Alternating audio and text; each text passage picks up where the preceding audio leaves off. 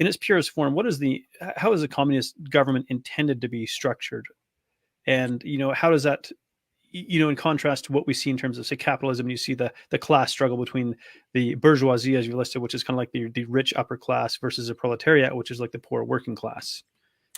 Well, the ultimate goal of Marxism is a society with so much wealth and so much abundance and no scarcity and no lack of resources, just vast material abundance, so much abundance that the need for any state or coercion can fade away, that all social hierarchies and inequalities can fade away. I think Marx, he uses the phrase, he said, labor becomes life's prime want rather than a necessity, meaning a world where people work basically to keep from being bored, to entertain themselves rather than out of necessity. And that is the result of vast material abundance. And that is thousands of years in the future. I mean, that's some kind of high-tech futuristic society that we can't even imagine, right? It'd be like trying to explain to a caveman about, how our modern world works with electricity or gyms where people sweat and don't have to. That's the ultimate ideal. But the road to getting there is rational control of the means of production, right? We live in a society where production and the economy is organized for profit. We don't have houses because people need a place to live. We have houses so companies and landlords and bankers can make money. We don't have food so people can eat it. We have food so agribusiness and big box stores can make money selling it. The idea is if you get rid of the anarchy of production and the chaos of the profit motive, and you rationally organize the economy, you can increase the level of productive forces. And that capitalism has a built-in problem where technology leads to greater poverty, right? In systems of the past, people were homeless because there just wasn't enough housing. But under capitalism, people can become homeless because there's too much housing, right? In the systems of the past, people starved because there wasn't enough food. But in capitalism, we have a situation where people can actually starve because there's too much food. And more efficient the capitalists make the means of production, the easier it is to produce products, the less you need workers at the assembly line, right? And so fewer and fewer workers are hired. And the result is this is called overproduction, right? And this is the problem of overproduction. And that big long-term economic crises in capitalism usually come after a big leap in technological progress. And the computer revolution has created one of the biggest leaps in technological progress we've ever seen. And it's leading to a prolonged economic crisis. There are millions of people who have no place at the assembly line. They are making cars and iPhones and iPads and food products more efficiently than ever before, but they need fewer workers than ever before to do it. And that is the underlying basis of the economic crisis.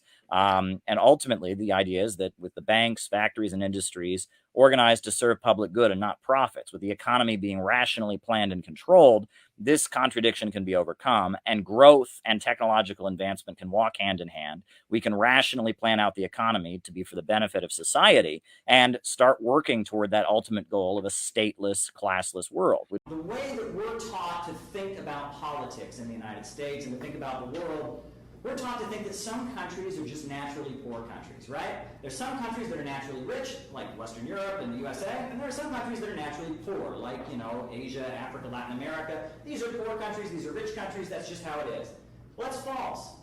Do you know who invented gunpowder? The Chinese. Who had the first paper money? That was China. At the time that my ancestors were living in caves in Europe, in Western Europe, the people in China had a vibrant civilization. They had invented the world's first civil service examination. China was poor back in 1927 because Wall Street bankers and London bankers were keeping China poor. Now, I know there's got to be some American history buffs here in the audience, right? Now, if you're someone who's studied the history of the United States, you're quite familiar with something called the East India Company. Anyone familiar with the East India Company, right? That's the Boston Tea Party. That's back in 1776, or in the lead up to the American Revolution. The East India Company, a huge British corporation, had essentially a forced monopoly on the importation of tea. So the American colonists, they went out and they dumped that tea into the ocean, right? Very famous, the Boston Tea Party. Well, at the time that this document was written, the East India Company was hugely invested in China and had a huge monopoly in the Chinese markets. In fact, and it's interesting, one of the biggest entities on Wall Street today is what's called HSBC Bank. And that's a British bank, but what does HSBC stand for? Hong Kong Shanghai Banking Corporation. This was an entity created by the London Stock Exchange in order to dominate the Chinese economy. And one of the main things that HSBC Bank was involved in doing was importing narcotics, opium, heroin into China as a way of subduing the people and drugging them and making them easier to dominate and conquer. And there were two wars fought by the British in order to maintain their monopoly and their control over the Chinese economy. What were they called? They were the two Opium Wars, right? These were wars forcing China to accept the importation of narcotics. Can you believe this, right? Forcing a country to accept the importation of narcotics. Now, the first time the U.S. troops were sent to China, the first time that happened, that was in 1900. And in China at that point, there was an uprising. They called it the Boxer Rebellion. That's the way American media portrayed it. It was to protect missionaries, and it was, Christians were being persecuted, and they didn't want to intervene, but they just had to. We've heard this song and dance. Every time there's a war, the USA is always going in to liberate and protect people. But the reality was they were going in to protect the drug dealers from the nationalist movement. And for the Chinese people, a people with such a proud history, you have to understand how humiliating this was. In a lot of the parks in China, they actually had signs. These parks were reserved for the European businessmen. And they actually had signs in these parks that said, no dogs or Chinese allowed. Right? In the parks in China, that they were not allowed in their own parks. This was deep humiliation. But China's quite a different country today, isn't it? Back when this document was written, back in 1927, China did not have a single steel mill. Not a single steel mill. Today, China produces half of the steel in the entire world. When this document was written, China did not have telephone service. Most of the country did not have telephones. Today, China has the largest telecommunications manufacturer in the entire world. The world tourism industry is having a boom because in places like London and Paris and this city, New York, a big tourist city, there's a whole new market of tourists coming in. And you know who these people are? These are the grandchildren of those peasants that Mao was writing about. These people that were starving and hungry and illiterate, their grandchildren are now going on vacation to places like Paris and London and New York City. You can see them on the streets of this city. 700 million people have been raised out of poverty in China since 1949. 700 million people. Now, there's still a lot of poverty in China. At this point, 30 million people in China still live in poverty. 30 million. And their goal by 2020, as part of their vision of building what they call a moderately prosperous socialist society, is to completely eliminate poverty in China and bring those remaining 30 million people out of poverty. Now, China's got a huge amount of problems. They've got a huge issue of corruption. People talk about human rights, and they are very clear about one thing, which is that they have no desire to spread their system around the world. You don't like the Chinese political model? Don't worry, it's not coming here. It'll never come here. But the way, and this is why it's relevant to this conversation, the way that these 700 million people were lifted out of poverty, it wasn't with capitalism, it was with socialist methods. I'll give you an example. In China they declared the new laws regarding electric cars. The government went to all the auto manufacturers in China, and it said to them, 1 out of every 10 cars that you produce must be an electric car. And they didn't just say this to the domestic car makers. They actually said this to anyone who imports cars into China. They said, if you import cars into China, you can't have cars that run on fossil fuels. 1 out of every 10 cars that you produce cannot run on fossil fuels. And next year, that's going to be 2 out of every 10 cars. And pretty soon, it's going to be 3 out of every 10 cars. And right now, the metals that are used in the production of the batteries in electric cars, those rare metals, are going through the roof on the stock market because people are desperate to get them. Now, the article about China's new energy vehicle regulations that was in the Wall Street Journal, the first sentence of it, they said, by sheer force of will, China has created the world's largest electric car market. Sheer force of will, right?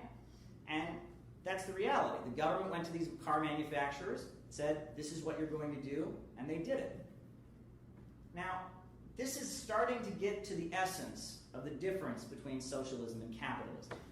In capitalism, the government works for the corporations, and that's how it is over here.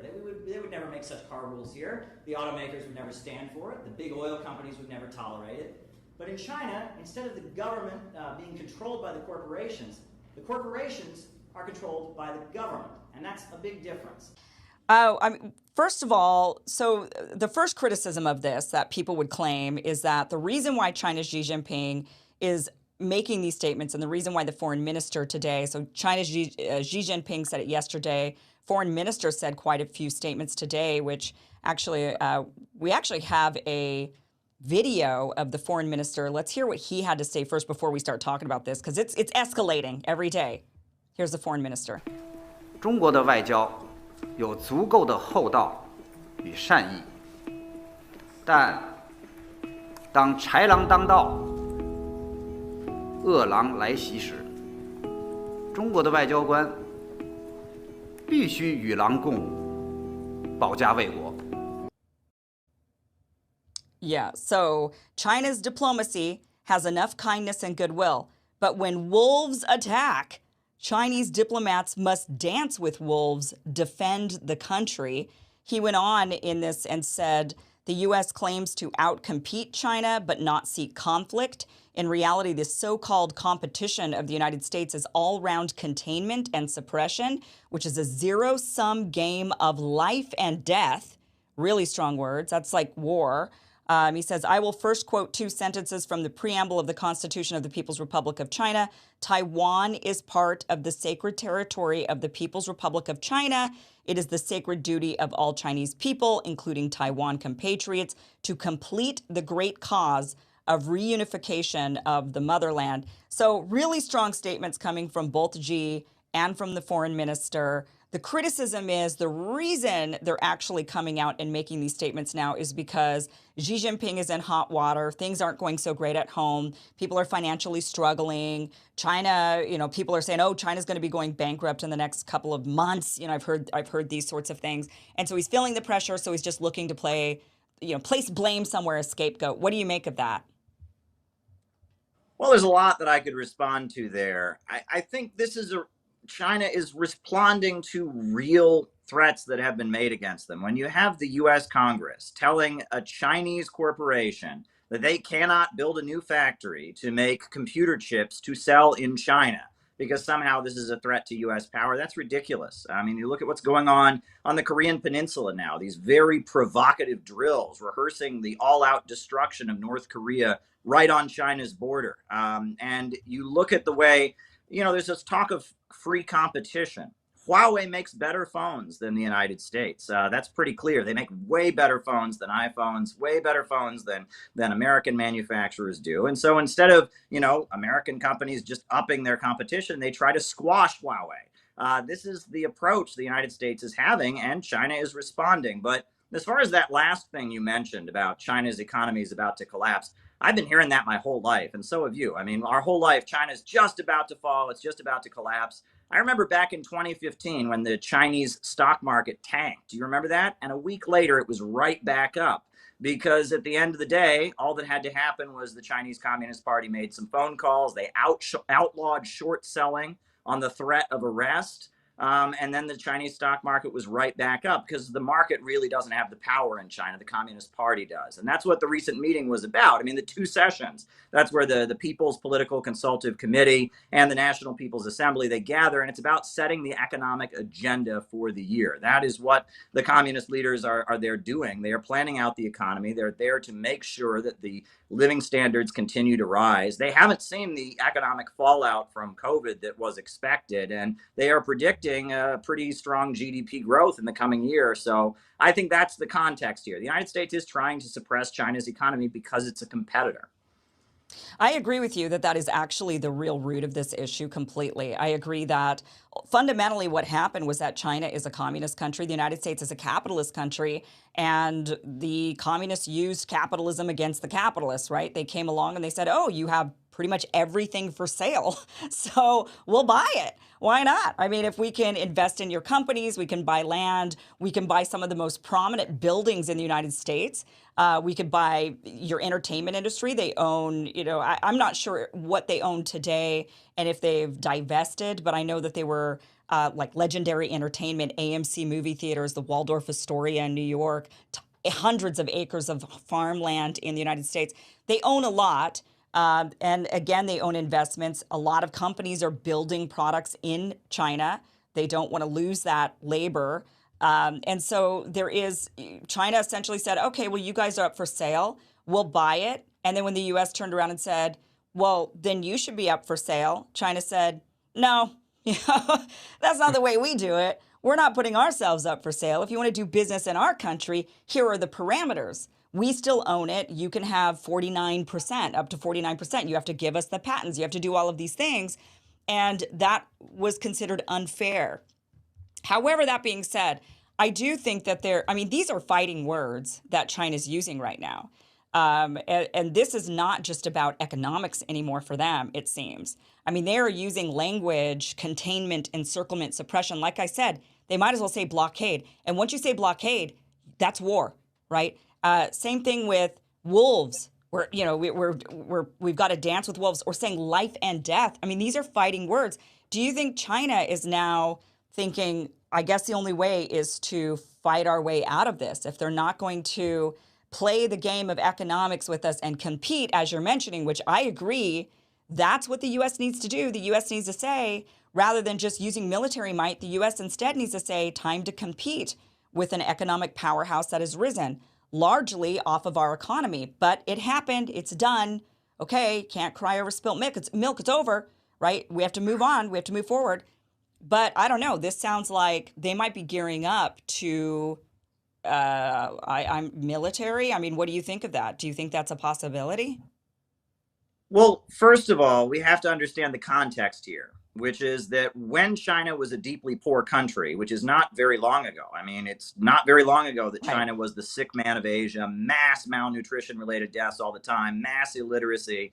Before China developed and rose itself up out of poverty, the way it was kept poor was by keeping it divided. Right? You had Tibet in one area, you had a government, central government that wasn't being recognized, you had regions where warlords had power, and that part of the point that the Chinese Communist Party is always making is that they have held the country together. Deng Xiaoping said before the communists came to power, China was a heap of loose sand, but they brought the country together and they've held it together.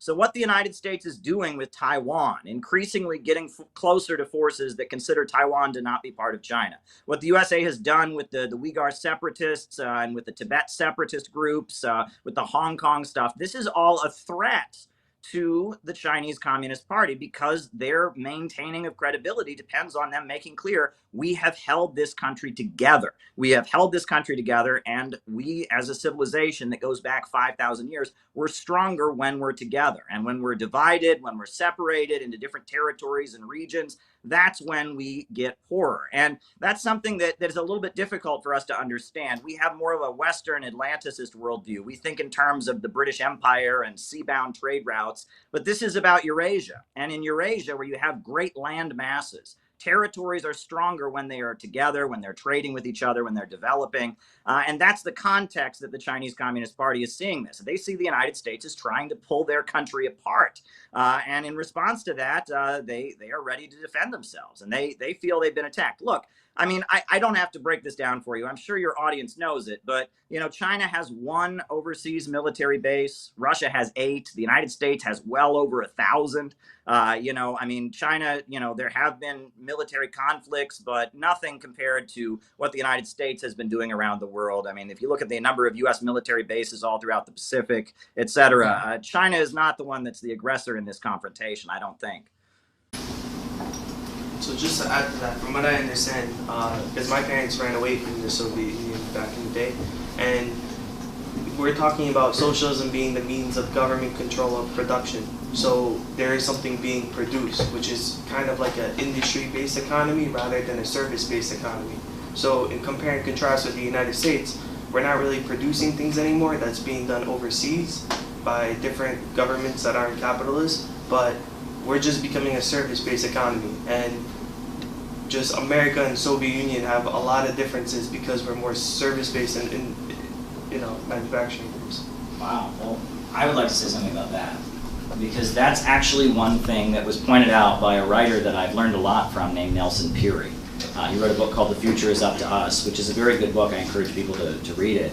And he talks about the fact that, you know, as you talk about these revolutions in stages, every new revolution began with that economic revolution, the new mode of production, right? But the Russian Revolution did not have a new mode of production. It was simply capitalist industrial production organized according to a state central plan. The steel mills in the Soviet Union functioned in the same way the steel mills in the United States operated. There was not a new economic system. And Nelson Pirie argues that the reason that ultimately the Soviet Union didn't last is because it did not represent a higher stage of production, right? And that if you look throughout the time of feudalism, there were plenty of times where people did what the Narodniks did.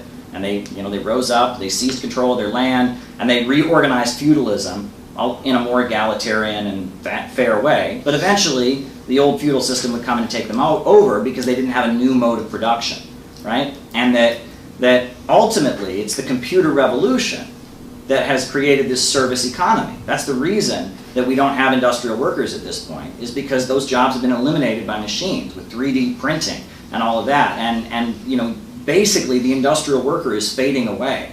And Jack Ma, one of the brilliant, he's a billionaire in China, but he's also a brilliant intellectual and a member of the Communist Party. He talks about the fact that basically everything that could be done by a machine is going to be done by a machine eventually. And all that we're going to have left as humans is going to be things that only human beings can do.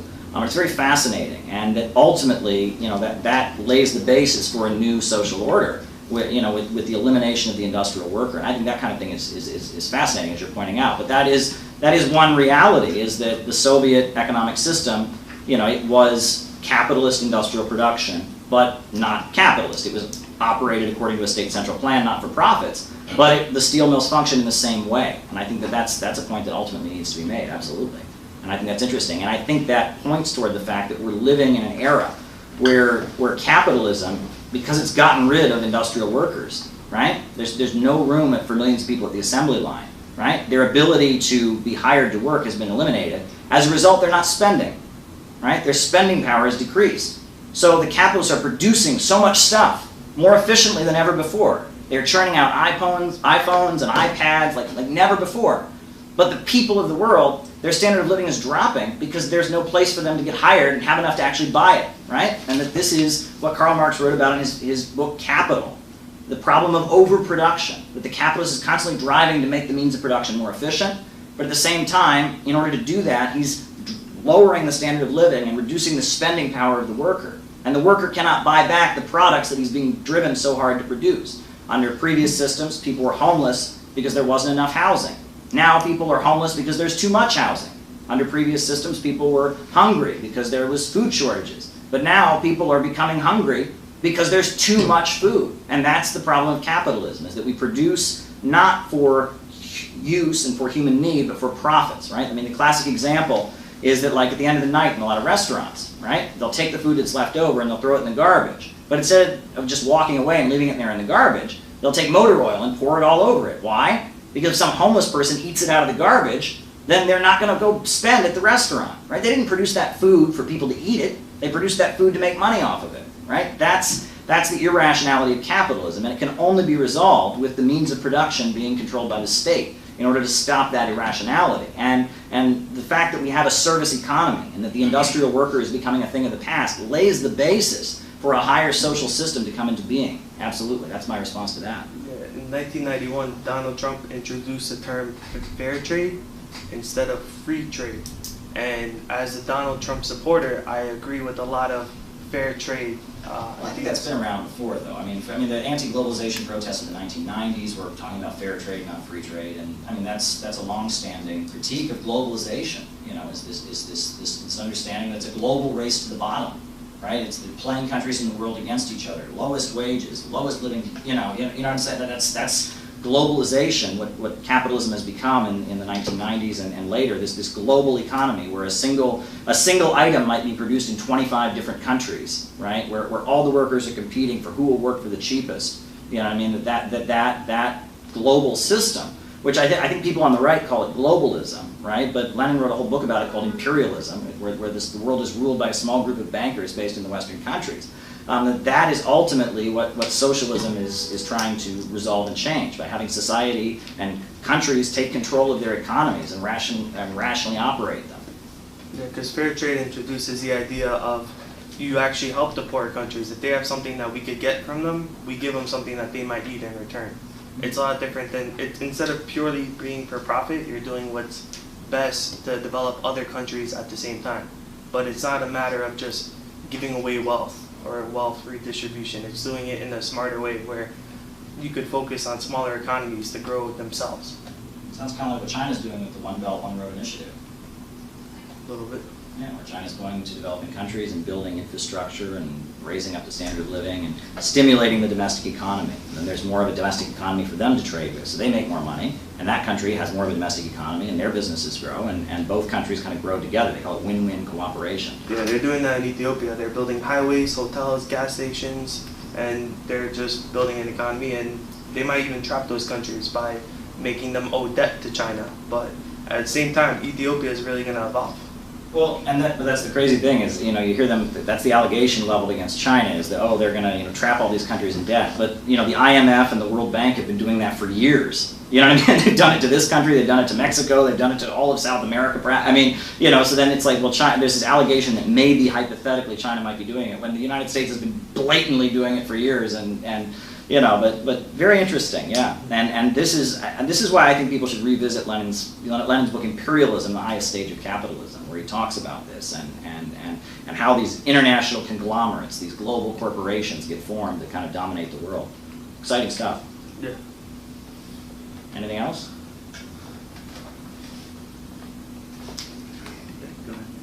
I just thought it was interesting that you mentioned his imperialism, because I'm personally a lot of my study is fascinated by the creation of like the global South, particularly in the Caribbean, and as you know, for most of my academic career, my case study has been Haiti, and that's why I find a lot of the talk about this trade to be very interesting, because Haiti in particular has been a victim of a lot of this this economic imperialism, particularly from the West, but also of France and Germany at different points in Haiti's history. So I find, part of the reason that I admire China's initiative is because it's like it doesn't have that vampiric level to it, where it's not, necessarily like sucking the resources out of the country, and when providing resources, giving it to the select few, which has been traditionally the issue with global imperialism. Engels writes, "It is the compelling force of anarchy and production of society at large that more and more completely turns the great majority into proletarians. And it is the masses of the proletarian who again will finally put an end to the anarchy of production." That is Marxism. Now, you all heard what I just said, and this was common sense Marxism back in the 30s, and this is common sense Marxism in Venezuela, and this is common sense Marxism in China. But if you listen to the people in the United States who currently call themselves left, they are preaching something completely different. Something that is so different from what I just espoused there, I don't even need to get into detail about what it is. But we should talk about where it came from, because there's a reason that Marxists don't talk this way. There's a reason that the forces that call themselves left in the United States are putting out a very different message. And we have done a lot of groundbreaking work in CPI for talking about why that is, documenting why that is, and explaining why they put out something different. We want to raise the level of productivity as high as possible. They want to degrow and grind everyone into poverty. We want to empower the proletariat and weaken the power of the bourgeois state. They support the FBI, and they support the tech monopolies and censoring people. They want things that are very different than what we want. Why is this? Well, when we talk about the synthetic left, we're talking about a process. There are two different types of people who become revolutionaries. Anywhere you go in the world, you're going to find what they call a revolutionary intelligentsia. You're going to find middle-class people, usually students, younger folks. Some people do it their whole life. But anywhere you go in the world, socialist countries, capitalist countries, developing world, first world, you're going to find intellectuals who are mad at the world, who are aware of the injustices that exist and are looking to live an important life and, do dramatic things and feel heroic. And that's not inherently bad. That's a good thing to want to change the world. That's a good thing to be outraged about injustice. But that section of society, that revolutionary intelligentsia, is always a small minority. It's never more than 10% of the population. Rarely is it even 5% of the population. It exists, right? We've all seen the Broadway musical Les Miserables. Do you hear the people sing? Those kids in the pubs talking about how they're going to storm the barricades. That always exists. Revolutions are not made by those folks. Revolutions are made by the broad masses of people. And what the broad masses of people want in a revolutionary situation is very different from the fantasies and ideals that that revolutionary intelligentsia wants. What the broad masses of people want is stability. When a revolutionary crisis comes, it's because capitalism and the system has made their life unlivable. And they want order to come out of the chaos. They want to be able to feed their kids. Look at the slogans. What was the slogan of the Russian Revolution? Peace, land, and bread. Not tear it down, burn it down, but it was going to end this war. We're going to feed you. We're going to redistribute the land. You look at the slogans that the Communist Party used back in the 1930s. William Z. Foster, the slogan of his 1932 campaign was the revolutionary way out of the crisis. The message was, you're hungry, you're starving, they're setting up a fascist state, and we offer the way out. And if you look at the Soviet Union, they're industrializing rapidly and raising millions of people out of poverty. We could have a Soviet America and do the same thing. That's what the Communist Party said. And in 1940, when they ran their campaign with Earl Browder for president, they made it shorter. They made it 3 words, the way out. The way out, because they were understanding that, yeah, they had the revolutionary intelligentsia, they had the middle class elements there, but their goal was to organize the broad masses of people who were suffering, and their goal is for stability, not chaos. And that is the understanding. And the brilliance of Bolshevism was that Lenin got a group of revolutionary intellectuals to operate in a way that they could harness the energy of the broad masses of people. He got them out of isolation and into a situation where they could harness the broad energy that was there in order to take power.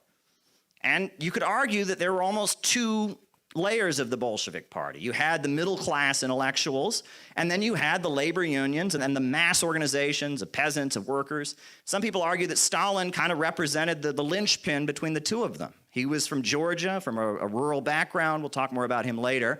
But he was also educated. He'd been to seminary school. He was a very good writer and speaker. And so he was kind of the linchpin between the broad mass organizations. He was involved in strikes, but he was also able to communicate and compete in the intellectual circles. He was like the linchpin at the center of that.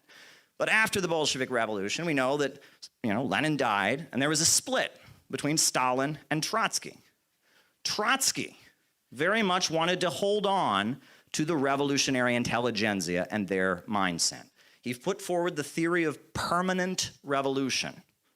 And the theory of permanent revolution was that the only good the Soviet Union had was that it could eventually march communism into where it actually matters, which is the West. He basically said the West is the best. That's what he said, and that the Soviet Union should just be kind of a military state, a holdout, so we can march communism to where it matters. The New York City, he said, was the foundry where the fate of mankind will be forged, and many people look at Trotsky and say this was very much a self-hating Russian. This is a guy who spent most of his life in exile. He was in awe of London and Paris and the United States, and he didn't much care for the Russian folks. He was probably treated very badly, a victim of anti-Semitic persecution and such. And Trotsky held on to this desire for chaos and death and destruction, the theory of permanent revolution. However, if you read Stalin's writings and his critique of Trotsky, he's saying this isn't going to work. We got to have socialism in one country. You read Stalin's critique of Trotsky on the military question.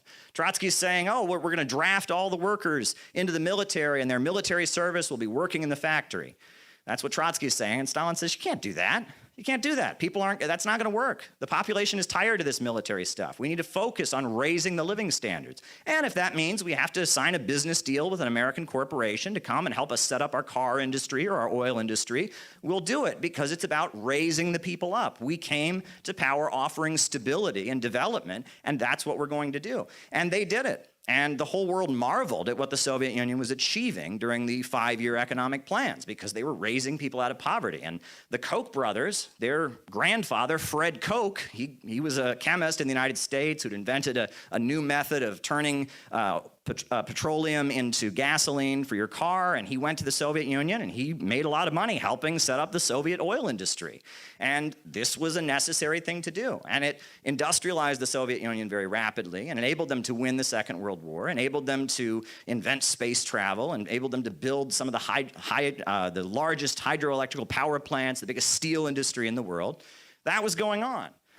Trotskyism was the movement of those who rejected that and held on to the permanent revolution. However, there's another layer to this. 1939, the Soviet Union had gone and tried to form an anti-fascist alliance with every major capitalist country. For a while, France was willing to do it, and then France dropped out of it. The rest of the major capitalist countries wouldn't even consider it. And so as an act of desperation, seeing World War II was on the horizon, 1939, the Soviet Union signed the Molotov-Ribbentrop Pact. And immediately, a huge amount of condemnation was piled on the Soviet Union, because how dare they make a treaty with the Nazis? It was done out of desperation. It was not an alliance. It was simply a non-aggression pact. But there was a whole public relations campaign because the communists had been leaders of anti-fascist fronts. They were immediately accused of being hypocrites. Time magazine here in the United States started calling the Communist Party USA the communazis. That was the term they used for them. Earl Browder, the leader of the Communist Party, was thrown in prison. There was a whole public relations campaign against the Soviet Union and against the Communist Party for that. And in that atmosphere, there were some Trotskyites who declared that there was nothing revolutionary about the Soviet Union. That most Trotskyites said the Soviet Union was what they called a deformed workers' state or a degenerated workers' state. That they didn't like Stalin, they didn't like the Soviet government, but the economic foundations were still socialist. But in 1939, there was a clique of Trotskyites in New York City called the New York Intellectuals who cut ties with Trotsky over any defense of the Soviet Union. As far as they were concerned, the Soviet Union was absolutely no good. And Trotsky, before his death, had a big fight with these folks. And James Cannon, the leader of the American Trotskyists, also had a fight with these folks. And in that fight, some revealing things were said by the leaders of American Trotskyism. This is what James Cannon, the leader of American Trotskyism, wrote about the New York Intellectuals. He wrote, "Trotskyism became more popular in petty bourgeois, intellectual, and half-intellectual circles. And for a time, it even became a fashion. However, with the approach of the war, Trotskyism as a doctrine and as a movement lost its respectability, and many of the intellectuals, sniffing danger, arranged a somewhat hasty and undignified departure." He also wrote, "They mistake their own emotions, their own uncertainties, their fears, and their own egotistical concerns about their personal fate for the sentiments and movements of the great masses. And they measure the world's agony by their own inconsequential aches and pains." He wrote, "Marxists always begin with a program. They rally their supporters around the program and educate them in the process of struggling for the program. But petty bourgeois politics is always a hodgepodge, and it never attains a fully developed, consistent program." And in 1939, the New York intellectuals found their way out of Trotskyism. And then something happened called World War II. And after World War II, the New York intellectuals found their way into something called the Central Intelligence Agency. And this is a well-documented fact. Irving Kristol, who was one of these New York intellectuals, became the founder of the CIA's Congress for Cultural Freedom program. And they began, with CIA money and money from the Ford Foundation and the Rockefeller think tanks, publishing leftist, socialist, Trotskyist magazines, putting out a new interpretation of what Marxism and socialism was all about. Of course, it was very anti-Soviet, but it went further than that. It went a lot further than that. If you read Susan Sontag, you read Hannah Arendt, you read Mary McCarthy, this writing that they were putting out was much more than just a Trotskyist deviation from what the Soviet Union was putting out. It was anti-populism. If you read what they wrote, the people are the enemy. That is the point that they are making. Fascism in their mind is not capitalism in decay. It's not the result of the capitalist system in crisis. Fascism in their mind is whenever ordinary people are getting together and demanding things and threatening the individualism and the sacredness of the great intellectuals. Hannah Arendt's book, Eichmann in Jerusalem. I read that when I was in college. I thought it was a great book. I thought it was about, we need to be nonconformist, don't go along with the crowd. But if you really read what it's saying, the essence of what it's saying that deep down, the broad masses of people are a bunch of bloodthirsty Nazis. It's saying that the Soviet Union is just the same as Nazi Germany, and that we need to control the working class, because if they get together and start to fight for their rights, it'll lead to some horrendous event. Equating the Soviet Union with Nazi Germany, which is now a big part of American war propaganda, and equating both the Soviet Union and Nazi Germany with popular mass movements and people organizing and trying to advance their economic condition. That is the synthetic left. That is the essence of what they are pushing. And if you read Leo Strauss, the founder of neoconservatism, what he was advocating, you read the work of Irving Howe, who is the intellectual father of Democratic Socialists of America, who was one of these New York intellectuals, that's their message. And it comes out of the split in Trotskyism, it comes out of CIA interventions. And at first, it was a way to manipulate the revolutionary intelligentsia. At first, it was about making sure there was distance between these revolutionary intellectuals and the Soviet Union. It was about expanding the gap between the Soviet Union and the revolutionary intelligentsia. However, in the 1970s and 80s, it started turning into something more sinister. We know who George Soros was. We know who Zbigniew Brzezinski was. And the color revolutions that brought down the Soviet Union and the Eastern Bloc were largely carried out with this kind of politics. It was about manipulating intellectuals, tapping into the desire of really the most privileged people in these countries. These were the children of the party elite largely, the academics, the people at the universities. The broad masses of people in the Soviet Union and the Eastern Bloc voted to keep socialism. They supported the communist parties, but it was the university students, it was the filmmakers, and those folks, their grievances, some of which were justified against the Soviet Union, were intentionally manipulated in the name of this kind of fake leftist politics. And it was enabled to create chaos and bring down the socialist countries. And you'll recall, if you read the history, that in the Prague Spring of 1968 and the events of 1989, most of the people that were manipulated into setting the stage for Wall Street to sink its fangs into these countries, they didn't think that they were marching for capitalism. They thought they were marching for socialism with a human face, democratic socialism, more freedom. They thought they were going to keep their guaranteed job, keep their guaranteed health care, but also be able to wear blue jeans and listen to Beatles music and shop at Walmart. It was a con, and it was a manipulation, and it was very effective. And it was a continuation of this manipulation of leftist politics.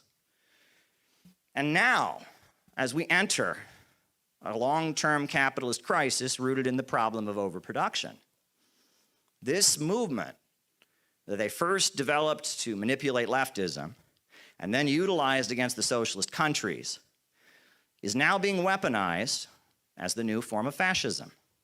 And it's what is really the ruling ideology of the United States at this very moment. This is what we are living under.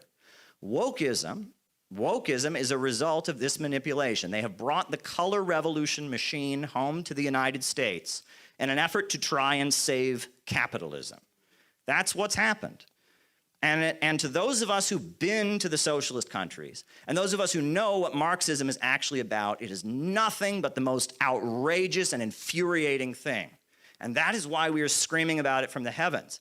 You know, I went to West Virginia after Trump got elected, and I interviewed a steel worker. And he had been a lifelong Democrat, but he voted for Trump, he said, because the Democrats don't care about the working class anymore. Now they're just a bunch of socialists. It's a tragic statement. You know, and you listen to people, you know, if I thought Joe Biden was a socialist, if I thought Joe Biden was a communist, I would probably hate communism and socialism too. And this vile anti-working class movement that is about controlling the broad masses of people, grinding them into poverty, setting about chaos in the country so that the ultra-rich can secure their grip on society as we degrow and melt down amid a capitalist crisis. It's very frightening. And many working people want to get together and protect their communities and their families from this insanity. And those of us who understand what Marxism really is should understand we're on their side. We're not with the woke synthetic left.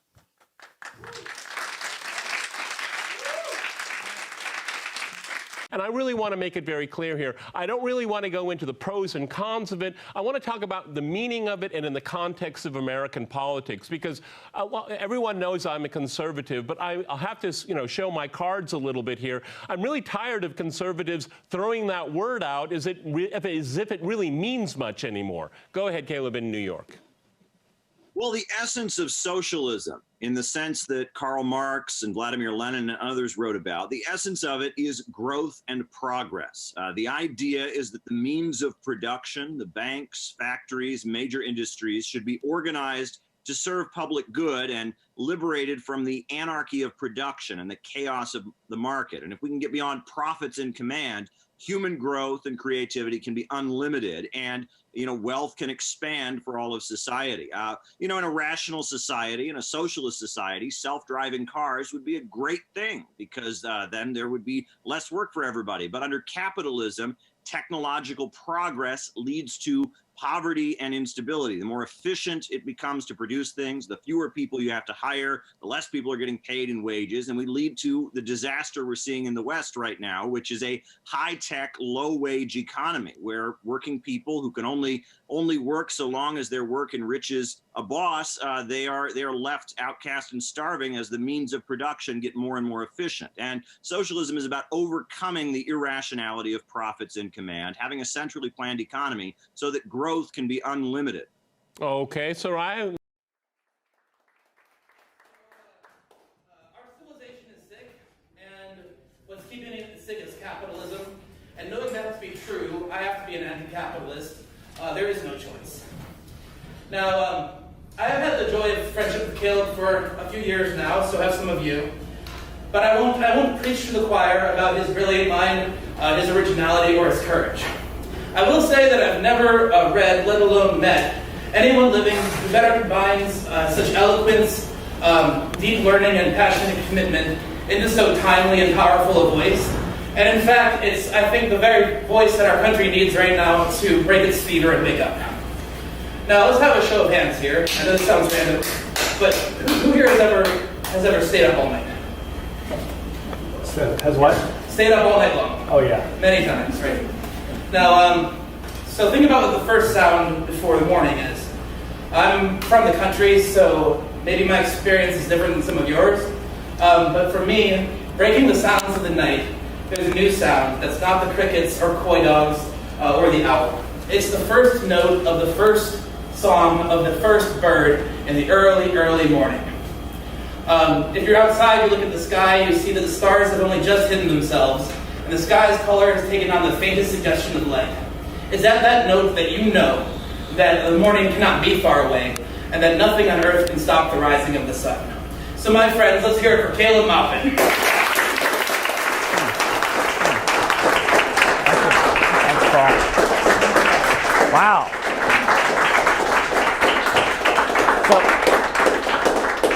Before we begin, why don't we all just stand up and stretch and breathe for just a minute? Stay at your seat and just stretch and breathe.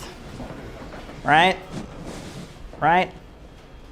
I know a lot of us have a lot of stress in our lives. Some of us have midterm exams coming up. Some of us are involved in some of the important electoral campaigns that are going on right now.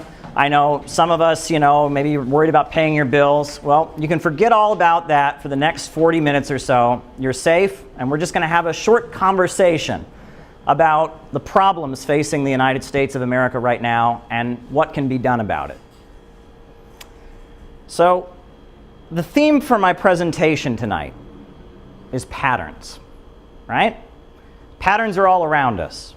The sun goes up, the sun goes down, the tide comes in, the tide goes out, spring, summer, fall, winter, then spring again, right? Then summer, then fall, then winter, right? Patterns are all around us, and part of the human experience, if you look at history, is people struggling to try and figure out those patterns in nature. The world is so full of chaos and insecurity, but people are trying to find out what they can know is going to happen next, to anticipate, to get some security, to get some peace. That's something we've been struggling to do. And one of the things that human beings have always done is they've told stories. right? We know about ancient Greek myths and legends. We know about some of the stories from the Native American tradition, some of the stories from Africa, some of the stories from ancient Europe. You know, myths and legends, stories, they have a special place in the human species. It's part of the way we point to higher truths. And I think that's just as true now as it was in ancient times. And there's one particular story that was written about 80 years ago that I think all of us here should still know pretty well. If I said to you, faster than a speeding bullet, faster than a locomotive, able to leap a tall building in a single bound, look up at the sky, it's a bird, it's a plane, it's Superman! Right? Superman was first written in 1939. My grandparents knew who Superman was, and I think it's pretty safe to say that my grandchildren are going to know who Superman was, right? It's a story that just speaks to us, right? So Superman, he's an alien from another planet. He's crash landed on Earth. He looks just like any other human being, but he's got superpowers, and he could rule the world if he wants to, but he doesn't. Instead, he lives a humble life as mild-mannered Clark Kent. And he's got those glasses on, and no one can recognize him. It's like the perfect disguise, right? And you know, he goes around, and instead of using his powers to rule over people and to oppress people, he uses his powers to protect the innocent, right? And he's a humble guy. He doesn't like violence. He doesn't want to hurt anybody. He just wants to live a decent life and protect those who are in need. Around the world, Superman is actually considered to be a very American story, you know, and not just Superman, but the whole genre of superheroes, Batman, Spider-Man, all of that is considered to be very, very American. And that gives me hope. Because if Americans can love Superman, then Americans can love socialism. Bear with me, that might sound like a shock. I told you Superman was first written by two comic book writers in Cleveland in 1939. Well, one of Superman's first actions was to save a group of striking miners, right? These miners were on strike, their crooked boss was looking to go after them, so Superman flies in and rescues them. And those early Superman comics are full of statements against racism and condemning racism and bigotry. Now, today that might sound like just some lame liberal, you know, we hear that everywhere. Back in 1939, when Jim Crow segregation was still in effect and lynchings were taking place, the fact that this nationally syndicated comic book was denouncing racism was a very big deal. And don't forget that during the Second World War, in the radio version of Superman, Superman actually fought the Ku Klux Klan. Right? They called them the Knights of the Fiery Cross, and he fought against the Klan. Why? Well, the Second World War was going on, and fascism was the enemy, and the Soviet Union was the ally. And these Klansmen, they were admiring Hitler, and they were preaching racism, and they were dividing the country and helping the enemy. So Superman went into battle to fight the Klansmen. Who's Lex Luthor? Who's Lex Luthor? So he's a bald guy, a maniacally evil bald guy. He's using technology, but he's not using technology to make a better life for the people. He's using technology so he can rip people off and hurt the community and make super profits at the expense of everyone else. So basically, Lex Luthor is Jeff Bezos.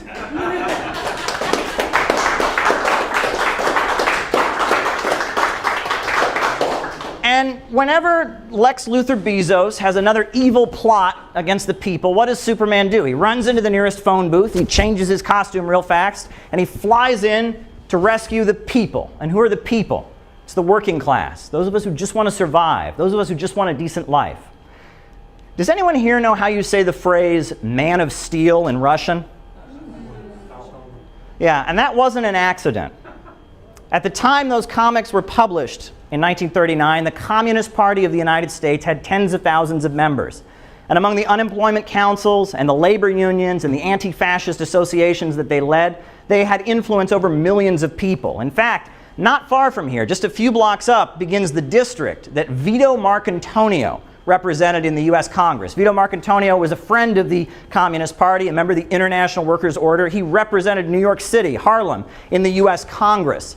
At that point, you know, a lot of amazing people were associated with the Communist Party. Paul Robeson, a very famous singer. Langston Hughes. In fact, Langston Hughes, the famous African-American poet, for the 1932 convention of the Communist Party, he actually wrote a poem, and it went like this. He said, "Put one more S in the USA, let's make it Soviet. Put one more S in the USA, oh, we can win it yet. Once the land belongs to the farmers and the factories to working men, the USA, when we take control, will be the USSA then." That was Langston Hughes. And that was 1932. And back at that point, early in the 1930s, the communists were always talking about Soviet America. They had a book toward Soviet America. But interestingly, the leaders of the Soviet Union told them to stop doing that. They said, Soviet's a Russian word. It's not an English word. And if you ever have socialism in the USA, you're not going to copy our system. You're going to do it your own way. It's going to be an American form of socialism. So the Soviets didn't like that. Now, sometimes the most educational events that you can go to are funerals, right? And I consider it a great privilege that when I was an activist 10 years or so ago in Cleveland, that I got to know some older communists. And there was one older woman who was about this tall that used to go to peace rallies with us. And she was mid-80s at the time that I knew her. And I actually then got to go to her funeral when she passed away, and I got to learn her whole life story. She had immigrated to the country from Lebanon when she was like 4 years old. She lived on the west side of Cleveland, and her father lost his job, and they were actually kicked out of their home. But then she remembers very vividly, one of her most vivid memories of childhood was when in 1935, when Roosevelt created the Works Progress Administration and hired millions of unemployed people and gave them jobs, how they got their home back, the very home they'd been evicted from, they got back into their home. And I remember riding in the car with her to a peace rally and her explaining me and telling me this story about how Roosevelt had gotten them their home back. But then I pressed her a little bit and she said, well, it wasn't just Roosevelt. It was a mass movement of people behind him. And that's why she eventually joined the Communist Party, because there was no other organization in Cleveland on the west side in the late 1930s that did more to fight for unemployment, to fight for the rights of working class people, to oppose racism and bigotry, to stand with Roosevelt. No other organization did that stronger than the Communist Party. You know, at that point in world history, to admire the Soviet Union wasn't a hard thing to do, because at that point we were having the Great Depression in the United States. People were literally starving to death and hungry. But the Soviet Union had gone from being one of the poorest countries in the world to, in 1936, they had electrified the entire country. They brought running water to the entire country. It wiped out illiteracy. They had done so much. You know, it's this crazy thing. It's like a cliche. You know, people say things without thinking about them, right? They repeat the same phrases over and over. This whole thing about socialism failed. I'm sure you've all heard that, right? Socialism failed everywhere it's ever been tried. The next time somebody says that to you, just say Sputnik, right? You know, who was the first country in outer space? The next time somebody says that to you, say AK-47 rifle, the most efficient rifle in history. Next time someone says that, say Tetris, right? You know, it's the weirdest thing. You get people saying, well, in socialism, no one ever produces anything. The Soviet Union produced more steel than any other country in the world. And today, half of the steel on Earth is produced in the state-controlled steel industry of China. So this idea that socialism just doesn't produce anything is absurd. Why is it that all over the world, people know about Cuba, a very, very small island? That's because of the medical volunteers that they send all over the world. In fact, people all over the world are studying their achievements. But no one acknowledges this, right? Even some of the voices defending socialism, well, they just won't go there. It's one of the most absurd things. But I came here tonight to talk about patterns, right? I don't want to get too far into that. So let's say it's not necessarily an entirely fair question, but I'm sure you get asked this question: why not go live in these countries if they're such a a socialist paradise, so to speak? Because I love my country, because I'm a patriot, and capitalism is destroying the lives of America's working families. You know, I told you I'm from a small town in Ohio. I believe it's up to 4 people that graduated from high school with me who have died from opioids. And, you know, my small town, it's where Smucker's jelly is made. There's, like a dairy plant there. And there's also there was a company that made auto parts, and the devastation that they have endured. It was much more prosperous. When I was a kid there in the 90s, it was quite prosperous. But I look at what has happened to my hometown and hometowns like mine all throughout Ohio and Pennsylvania and Michigan and Wisconsin and the Rust Belt of the United States, and I see how living conditions are going down. It shows me that the American working people need to realize their enemy is not in Russia. Their enemy is not in China. It's not in Iran or Venezuela or Cuba. Their enemy is on Wall Street. Their enemy is in the Pentagon.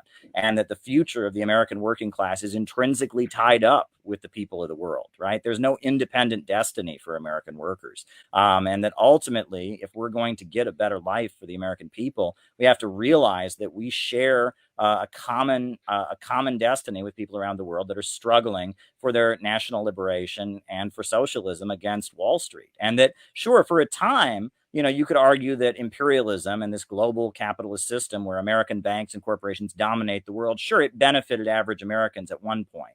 But now with the computer revolution, and they basically have decided they don't need this, what they used to call the labor aristocracy, or this well-paid layer of industrial workers in the homeland anymore. That's basically been stripped away altogether.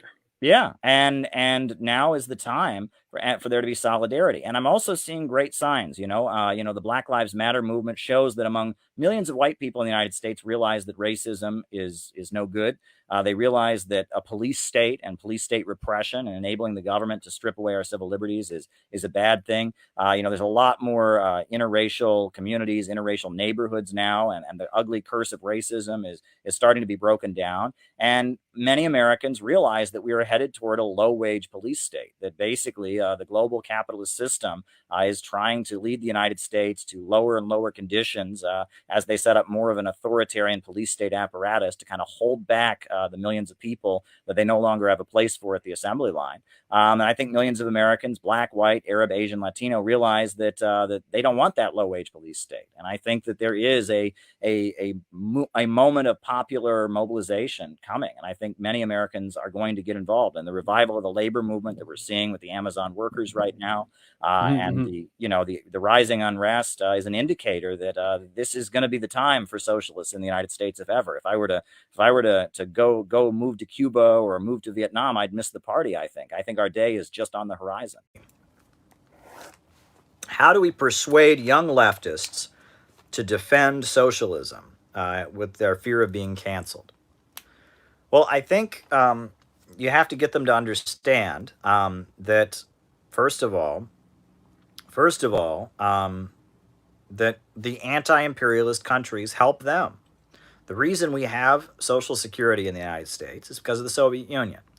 The reason we have labor unions and the reason that we have working class protections on the job is because of the Soviet Union. Look, what was the biggest strike wave in all of American history?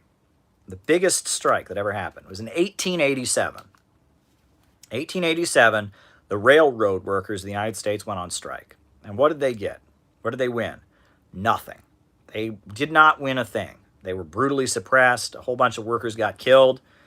It was the biggest strike. There's never been a strike bigger than the 1887, railroad strike. But 1934, in 1934, there was a strike in one city, San Francisco. The dock workers went on strike. There was a strike in another city, Minneapolis. The Trotskyites led the Teamsters Union on strike. There was a strike in Toledo, Ohio, among the auto light workers. And there was a sharecroppers strike all throughout the South. Okay? 1934. The 1934 strikes were way smaller than the 1887 strikes.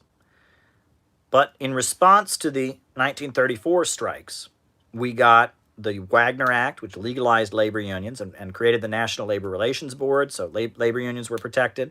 We got a program to hire the unemployed. Roosevelt immediately hired millions of unemployed people and put them to work building bridges and highways. And we got the beginning of Social Security. And finally, in 1937, we got Social Security. Why, here is the question, why in 1887 did we have a huge strike wave that won absolutely nothing? And in 1934, have a much smaller strike wave that won Social Security, government jobs guarantee with the Works Progress Administration, and legalization of labor unions. Why? Because in 1934, the strikes were aligned with the Soviet Union. I'm just being real. Just being real. The Soviet Union existed in 1934, and it was having an economic boom. It was having the 5-year plans. It was industrializing rapidly. 1887, there was no socialist country in the world. And in 1934, when the dock workers of San Francisco went on strike and shut down the docks of San Francisco, When the Teamsters, the truck drivers of Minneapolis went on strike and seized control of the city, the strike committee basically became the government of the city of San Francisco, of Minneapolis. When the auto light workers, went on strike, there was a general strike in Toledo, Ohio. It was understood that these strikes were led by people who supported the Soviet Union. And these strikes could be the beginning of a Bolshevik revolution here in the United States. Right? And that's what the newspapers all said. They said these strikes were the beginning of a revolution. With the Soviet Union existing,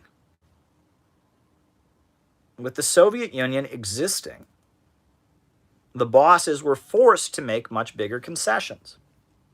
And in fact, in 1935, the year after the strike wave of 1934 that shut the country down, the USA recognized the Soviet Union. At the same time, it passed Social Security and unemployment insurance, and it also recognized the Soviet Union. And why did the USA recognize the Soviet Union? Because they hoped that if they negotiated with the Soviet leaders would tell the American communists to calm down. The reason we have so much, the reason FDR passed all those reforms was because of the Soviet Union. So being a socialist in the United States and wanting a better life for working people means you automatically should support China. You should support, the Soviet Union. You should support Cuba. Look. Dr. Martin Luther King Jr. Why did Dr. Martin Luther King Jr. become a household name? Why? Why did the Montgomery bus boycott happen? Why? For years, black people had been struggling for their rights, been protesting and demonstrating and winning very little because the government was so oppressive. What happened? In 1954, Emmett Till was lynched. He was brutally murdered. He was a young black man who allegedly whistled at a white woman, and he was killed. He was murdered for it. And when he was buried at his funeral, they had an open casket, so you could see his mutilated body, see what the racist did to his body at his funeral. And it was photographed. And the Soviet Union took the picture of Emmett Till's mutilated body and sent it all over the world. And they said, this is what America is like. They say they believe in democracy. Look what they do to black people. And they showed that picture. And that humiliated the United States around the world. And all over the African world, communist parties were growing in big numbers. And the USA and the CIA were saying, how do we stop black people in Africa from joining communist parties? And the Soviet Union, was showing this picture. Oh, you think the USA is a good ally? Take a look at this picture. And Kwame Nkrumah was getting stronger, and African communist parties were getting stronger. And then in South Africa, you had armed uprisings led by communists against apartheid. And so all over the world, people looked at that picture of Emmett Till that the Soviet Union sent all over the world. And the United States was panicking. And it was in that context of the Soviet Union exposing the United States as a racist country, rallying the people of Africa against imperialism, sending weapons to the people of South Africa to fight apartheid, sending weapons to the people of Zimbabwe, which was then Rhodesia, to fight apartheid. It was in that context that suddenly, the Democratic Party, the Kennedy family, and a lot of liberals said, okay, we are going to support protests against Jim Crow segregation. And they went to Montgomery, Alabama, and they found a very young man, who was young enough that he wasn't a communist, right? He was a civil rights activist, but he was young enough, and he hadn't been around in the 30s, he hadn't been around before World War II, so he had no ties to the Communist Party. And Dr. Martin Luther King emerged. If it wasn't for the Soviet Union, there wouldn't have been a civil rights movement in this country. There wouldn't have been. Another example, right? In Monroe, North Carolina, 1962, right? A group of black people wanted the right to go swimming. They wanted the right to go swimming in a swimming pool. And they wouldn't allow it. So they protested against, Monroe, North Carolina. They protested outside the swimming pool for the right of black people to go swimming in the swimming pool. And the Ku Klux Klan came and shot at them. So they formed their own chapter of the National Rifle Association, the NRA. They formed the NRA, the black NRA, and they shot back at the Klan with their guns. And of course, they were immediately charged with a crime. And the leader of them, Robert F. Williams, he was charged with the crime of shooting at the Ku Klux Klan. So where did he go? China. He went to China, and he met with Mao in China, and Mao personally met with Robert F. Williams. And then the Cuban government gave Robert F. Williams a radio station. And so from Cuba, Robert F. Williams, the leader of the NAACP of Monroe, North Carolina, started broadcasting communist revolutionary messages all throughout the U.S. South.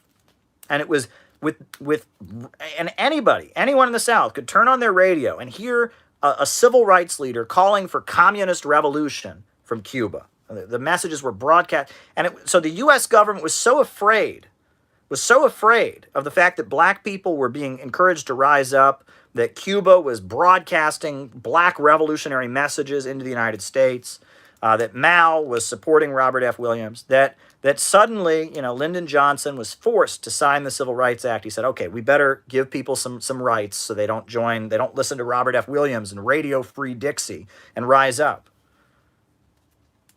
We would not have gotten the Civil Rights Act if it wasn't for Cuba broadcasting communist black revolutionary messages into this country over the radio, and Mao embracing Robert F. Williams.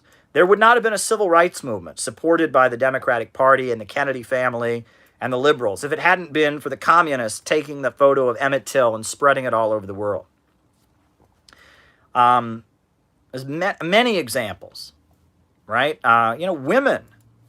Women got the right to vote in the Soviet Union immediately. As soon as the Bolsheviks took power, women were allowed to vote. Women in the United States couldn't vote, right? And the USA had a little bit of a hard time telling the whole country that the Soviet Union's a brutal dictatorship, but the United States is a free country, when in the United States, women weren't allowed to vote, but in the Soviet Union, they could. And it was in the context of the Soviet Union giving women the right to vote, and Soviet communists leading the suffragist movement, and that's true. You can look that up. Susan B. Anthony, the leader of the suffragists, was a good friend of Eugene Debs. The National Women's Party that was jailed, their members went to prison and were force-fed for protesting for the right to vote. Their members largely were communists, and they were protesting during World War I and for women's rights to vote. Women got the right to vote here in the United States because of the Soviet Union. So if these people are liberals and they say, well, they're too afraid of being canceled, we can't support China, we can't support, Cuba, we can't, almost every progressive reform that has been won in the United States for black people, for women, for labor unions, has been won because of communist countries around the world.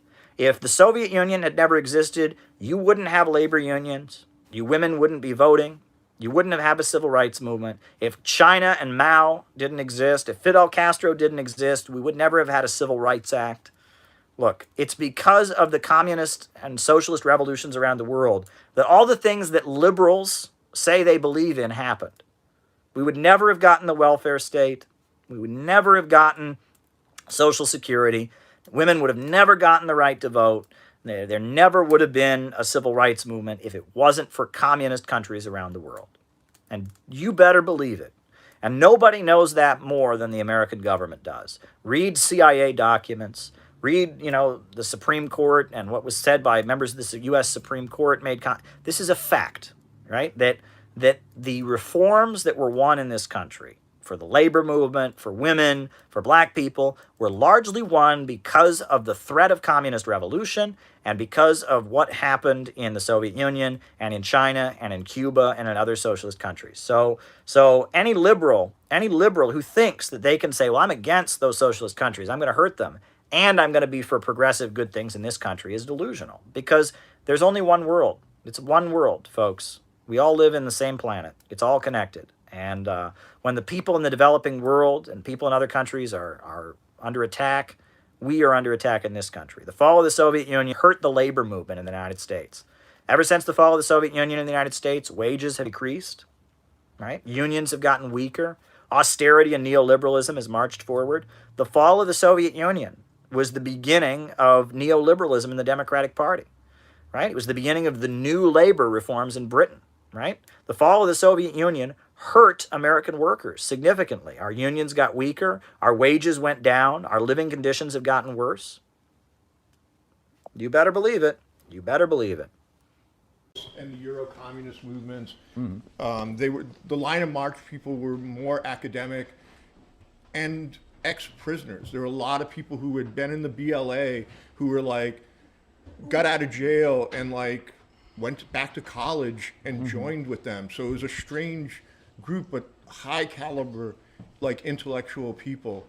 And then my take is different than yours on the new communist movement in the sense that at the time, like the group that became Freedom Road and some of the other groups like that,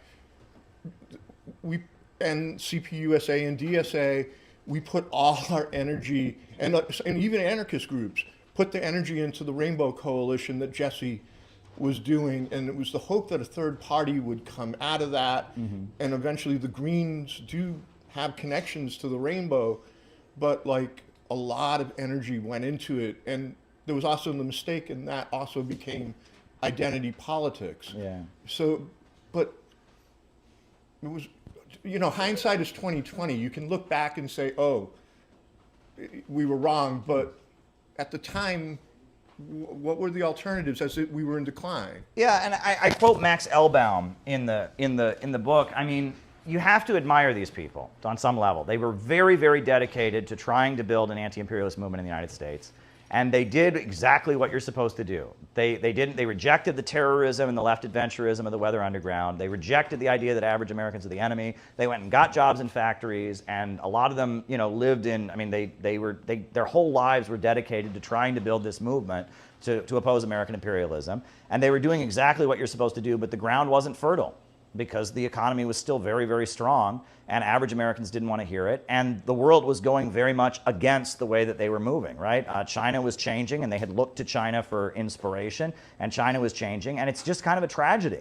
I mean, it's ultimately a tragedy because the world was not going the way that they thought they could go, and the U.S. working class didn't want to hear it. But the problem is that the memo has now been sent out and a lot of the groups that are still around that can trace their roots back to these periods. The memo has been sent out that we can never win over average Americans. That's a big thing. The bulk of the population is unreachable, number one, or at least the white people are unreachable. And number two, that we must support the Democrats at all costs. Because if we don't align with the Democrats, the Republicans are all going to kill us, and the right wing, you know, they're evil, and they must be, you know, and that has been the crippling, you know, the lessons of this period that have been learned have done huge damage to what calls itself communism in the United States. This orientation that the bulk of the white working class are the enemy, and that we must always align with the Democrats and oppose this thing called the right wing. That's created a situation where now Bernie Sanders got a huge amount of support from many, many white working class people, right? And you know, there's a lot of people in the United States are more anti-war than they've ever been. They're more opposed to government repression than they've ever been. But the people that want to change that, right, and are supposed to be fighting for the working class, are supposed to be fighting for these wars, don't want to relate to them. They want to defend the establishment from them.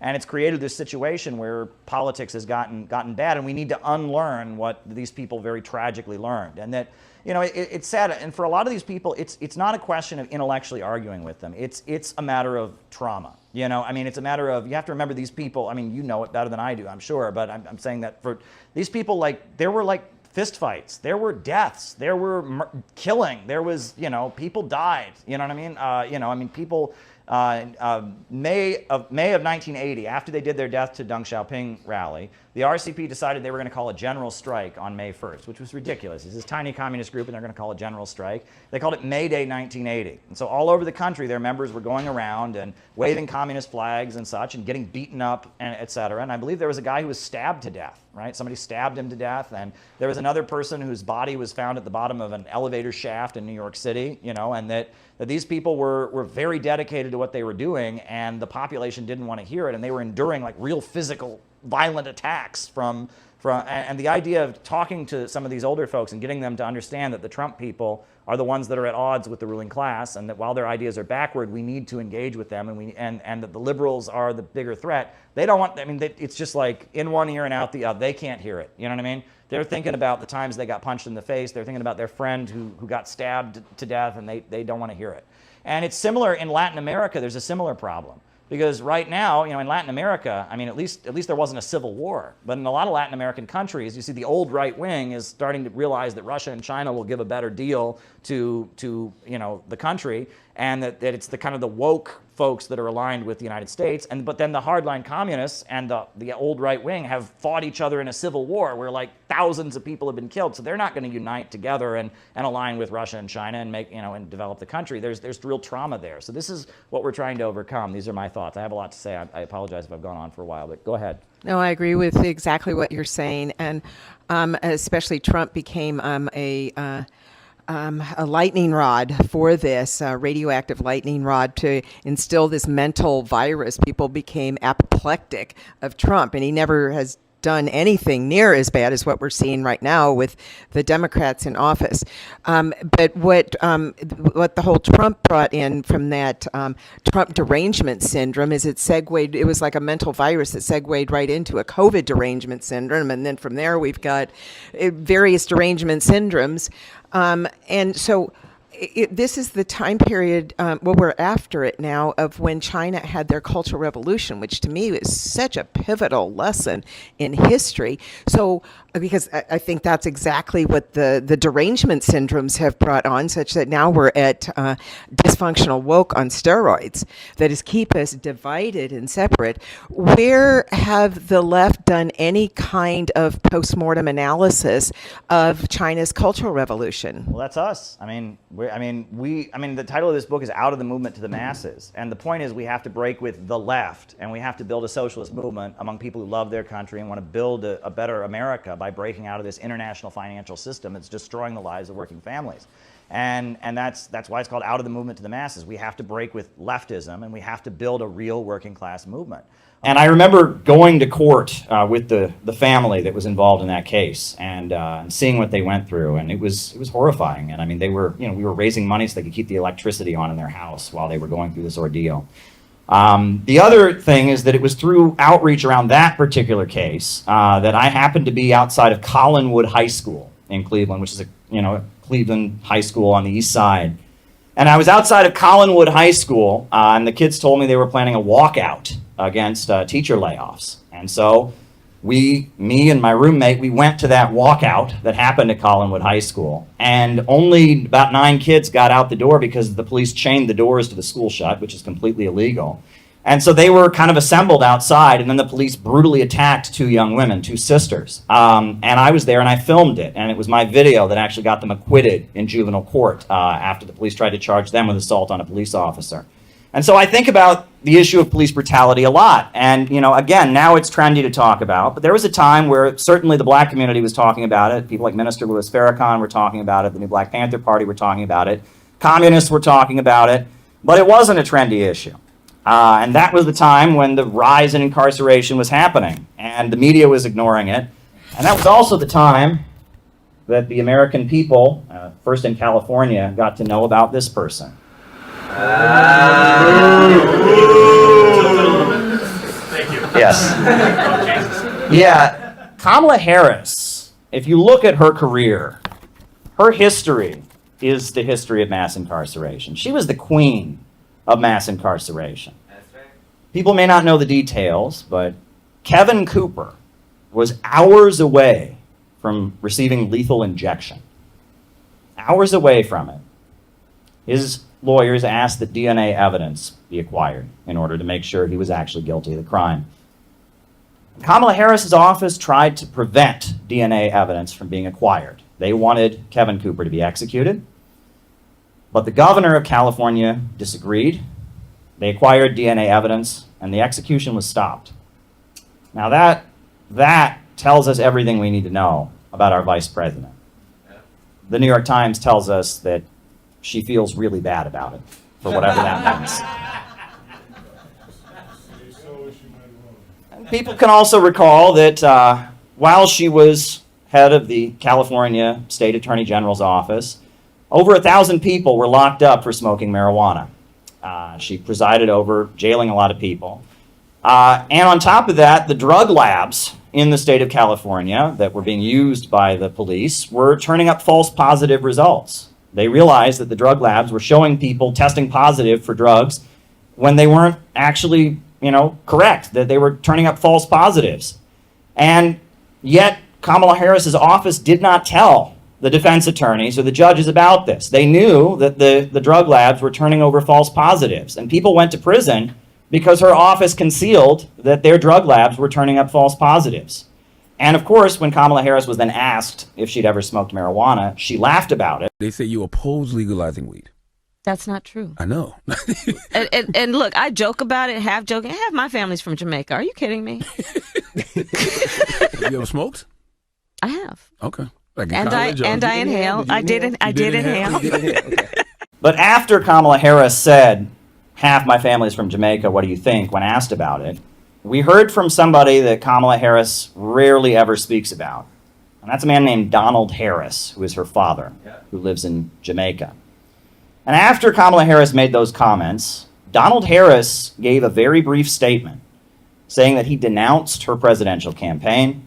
He called it a travesty of identity politics, and he said he speaks for her entire Jamaican family when he made this statement. Now, that did not get a lot of media attention.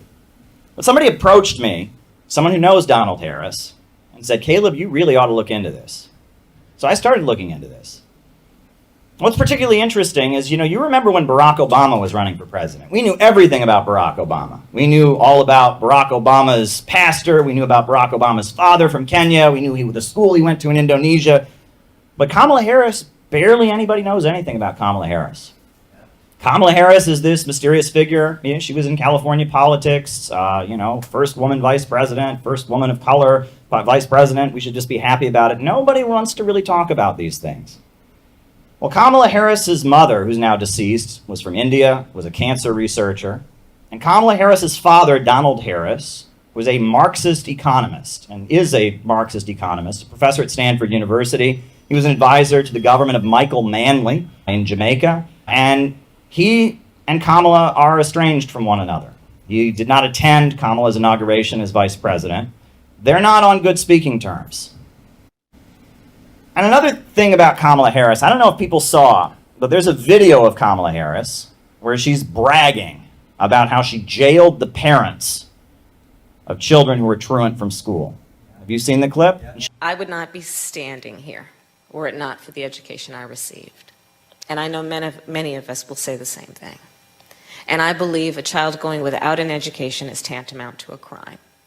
So I decided I was going to start prosecuting parents for truancy. Well, this was a little controversial in San Francisco. And frankly, my staff went bananas. They were very concerned because we didn't know at the time whether I was going to have an opponent in my re-election race. But I said, look, I'm done. This is a serious issue, and I've got a little political capital, and I'm going to spend some of it. Wouldn't be anywhere in my life if it weren't for my education, and so not giving a child their education is a crime, and so I jailed parents, and she's giggling about it. It's just so great. And, I see so much in U.S. media. They like to trivialize incarceration. There's so many shows on Netflix and all of that where it ends towards the end where someone goes to jail, but it's part of the happy ending. It's okay. And they don't seem to realize what that means. When one member of a family, when a father or a mother goes to prison, or a brother or a sister, it hurts the entire family. And when Kamala Harris is up there giggling about, I locked up these parents because their kids weren't in school. Kids need to be in school. If kids aren't getting to school, it's a problem. But the worst thing you could do is then throw their parents in jail. That's not going to help the situation in any conceivable way. But when she's joking about it, and she's laughing about it, Kamala Harris, she says, what did she say? She said, well, I wouldn't be anywhere if it wasn't for my education. I would not be standing here were it not for the education I received. It's about her. It's about her. In different countries in the world, and all of them have had health care. All of them. Okay, some of them better than others here. So why is it that America can't take best practices? Because that's the question I ask myself all of the time. Go ahead, Caleb. Well, part of the rise of neoliberal economics, Milton Friedman and Ayn Rand and Alan Greenspan, was pushing this notion that any involvement by the government in the economy is by definition socialism and leading to communism. And a lot of Americans believe that if they pay taxes, that is socialism. A lot of Americans believe that the post office is socialism. But all capitalist economies have state actors and state government spending to some degree or other. I mean, you have to have paved roads, to facilitate people going and shopping at capitalist stores. And the notion that any state sector is somehow communism and we should get beyond it. That was introduced into the United States during the 1970s. Really, we saw the rise of this kind of economic thinking, and it has led to big economic problems. Look at the United States, crumbling infrastructure. I mean, the Rust Belt, economic decay. We got a system of prisons for profit, military contractors. I mean, we're seeing neoliberal free market extremism brought to its logical conclusion in the United States. And I think that it's those ideas that say that any involvement by the government, any social welfare state is, you should immediately think of Joseph Stalin. That kind of thinking has led to big problems in the United States, but that's why the term is now being used so loosely, is that, we've been programmed through the Cold War to just, have this gut hostile reaction to anything associated with communism. So now it's useful, as we're facing an economic problem, to point at those who would want to resolve it or implement measures that are designed to address it and say, aha, you're a communist. It's politics. In the Great Leap Forward, how many people died? I'm not sure how many people died in that, 40 million, the famine, something like that. Or, of course, what took place in Russia, and they will, mention the gulags and the labor camps and things like that, because it seems like within the human condition, regardless of the system of governance that emerges, there always seems to emerge a separation between those in positions of power and those without the power, despite the name that we put on it. And I think where, I guess I'm asking you like 4 questions in one, but where I'm steering this in a sense is like, 1, obviously it's your opportunity to kind of explain that, but 2, maybe how you see this, your version or your idea for what communism could look like in the US being different and distinguished from these other nation states that have maybe more blood on their hands because of how they administered their system of governance. Sure. Well, I mean, there's a number of things to answer there, but I mean, the first thing to point out is when you talk about the Great Leap Forward, and some people talk about Holodomor, which was a famine that took place in the Soviet Union in the early 1930s. The thing is, they're missing the forest for the trees, because before 1917, there were annual deaths of malnutrition. The farming system did not have tractors, and it was the Soviet Union that built a modern mechanized farming system for Russia and cured Russia and the surrounding countries of the fact that they had malnutrition all the time. And yes, along the way, over the course of collectivization, there was a hardship, and there was a period where, yes, something that happened under the old system all the time, malnutrition, happened again, but they got over it.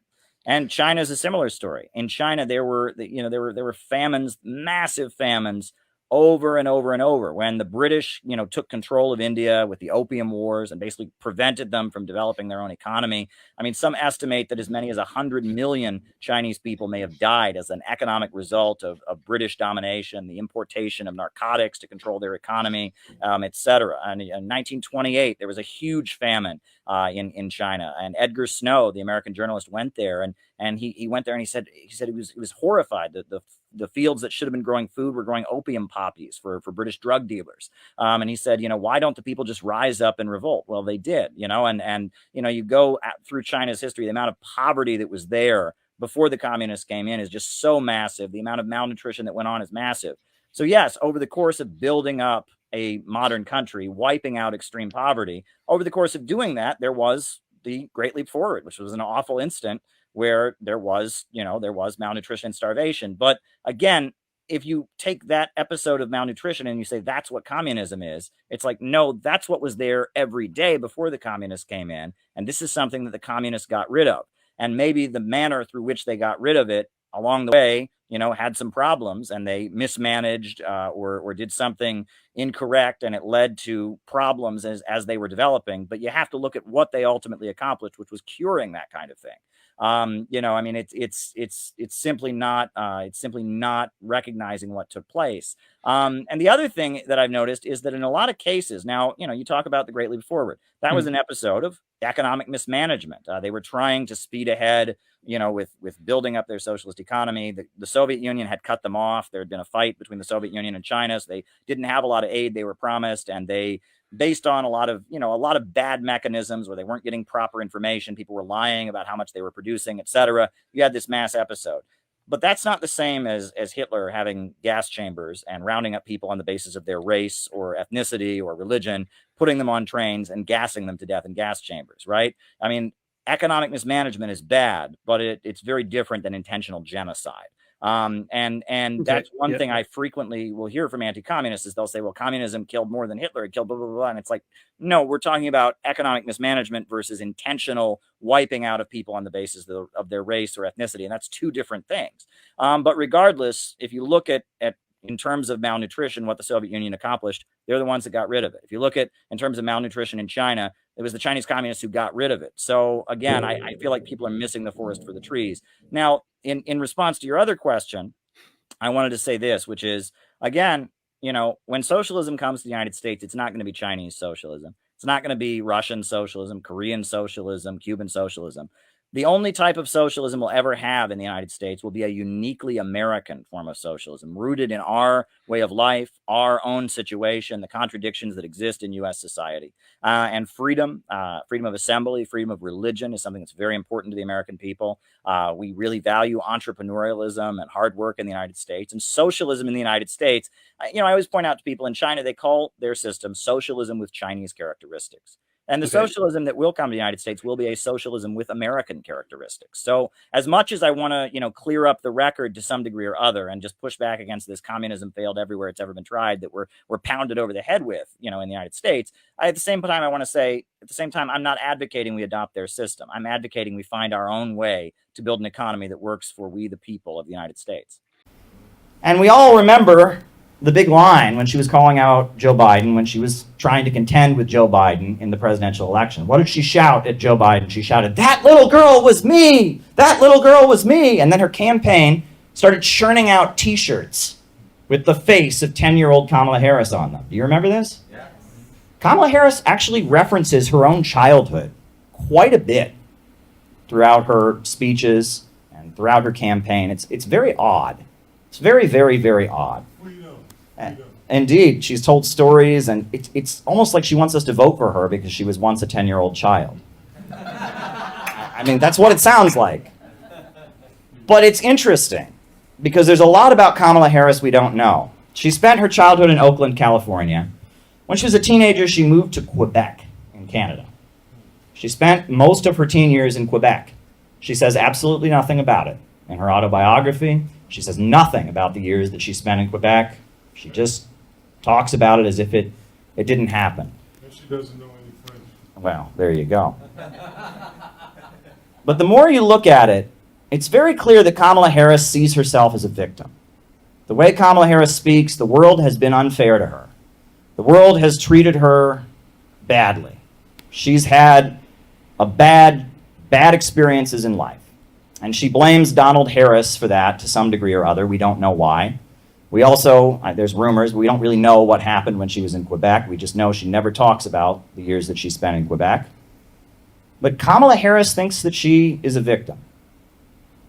She wants the whole world to know that that little girl was her. And she wants vengeance. And she wants to make people pay.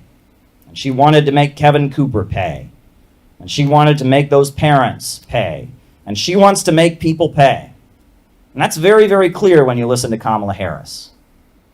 And that what's weird is that if you look at the Hillary Clinton State Department, you will find this exact same biography over and over and over again. If you look at the Democratic Party and the people that rise up its ranks, you'll see very similar personality profiles. Amy Klobuchar, her father was an alcoholic who beat up her mother. She's stayed with the mother. The father went away. She was estranged from the father. And she grew up to be a prosecutor who started putting people in prison. And Amy Klobuchar, one of her trademarks is that she would, when there was a black man on trial, she would hire these gang experts who didn't know anything about the case. They were just expert witnesses who would get up and tell stories about things that gangs do and scare the crap out of these jurors so they would convict this person. Right? Amy Klobuchar was very good at locking people up. But she also has a very similar life story to Kamala Harris. Estranged from her father, close to her mother. Samantha Power, same life story, very similar. Right? Born in Ireland, her father was an alcoholic who beat up her mother. Her mother left Ireland, moved to the United States with young Samantha Power. Samantha Power's father died shortly afterwards. It's a similar life story. And what's interesting is that shortly before the 2016 primaries, as they got going, it became clear that Hillary Clinton couldn't run again. And so it's widely reported in the press that there was a meeting in the Hamptons where all the people who had been backing and urging Hillary Clinton to run again, they decided that instead of pushing Hillary Clinton to run once again, they would instead decide that they were going to put their money behind Kamala Harris. And Kamala Harris became the favored candidate of the forces who backed Hillary Clinton. And Hillary Clinton, you'll recall, is the one who was running the U.S. State Department during the Arab Spring, the result of which was the destruction of Libya, the destruction of Syria.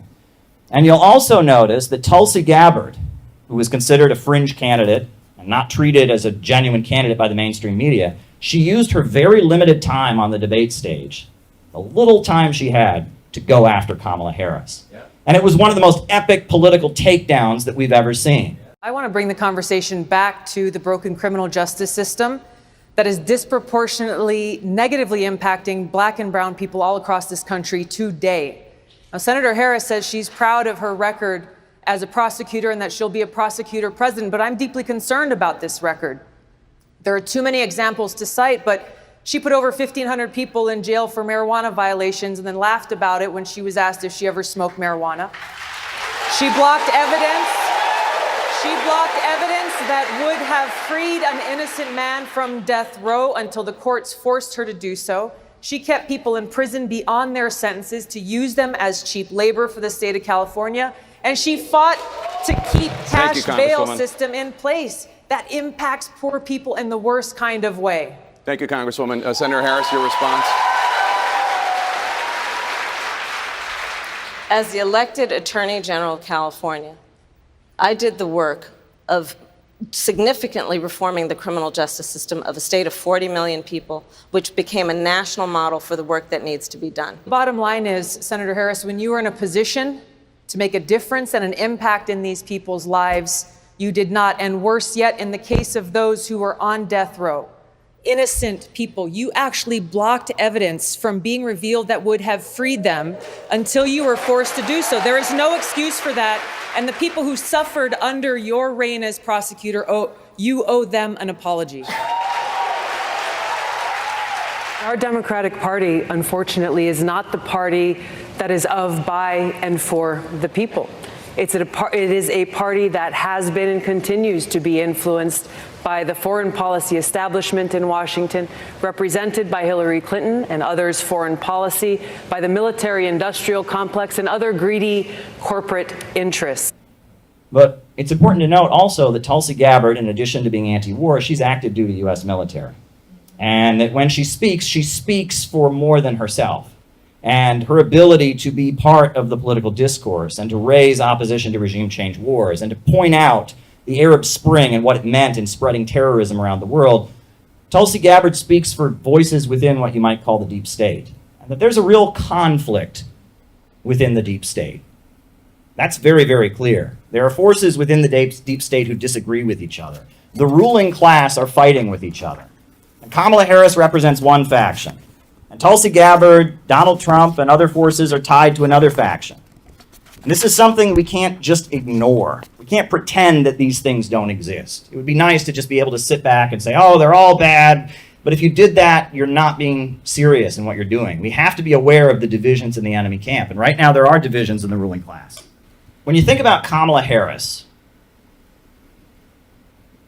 what she did as prosecutor, you could really just say that that's what leftism is if it's stripped of economics, if it's stripped of class struggle, if it's stripped of a desire to have the people rise up and control the means of production. If it's just anger, if it's just revenge, it's just a call for destruction, a call for rebellion, that's what Kamala Harris is. Kamala Harris, she's very much a guillotine meme. That's what she is. It's the glorification of punishment, a desire for revenge, a desire for destruction. And that if you look at the history of socialism around the world, the strength of socialism wasn't the guillotines, it wasn't the firing squads, it wasn't the persecution. That's not what people remember the strength of socialism being. They just did a poll. 75% of Russians say that the Soviet Union was the best time in their history, but they're not thinking that because of executions. I'll read to you what was said. This was from a PBS documentary. They interviewed a woman named Tatiana Fedorova. Stalin set a task. Build this or build that. And thanks to the fact that people trusted him and this enthusiasm of young people, it was possible. Remember, this was a country where people were illiterate, lived in virtual darkness, wore birch bark shoes. Even now, I think it's like something out of a fairy tale. How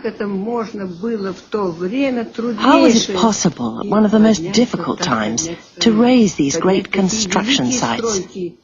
It was only possible through the unity of the people and the love of the people for their idol. Because for us, Stalin was an idol. Remember, we were illiterate. We lived in virtual darkness. We wore birch bark shoes. Even now, I think it's like something out of a fairy tale. How was it possible to build all these great construction sites? It was only possible through the unity of the people and the love of the people for their idol. And for us, Stalin was an idol. And the reason Stalin remains wildly popular in Russia, it's not because he executed people, it's because he mobilized them to build that country up from nothing. This was a country... He built some of the world's largest power plants, he wiped out illiteracy, and he built a modern industrial country. He raised millions of people up out of poverty. And then they fought off the Nazi invaders, and then they rebuilt the country again, and a few years later they were the first country in outer space. And the strength of socialism was not that it punished people and that it persecuted people, but rather that it enabled people to go out and build and construct. Talk about Fidel Castro. The people loved Fidel Castro because of the executions and the persecution that happened in the immediate aftermath of the revolution. No. They loved Fidel Castro because he brought the people together to build a modern medical system, to raise the country up. He sent medical volunteers all over the world to care for people. I sent literacy volunteers across the planet. That was the strength of Fidel Castro. You talk about what Kim Il-sung did. Why is it that Kim Il-sung is loved on the Korean Peninsula? Why is it that Kim Jong-un remains popular? Why is it the people of North Korea have not surrendered despite everything they've been up against? Well, it's due to the fact that after the Korean War, every single building in North Korea above 1 story tall was bombed and destroyed. The country was devastated. 4 million people were killed. And a year later, Kim Il-sung had every single child in the northern half of the Korean Peninsula back in school. And he built that country up. And he built up a steel industry. And he electrified the country. And the people saw their living standards rise and rise and rise. And that is the strength. And you can say the same thing about China. Poverty alleviation in China is a story that the United Nations and so many other countries have looked on. This is a whole country that moved up from nothing. We talk about the power plants that they built. We talk about the education that's been provided. We talk about the highways and the high-speed railway that's been constructed. But we can talk about even in the earliest years of the revolution. There were people who saw a doctor, millions of people, who saw a doctor for the first time in their lives because of Mao Zedong and the Chinese Communist Party. Their barefoot doctor program sent doctors to remote regions, up into the mountains, places that had never seen a doctor. In addition to that, but there were children in China who had never seen the sun, because in China they had mines, and children are smaller and they can work in mines. And there were children who they would wake them up in the morning before the sun had come up and send them down into the mines, and they wouldn't be allowed to come out of those mines until the sun had already gone down. They never saw the sun, and it wasn't until the victory of the Chinese Communist Party that they even saw the sun. you cannot underestimate the astronomical achievements of what socialism has done around the world. And when they hit us over the head with this story, that this fairy tale that socialism never worked anywhere, I don't know what they're smoking. I mean, the evidence of socialism building and constructing and raising people up is absolutely massive. You can see it everywhere. I'm just going to, for a minute, I'm just going to talk to you all briefly about my process of understanding Marxism. When I first got interested in communism, I was a utopian. I wanted to build an ideal world, and I saw the flaws in capitalism. I saw that a lot of bad things happen in our society because profits are in command. And I thought, shouldn't we organize society in a more rational way? I brought up in a religious household. The idea that communism and Christianity had some overlap was something that appealed to me, but I was a utopian. As I got older, I studied Marx and I studied these things, but I didn't really understand them. And I was in different Marxist groups, and the way I started to understand, okay, we've got socialism, which is when there's public ownership of the means of production, there's a revolutionary government, and then communism is the ultimate stage. And the way I understood socialism and communism was I thought that socialism is, when we take power, right? And then communism was just after people have learned to be good long enough, we've trained them to be good, they just get used to it, so then we don't need a government. I didn't understand it. It wasn't until the financial crash of 2008 that I really started to understand Marxism. It wasn't until the financial crash of 2008. I had been active in communist groups. I'd been in a Maoist group, and then I had joined the Workers' World Party. I'd been in the Workers' World Party for a couple years. I'd been briefly in this Maoist group before that, but it wasn't until the financial crisis that I really started to understand Marxism. And it was with the 2008 financial crisis, I learned that crisis was caused by overproduction. I read this book. This book was published by the political organization I was a member of. They read this book, Low Wage Capitalism, right? And it was all about how that with the high tech, with the technological breakthroughs that are happening, we're entering a long-term crisis of overproduction. So I read Low Wage Capitalism. And I was forced to understand concepts that are basic in Marxism, but Marxist groups don't talk about anymore. Overproduction, the tendency of the rate of profit to fall. These kind of things are not talked about anymore. The idea is, well, capitalism is bad because the rich people have all the money and they do evil things to get their money, and so we're going to overthrow them. It's like, no, capitalism holds back growth. And the more technological progress advances, the poorer people get. Overproduction, the problem of overproduction, right? The problem of the fact that the workers can't buy back what they produce. The problem that technological leaps lead to greater poverty. These are things that I just started to understand in 2008. And then I started really reading the work of William Z. Foster. And I read The History of the Three Internationals by William Z. Foster, a great book. And in that book, they spend a long time talking about Lincoln and Marxists' alliance with Abraham Lincoln, talking about the debates that Marx had with various figures around at the time, Ferdinand Lassalle and Louis Auguste Blanqui and other people, and then talking about the debates in the Second International and Edward Bernstein and revisionism and Karl Kautsky. And so it was really, I'd say about 2010 when I learned about how much the global Marxist movement had worked to support Lincoln. I learned how the Russian Revolution had happened, and I started saying things that kind of went against the standard Marxist narrative. I started to realize, well, the Second American Revolution, the U.S. Civil War, was a fight in the ruling class that opened the door to a wider struggle to defeat slavery, and that the Russian Revolution had started out as a fight within the ruling class. I read The History of the Communist Party of the Soviet Union short course, this book, right? And this is the official text history, the official history of the Communist Party of the Soviet Union, right? The history of the Communist Party of the Soviet Union short course. Stalin wrote most of this book. He wrote most of it. He wrote the chapter on dialectical materialism, right? This book, I read it, and this is the official history of the Bolshevik Party. Like, this was the official textbook in the Soviet Union on the history of the Communist Party of the Soviet Union. And I read this, and I read about the process that the Bolsheviks had gone through, the alliances that they made, the Kornilov reaction. And I read all of this, and I started to read. That's when I really started to grasp Marxism. I'd been in Marxist groups for 3, 4, 5 years at that point, and I hadn't really understood it. I hadn't understood the Marxist critique of capitalism.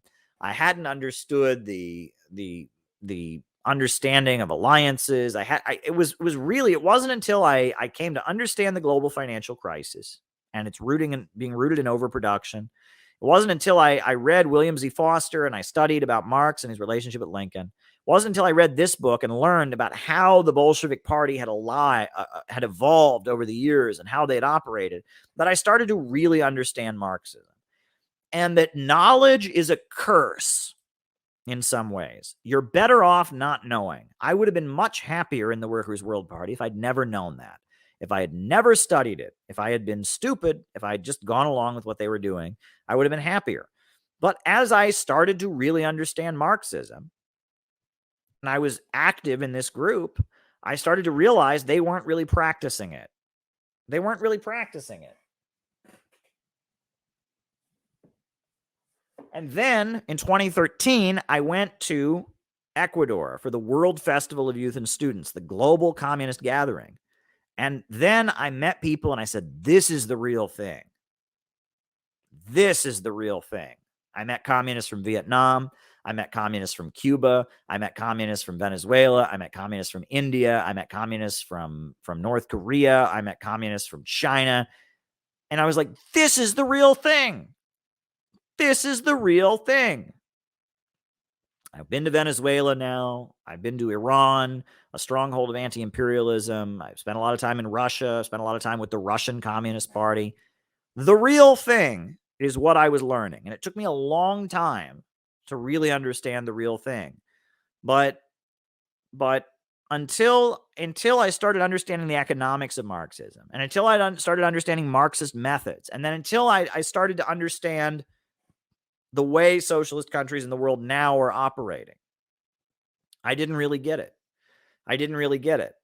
And for a long time, I was stuck in this belief that if we could just go back to the pure Marxism of Stalin, if we could just do it how Stalin did it in the 30s when he was, doing the 5-year economic plans and industrializing and raising people out of poverty, and the Communist Party was a big party in the United States. If we could just go back to the 1930s, it would work. And visiting the socialist countries forced me to realize, no, that's not true. There's a reason that China had Deng Xiaoping theory and market reforms. There's a reason that Cuba wants to be more like China. There's a reason that Vietnam has market reforms. There's a reason that North Korea wants to be more like China, right? That 21st century socialism, Bolivarian socialism in Latin America, the socialism with Chinese characteristics they have in China, what they have in North Korea, the Juche ideology, all of this is a continuation of what was started. And what we have in the West, what we have in the United States now, has nothing to do with communism, right? The group I was in, the Workers' World Party, had heritage, and that's why they taught me about overproduction. And that's why Fred Goldstein wrote this book, Low Wage Capitalism, and Sam Marcy wrote a book called High Tech, Low Pay. They had heritage. They had a historical link to that, to the Soviet Union and to China and other countries. The Communist Party has a historical link to that. The Socialist Workers' Party has a historical link to that. But the link cut off. Right? And nowadays, those groups are dying. The Communist Party is pretty irrelevant. The Workers' World Party is even more irrelevant. The Socialist Workers' Party is even more irrelevant. Right?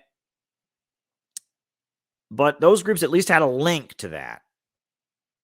But what started with the Bolshevik Revolution of 1917 is very well alive today in China. It's very well alive today in Vietnam. It's very well alive today in North Korea. It's very well alive today in the Bolivarian countries of Latin America. And it's nothing like what people are doing in the West. And what people are doing in the West, Leftism in the Western countries has nothing to do with this. And that's why the people in the Western countries, bred to them, they all think it's fascist because they don't understand actual socialism. Actual socialism exists today, and it has changed and evolved. But what started, and this is what you need to understand, is that Marxism has been gradually de-Westernizing itself. Marxism started out as a revolutionary current of Western intellectuals, people who were not satisfied with the French Revolution. It didn't go far enough. It didn't create a society that was egalitarian. So those guys in the pub, you ever watch Les Miserables? Those guys in the pub, do you hear the people sing? A lot of them weren't satisfied with the French Revolution. So they said, what went wrong? And Marxism came out of those pubs. And it came out of those young men who were idealistic and wanted to build barricades and sacrifice and were interested in ideas. Those young rich kids who wanted to build some kind of egalitarian society. And they thought the French Revolution didn't go far enough. That's where Marxism started. And then Lenin took Marxism out of Europe. And Lenin started a party of new type that was not like the debating societies and the intellectual societies of Europe. And he started a party of new type. And he said that capitalism had entered its monopoly stage of imperialism, and the revolutionary energy was in the East rather than the West, and that Leninism was the first step of Marxism out of Europe. And then Lenin died. And Trotsky said the Soviet Union should focus on spreading communism to Europe. And Stalin said, that ain't going to happen. Let's build socialism in one country. And Stalin was another step out of Europe. And if you look at Mao in the Chinese Communist Party, they were doing a completely different thing. They were organizing the peasantry. The Bolsheviks had rejected organizing the peasantry. They said the industrial workers were revolutionary.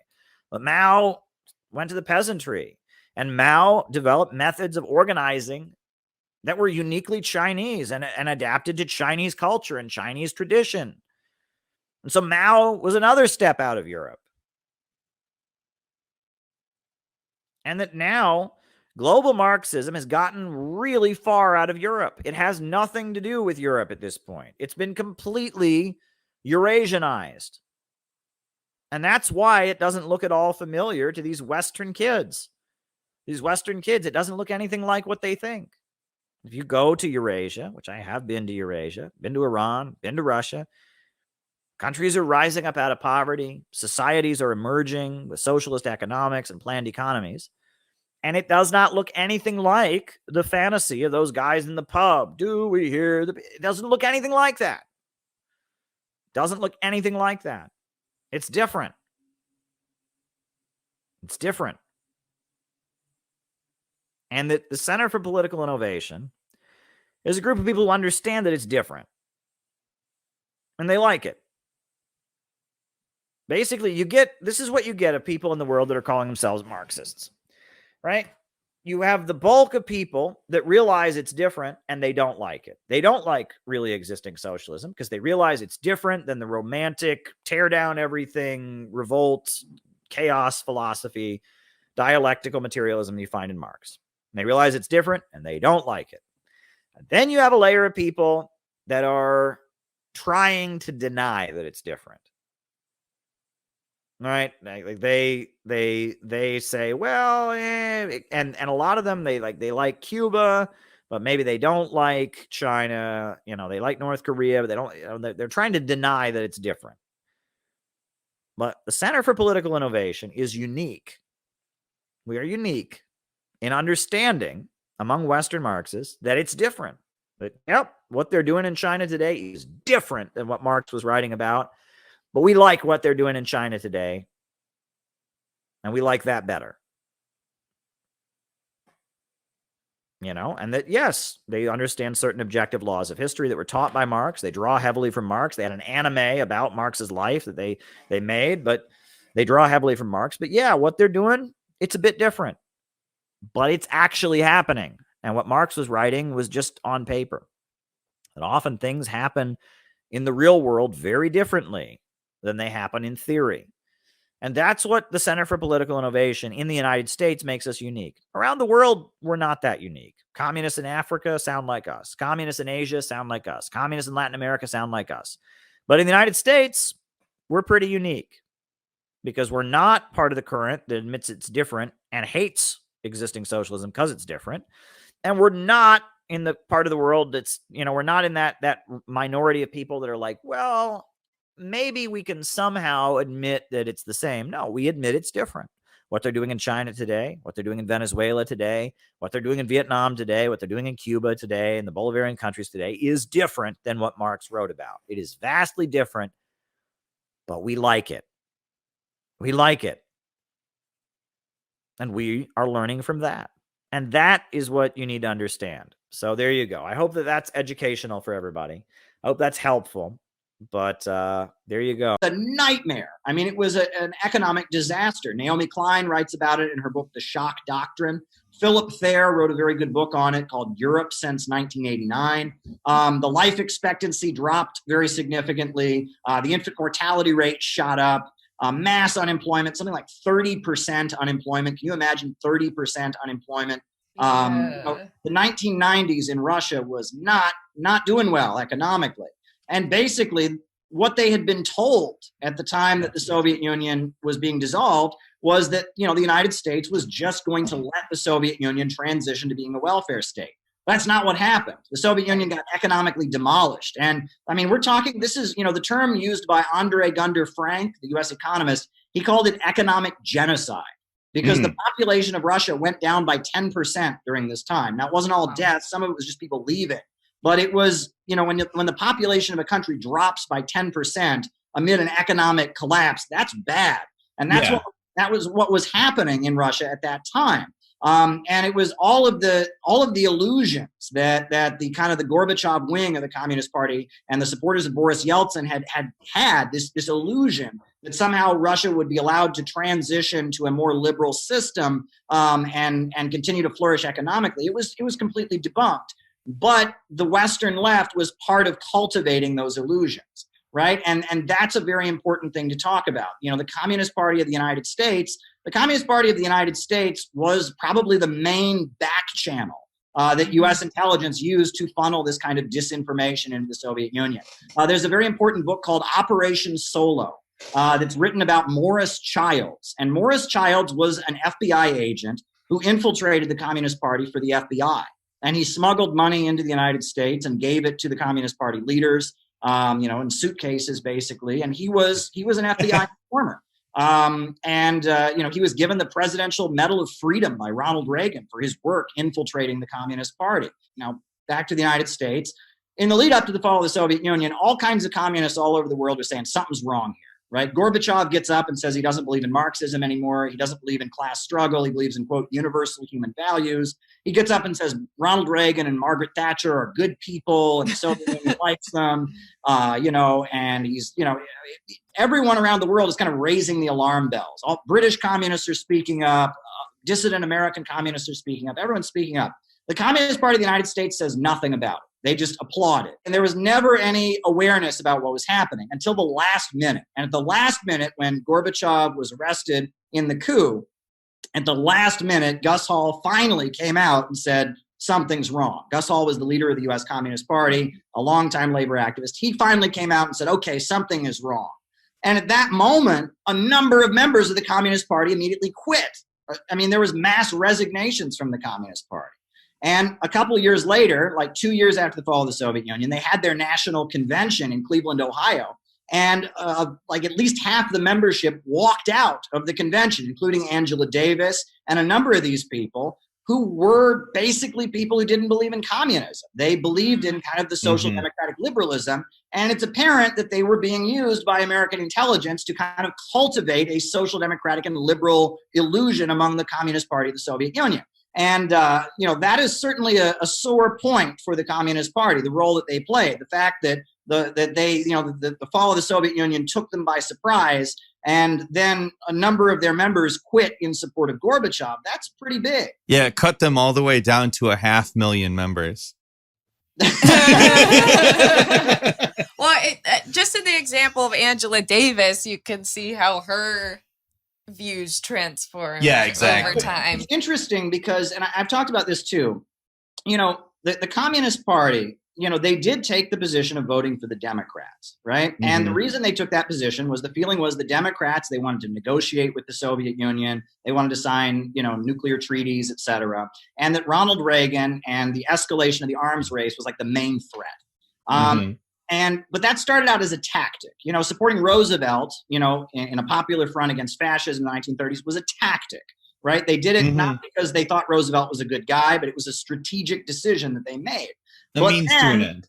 Yeah, but what started out as a tactic kind of became a law because, you know, it started out as a tactic for the grandparents, you know, but then their parents just did that. They didn't know anything different. And now the people running the Communist Party, like Joe Sims, they've never done anything other than campaign for the Democrats. It's all they know how to do. You know, in the 1930s, the Communist Party was very much a labor militant party. It was the party of militant labor activists, of black revolutionary intellectuals, etc. But, you know, from about the 1960s onward, it becomes almost, I jokingly call it like the Soviet lobby. You know, that often what would happen is you'd have like college kids, you know, they'd go on a trip to Cuba because they want, you know, adventure. They want to go to visit a socialist country. So they go to Cuba and they're blown away by the achievements of socialism and, you know, free education and healthcare and workers running the factories and such.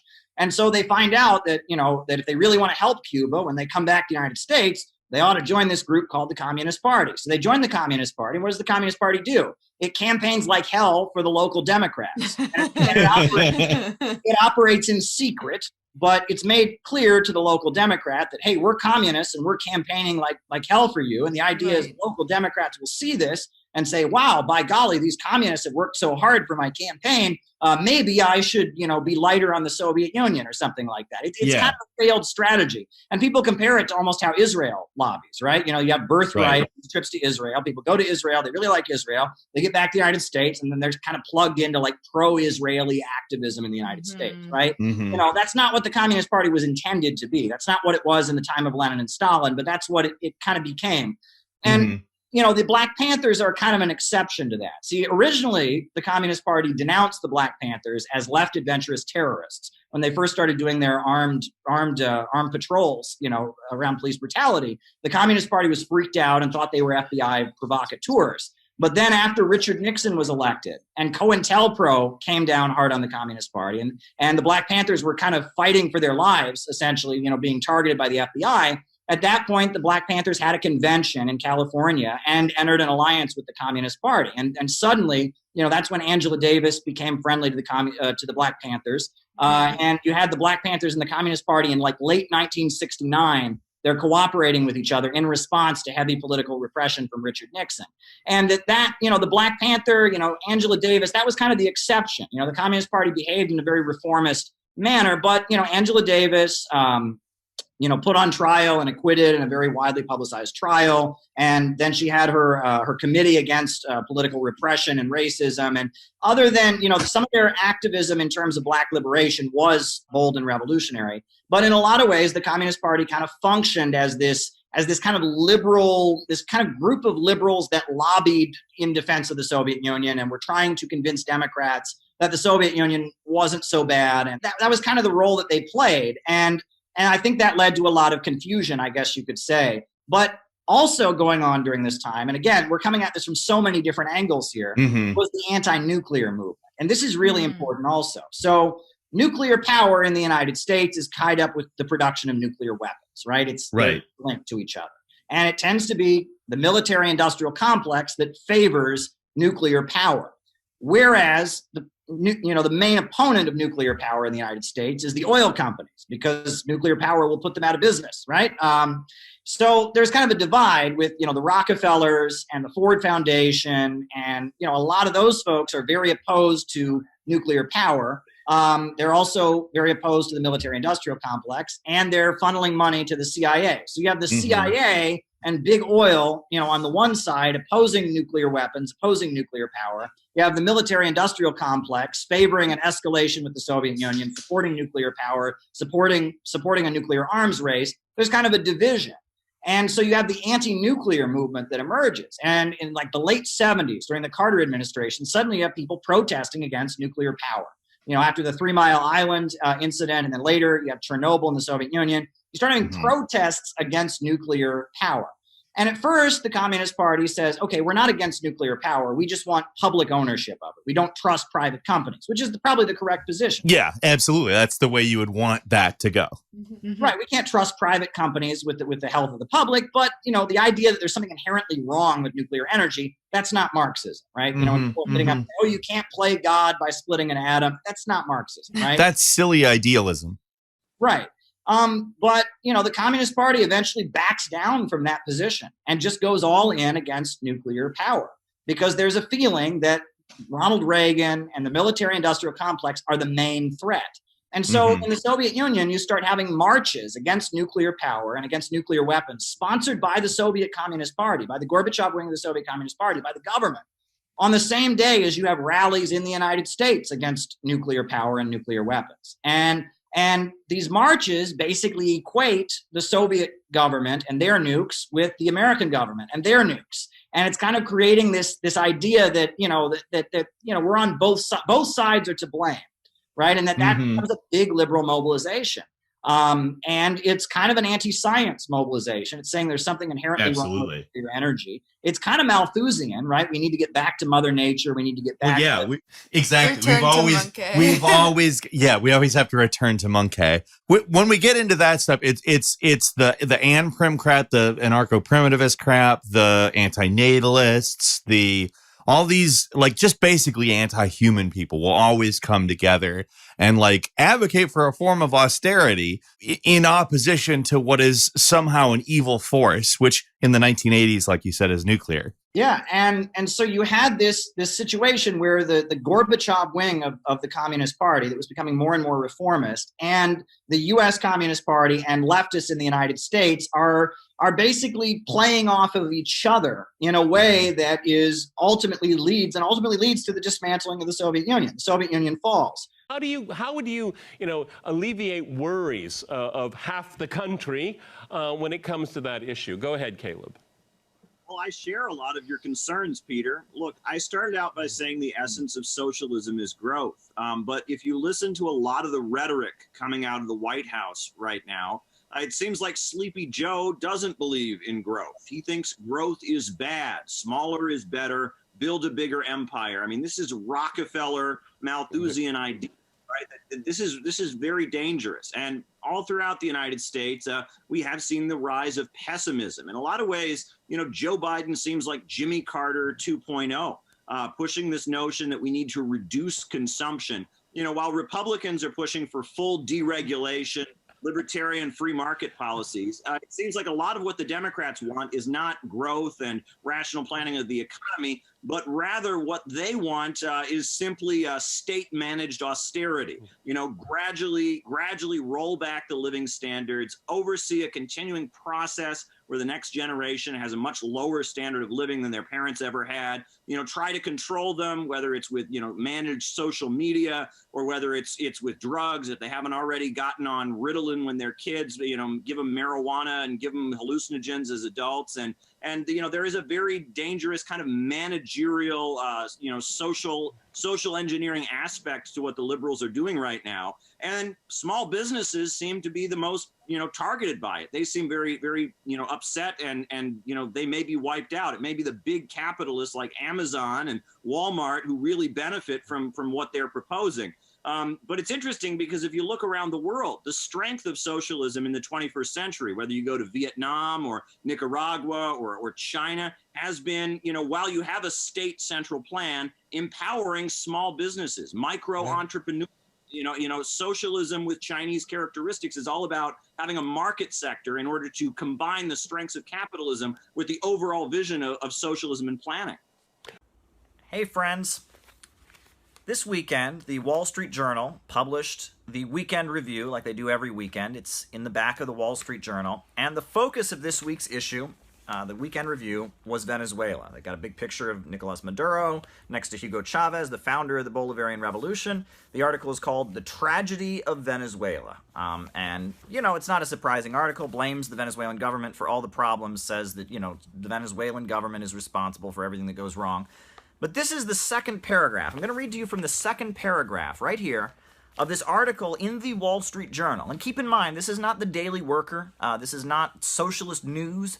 This is the Wall Street Journal, a right-wing publication that does not approve of the Venezuelan government. And this is what they have to say in their anti-Venezuelan article. This is the second paragraph. Quote, "When I arrived in Venezuela in 2013, the party was still on.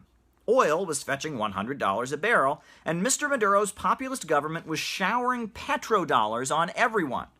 The Caracas skyline was dotted with grandiose construction projects. Steakhouses were buying vintage scotch by the container loads, and hotels had to be reserved for weeks in advance." So, whenever Venezuela comes up, publications like the Wall Street Journal and publications like the Chicago Tribune, the New York Times, all of them have this really, really simple explanation for all the problems. They say, Venezuela is a socialist country. People are starving and miserable because of socialism. Because whenever you have socialism, people just starve and are miserable. And that's because communism doesn't work. And, and capitalism is just the best system everywhere. And people, it's this nonsense that we hear in the United States. Well, what I just read to you, this paragraph that I just read, confirms what I've been telling people for a long time, which is that until 2014, when the oil prices dramatically decreased and went from $100 a barrel down to like $30 a barrel, or less than $30 a barrel, it was down to $27 a barrel at one point. Until that happened, Venezuela's economy was doing pretty well. Venezuela's socialist government is essentially centered around a state-controlled oil company. And when the oil prices were dramatically high and the state had a huge amount of revenue with which to stimulate the economy, things were going quite well in Venezuela. That the hardships they've experienced in Venezuela recently have come about recently due to the fact that the oil prices dramatically decreased in 2014, immediately following the death of the founder of the revolution, Hugo Chavez. There have been divisions in the ruling Socialist Party, the United Socialist Party. There's sabotage from food importing companies that are importing food to Venezuela. There's sanctions imposed on them by the United States. That there's the intelligence agencies of foreign countries are trying to stir up unrest and create difficulties.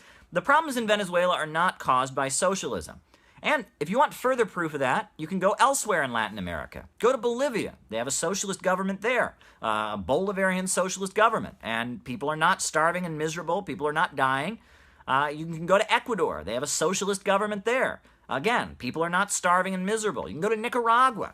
That's actually the most prosperous country right now in Central America. Right now, there's a huge increase in the standard of living in Nicaragua.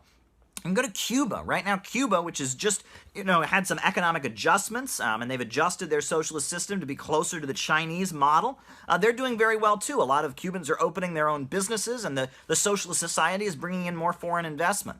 If it weren't for socialism, Russia and China would be third world countries right now, but instead they're world superpowers. What Stalin did with his 5-year plans, industrializing Russia, building steel mills and building hydroelectric power plants and bringing Russia into the future with central planning, what was done by the Chinese Revolution, in which they took what was the sick man of Asia and made it what it is today, the second largest economy in the world, all of that was done with socialism.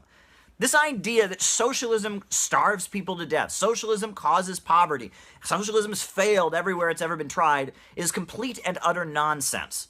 The crisis in Venezuela is about oil. It's about the fact that the oil price dramatically decreased. It's about the fact that there was political turmoil at the time the oil prices decreased. It's about the fact that there's been foreign sabotage. But it's not caused by socialism. And this idea that socialism creates poverty is complete and utter nonsense. Capitalism has kept so many countries throughout the third world in utter poverty. But it's socialism that has enabled countries to raise themselves up. And Russia and China are probably the best case studies of that. This idea that socialism, it just doesn't work, it leads to poverty, this is a lot of propaganda. And it's look at the Caribbean, right? Compare the way Cubans live to the way people live in Haiti or the Dominican Republic or Jamaica or any of those capitalist countries all throughout the Caribbean. You think capitalism is so great. Ask someone from Mexico why they're fleeing their country.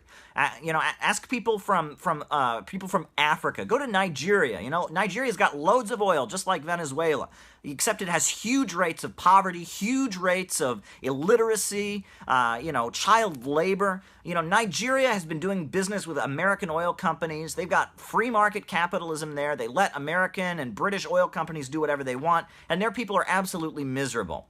But what the countries around the world that have adopted socialism have achieved in terms of raising people out of poverty, providing people jobs and education and healthcare, and in terms of industrializing is really unprecedented. So anyone who tells you that the crisis in Venezuela is caused by socialism and they've just been poor and starving ever since they got on the socialist road, no, they are false. They are giving you false information. Venezuela's revolution began in 1999. Chavez announced that it was moving toward 21st century socialism in 2003. And up until 2013, even the Wall Street Journal, right here, admits that their economy was actually doing very well. The problems began in 2014 when the oil prices dropped. So anyone who tells you that socialism is the reason people are hungry in Venezuela, is the reason that there's problems in Venezuela, is lying to you. And furthermore, why don't I add that the United Nations has confirmed that there is not a humanitarian crisis in Venezuela. The term humanitarian crisis is a specific legal term, and we have, prominent leaders of the UN have gone to the country and inspected it and said, yes, there are difficulties here. They're having trouble with their food imports. They're having difficulties, but humanitarian crisis? No, that's not what's taking place. So everything you've been told is a lie, right? The idea that socialism is causing all of Venezuela's problems is just a falsehood. And anyone who tells that to you is either intentionally lying to you or doesn't know what they are speaking about. And all of this eventually culminated in a big social explosion. There's a concept that comes from Hegel they call quality into quantity. So this is a book. It's my book, actually, City Builders, Metals, and Our Age. But it's a book. Right? If I started ripping pages out of this book, it would be a book that's missing a few pages. If I kept ripping pages out, it would be a book that's missing a few pages.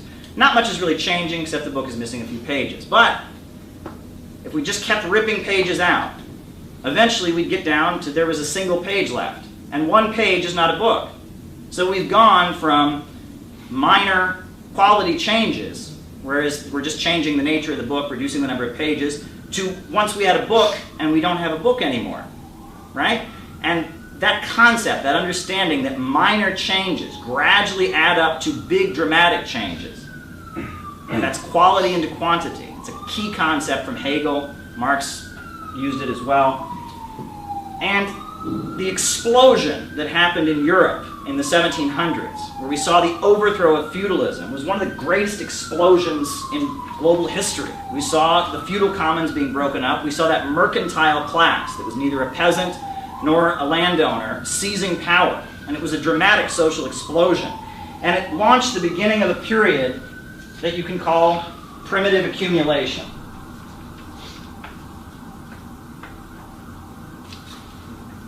And the period of primitive accumulation was when the feudal system was being ripped apart and the mercantile class was taking power. And it was a quite violent period. We know about the French Revolution, right? Liberty, equality, fraternity, the reign of terror, mass executions. In Britain, for example, King Henry VIII very famously started executing homeless people, vagrants, vagabonds. They were being executed, and they made it a crime to be homeless. All these people who were peasants who'd had a place on the land, all of a sudden were being kicked off the land as the land's being turned into the private property of a capitalist or an owner. So thousands of people suddenly had no place in society. So they started killing them en masse. There was an uprising in Scotland, the Jacobite uprising. And in the aftermath of that uprising, there was genocide committed against the Scottish Highlanders. And in big numbers, they started slaughtering and exterminating the Scottish Highlanders. And capitalism was created in a very violent way. The transnational slave trade, right, where people were being taken from Africa to the United States and to the Caribbean, millions dying in the process, horrendous, right? We know about the killing of the Native Americans in South, Central, and North America. It was a horrendous process. The establishment of capitalism, primitive accumulation, laying the basis of the capitalist system, turning the feudal commons and estates into private property was very violent. It was mass theft. You get this, that defenders of capitalism will say, well, socialism is theft, right? Well, the capitalists all just work hard, right, to create what they have, and these socialists just want to take it away. Well, capitalism began with primitive accumulation, mass theft and killing on a massive scale. And that was the first period of capitalism you can call primitive accumulation.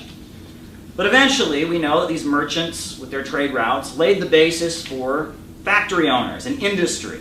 And we started to see the beginning of the second period of capitalism, the period of industrialization.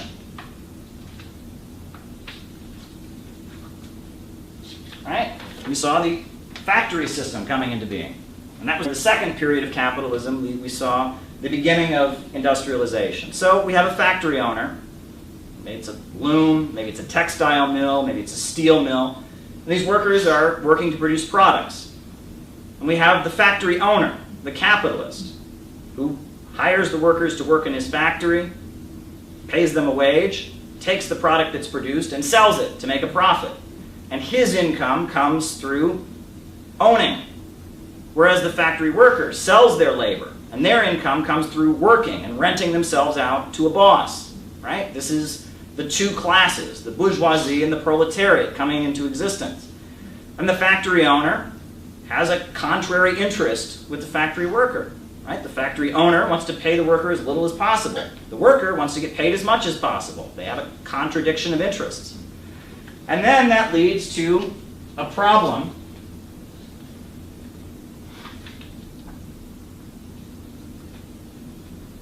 A problem in the way factory production is carried out.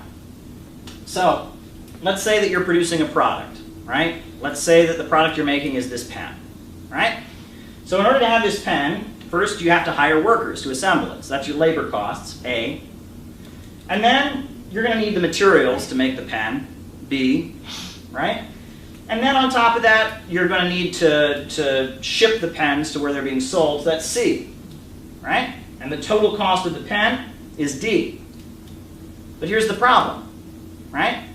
The labor costs can never be equal to the total cost of the pen, right? Or else you wouldn't be able to pay for everything else, or else the capitalists wouldn't be able to make any profits. So A cannot equal D. And the problem is those labor costs, those workers are also consumers. And the worker can never buy back the product he produces. And this is the basis of the boom-bust cycle, where you have pretty soon the market being glutted with products that can't be sold. And this is what makes capitalism a naturally unstable system, is that the worker can never buy back the product he produces. And on top of that, the capitalist is constantly trying to advance technology to make production as efficient as possible. But at the same time, the worker can't buy back the product. So the capitalist is driving to fill the market with as many products as possible, but pay the worker as little as possible in order to buy the products, and it leads to that boom-bust cycle. And we talk about the Federal Reserve System, we talk about all kinds of mechanisms that have been invented by governments, the invention of the corporation and stock ownership, all kinds of things have been done to try and resolve this basic contradiction. But as long as you have capitalist production, you're still going to have this problem, right? And during the period of industrialization, we saw huge achievements taking place, right? We saw, all kinds of inventions invented for the purpose of making production more efficient. Electric lights, radios, all kinds of inventions and achievements taking place, but we saw frequent panics and collapses, and it was very, very unstable, right? They talk about the sweatshops that existed. They talk about, the textile mills and people suffering. This was all happening in Europe. But eventually, this gave way to the next stage of capitalist development.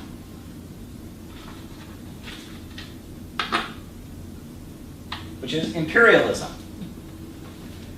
So, imperialism began with the factory owners and the captains of industry being replaced by bankers and finance capitalists and lenders. And there's a fundamental difference between a banker and a factory owner. Because a banker makes money through lending money. A factory owner makes money through selling products. So a factory owner, he wants to pay his workers as little as possible, right? At the same time, he wants to sell as many products as possible. But a factory owner generally wants society to become wealthier, because the more prosperous people are, the more products he can sell. But a banker is very different. A banker simply wants to continue making money through lending money. And with imperialism and the rise of finance capital, we saw a dominance and the emergence of international cartels, huge multinational corporations, going across the world and essentially carving out spheres of influence. Talk about the Opium Wars in China, where they forced China to accept the importation of narcotics, forced them to accept products from Britain, not allow any tariffs, beat down the economy. The USA seized the Philippines, right? We know about the Spanish-American War, but not much is written about the Philippine-American War, which was hundreds of thousands of people killed in the Philippines, forcing the Philippines to be a captive market. And what's different between imperialism and industrialization is that during industrialization, that was the capitalists trying to raise the living standards in their home country, trying to expand the apparatus of production. But imperialism was the emergence of huge multinational cartels that were actively trying to stop development in the third world. In Asia and Africa and Latin America, they're going there and they're trying to hold back economic development, keep these countries poor, captive markets, make them dependent on international corporations. For example, when the British went to India, they very famously burned down all the textile mills. India had a huge textile loom apparatus. They burned it all down and forced them to import their cloth from Britain. Right? That's imperialism. And in the time of imperialism, we saw the standard of living in the first world increasing at the expense of beating down any industrialization in the third world. And in the first world, you had the emergence of what you could call the labor aristocracy.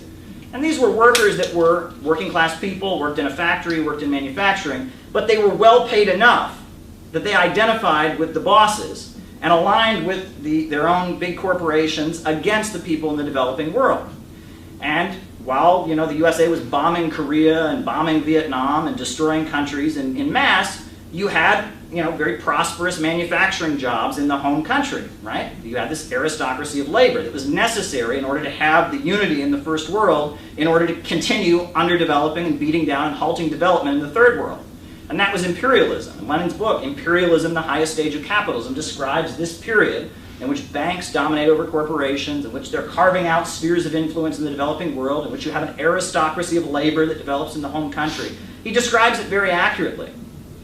But then, imperialism gives way to the stage that we're in now, which is called accumulation through destruction. A friend of mine actually coined the phrase accumulation through destruction.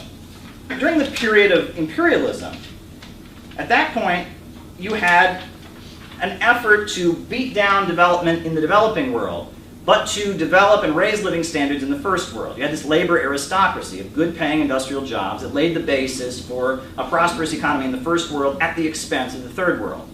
But what's happening now is essentially we're seeing the elimination of the labor aristocracy, and this method through which capitalists are starting to make money off of society further impoverishing. In a socialist society, self-driving cars would be a good thing. It would mean less work, and those who make their living driving cars could do something more rewarding. They could, it'd be great. It would be great. That'd be less work for everybody because the cars can drive themselves. But under capitalism, it means mass unemployment. It means the elimination of millions of jobs. We know about the military-industrial complex, which is a big aspect of the period of imperialism. But now we have a prison-industrial complex. Fine, people are more unemployed, people don't have jobs. Well, we can make money by locking them in jail.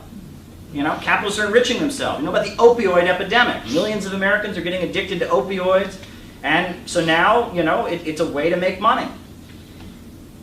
You talk about, the oil prices shooting up very dramatically during the Bush years because Iraq, an oil-producing country, was blown to bits, blown off the market. A country's destroyed, and then that makes the oil in the hands of American corporations tied in with Saudi Arabia far more valuable. You see Libya, an oil-producing country, blown to bits and destroyed, and that makes the oil in the Western countries more and more valuable. This is essentially the period we're in where instead of trying to hold back development in the third world and trying to develop the first world, the capitalists have gotten to the point that they are now underdeveloping the first world in a global race to the bottom. And we see an unfolding low-wage police state in the United States with civil liberties being stripped away. We see roads that are not being properly paved. We see bridges that are not secure. We see drinking water that is not being purified. Basically, what the imperialists were doing to the developing world, they're now doing to the first world as a process of capitalism's development from imperialism, its third stage, up into its fourth stage of accumulation through destruction. And that's capitalism. This is a continuation of capitalism. Capitalism is a system where the means of production only function as preliminary transformation into capital. Mao Zedong said capitalism is a system where profits are in command. And that is the natural conclusion of it. We've got huge multinational corporations getting wealthier, while the entire world is getting poorer and poorer. We have technology eliminating labor, and millions of people no longer having a place at the assembly line, while huge multinational corporations and banks based in Western countries become wealthier and wealthier. This is the reality of capitalism, and that is my first section, which I called What is Capitalism? And that's my explanation of what capitalism is, and I think we'll have our first break and discussion now of that period. Sound good? No, I mean, yeah, I mean, that's obvious. You're right. China has one in the Horn of Africa. That's it. And yeah, we have encircled them. I mean, they're right when they say they're practicing containment, encirclement, suppression. They're not wrong. I mean, we just announced 2 more bases in the Philippines to complete the encirclement around them, for sure. So I definitely agree with that. But when it comes to China, and I also agree that there is this narrative against China. I have a very nuanced take when it comes to China. No one likes my view, by the way, of China, because one side says, "Oh, you're too soft," and the other side says, "Oh, you're too hard on China." You can't make everybody happy. But I do think that there is a definite narrative against China that is inaccurate. The Uyghur situation is an inaccurate representation of what is happening there. They're calling it, it was called a genocide. And then when we said, okay, well, where are the bodies then? I mean, if you're going to call it a genocide, where's the death? And then people said, oh, okay, well, there's no evidence of that, so it's a cultural genocide, right? They shifted it. Okay, well, how is it a cultural genocide? Well, because the children are being forced to learn Mandarin. And it's like, well, they do live in China. I mean, it's like saying children who, I'm Vietnamese, my family immigrated here from Vietnam. It's like saying it was genocide for me to learn English when I was in school. I mean, that's crazy, right? That's just a crazy, and ultimately the idea of trying to boycott companies that have factories in the Xinjiang region where the Uyghurs work is to keep the Uyghurs down so that they feel suppressed, and then they want to rise up and continue with the separatist movement, that would strengthen the separatist movement in China.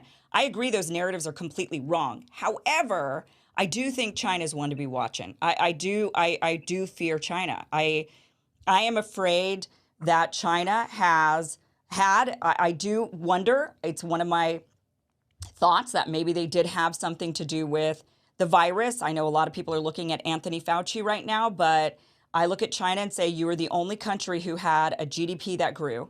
Why is that?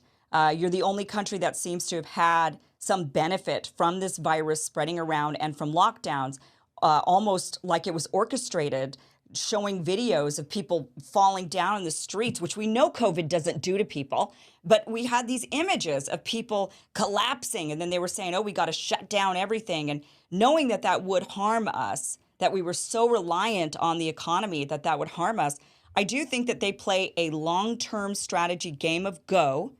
The Russians are playing a game of chess, and we're playing checkers here in the United States. We're playing child games. They know it. I do believe they look at Americans and they think Americans are stupid. And I'm not sure they're totally wrong. I do think that our politics are totally dumb.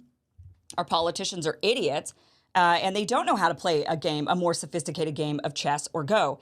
And so the Chinese are beating us, and I do think that I think they're strategizing, and I do think they're strategizing against us. And I do think they have people in their pocket like Bill Gates and the WHO and the World Economic Forum, and I worry that they're trying to march the globe into a system very similar to what China has, which is very authoritarian control over its population. How else can you control 1.5 billion people? You have to big brother the hell out of them.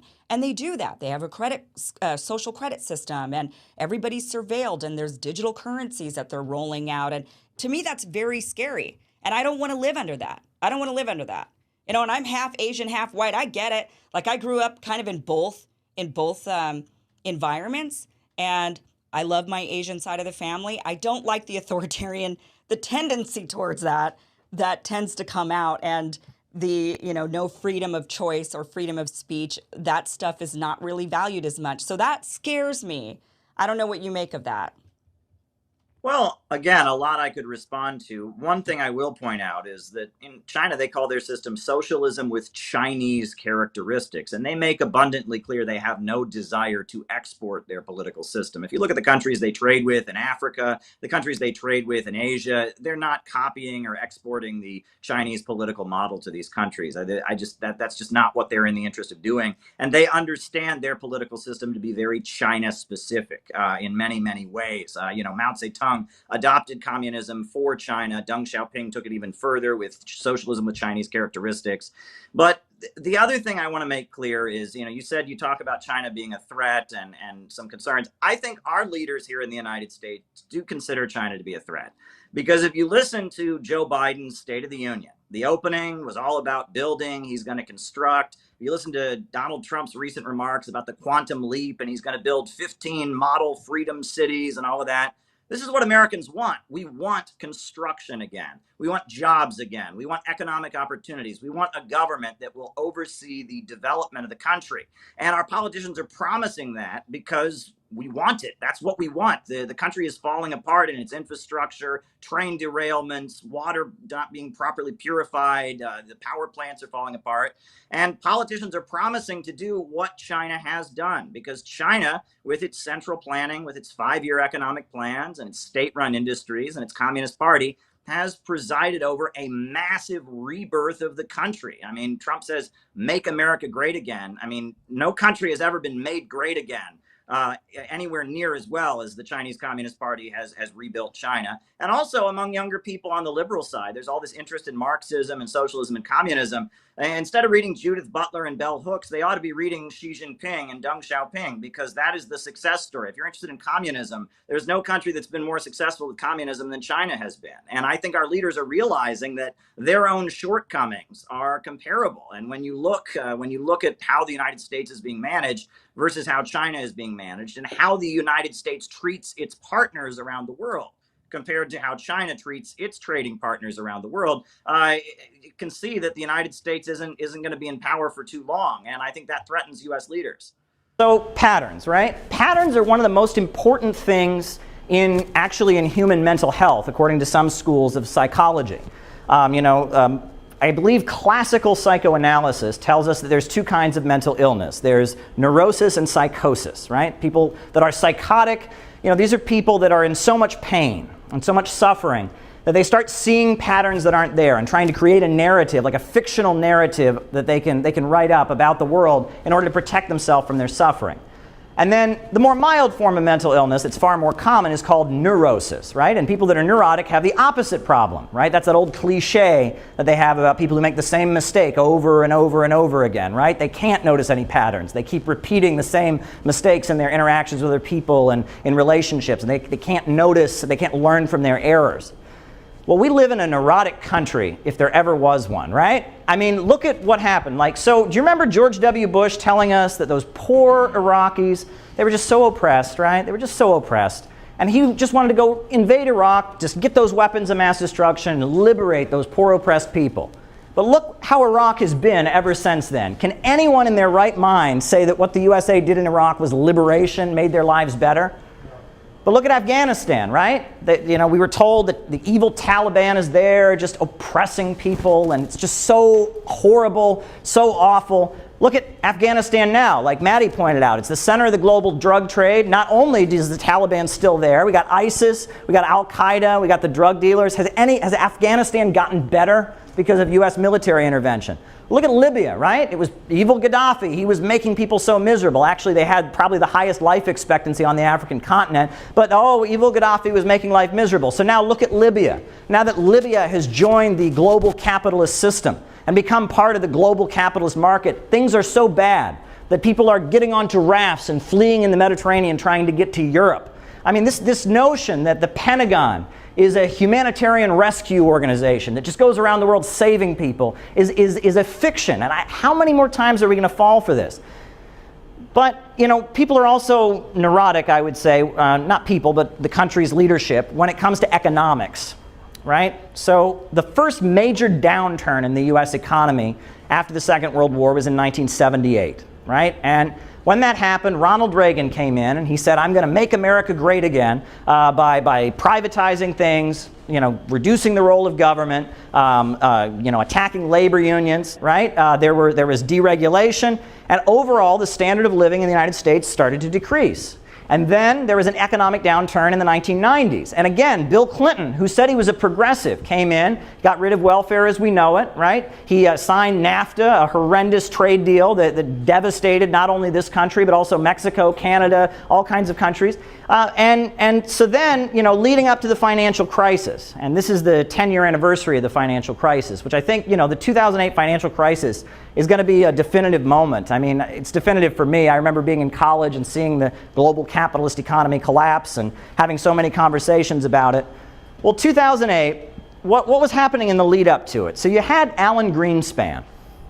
And Alan Greenspan was sitting there in the Federal Reserve watching the standard of living in the USA decrease. And he was starting to panic because the spending power of average Americans was going down. People couldn't afford to buy things like they once had. So Alan Greenspan was there in the Federal Reserve, and he's saying, we've got to keep Americans spending. How do we keep Americans spending, right? You remember after 9/11, George W. Bush got on television. He said, if you want to defeat the terrorists, you got to go shopping. That's what you got to do. You got to go shopping, run up that credit card. You got to defeat the terrorists by going shopping, right? That was George W. Bush. Right? But not only that, Alan Greenspan legalized all kinds of mortgage lending so people could keep buying houses even though their incomes had decreased, legalized all kinds of credit card practices that had been completely illegal before.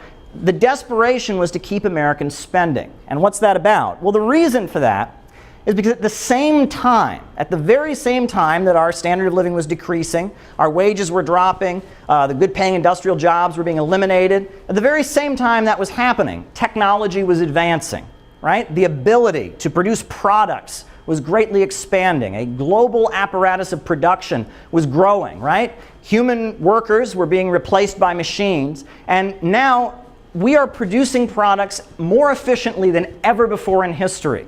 Right? It's amazing what they have done with artificial intelligence. They can churn out iPhones and iPads and all kinds of stuff. They've created this global system of production that is producing loads and loads and loads of products with fewer workers ever before. And this is a crisis of overproduction. And there's a book about it that was written a long time ago explaining it. It's called Capital by Karl Marx. And he explains how the capitalist is always trying to make production as efficient as possible.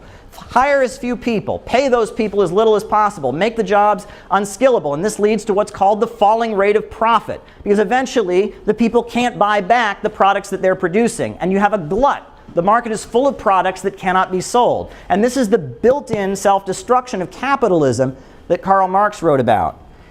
And, right now, Wall Street's doing pretty well. The stock market is doing great, right? And people look at that and they say, oh, the economy is doing well, right? Well, the stock market is doing great. The stock market's rising. And Trump says, I'm doing it. I'm making America great again. It's coming true. I'm fulfilling my promise. The stock market is rising. It's happening. But answer this question. Is your life getting any better? No. Right? As our wages go down and so many young people are stuck in low-wage jobs, is your life getting any better? As there's record debt in the United States, I'm talking household debt, I'm talking student debt, is your life getting any better? No. Well, if you answer that question, then you should realize that what we're having right now in the United States is not real economic growth. When the stock market is going through the roof, but average Americans are stagnant and not getting better, that's growth based on debt. That's fake economic growth. And that is the kind of growth that leads to a big fallout because it's not real economic growth. But Trump says, he's going to make America great again, right? And that he's going to put this big tariff on China. He's going to cut us out from one of the fastest moving economies in the world. He's not going to collaborate with them on technology. And somehow that's going to make the economy better. And I know there are a lot of people in this country that really want to believe him. They're not here in New York City, obviously, but there's a lot of people around the country who are in neighborhoods devastated by opioids, who have seen a rise in crime in their neighborhood, have seen the good-paying industrial jobs go away, and they want to believe him, and they're rallying around him. And there are some of us also, some of us who've gone down that, that Howard Zinn, Cornel West, Noam Chomsky corridor, right, that little rabbit hole. And we know about the history of the United States, and we know about slavery, and we know about the slaughter of the indigenous people, and we know about the Korean War and the Vietnam War. And some of us, when we hear that slogan, "Make America Great Again," it just hits us in our gut. It just makes us sick, and we just get angry. It's like, what does he mean, make America great again? Is he going to do slavery all over again? Right? Is he going to do the Korean War again and kill another million people? Is he going to bring back Jim Crow? What is he talking about? Make America great again. It just bothers us. You know, it just, there's this rage. You know, all my life, I remember when I was a college student, I would argue with people about politics. We'd be arguing about like the Iraq War or economics or something, and somebody would just blurt out, "America's a good country, okay?" And I'd be like, what does that have to do with anything? Right? And they'd be like, well, America, and it's this stupid jingoism that we get in the USA, that because of America, because of patriotism, you're not allowed to question the government, you have to go along with it, you're not allowed to oppose capitalism because of this stupid jingoism. And it makes you angry. And if you're somebody who can, who can see through the lies, it makes you angry to hear that, right? And that's why a lot of leftists, I think, are out there burning American flags and are out there saying things like America was never great, right? It's a reaction. It's rage in response to that stupid jingoism that says you're not allowed to question the government because of American patriotism. But you won't ever catch me doing that kind of thing anymore. And I'm going to tell you why. I'll tell you why.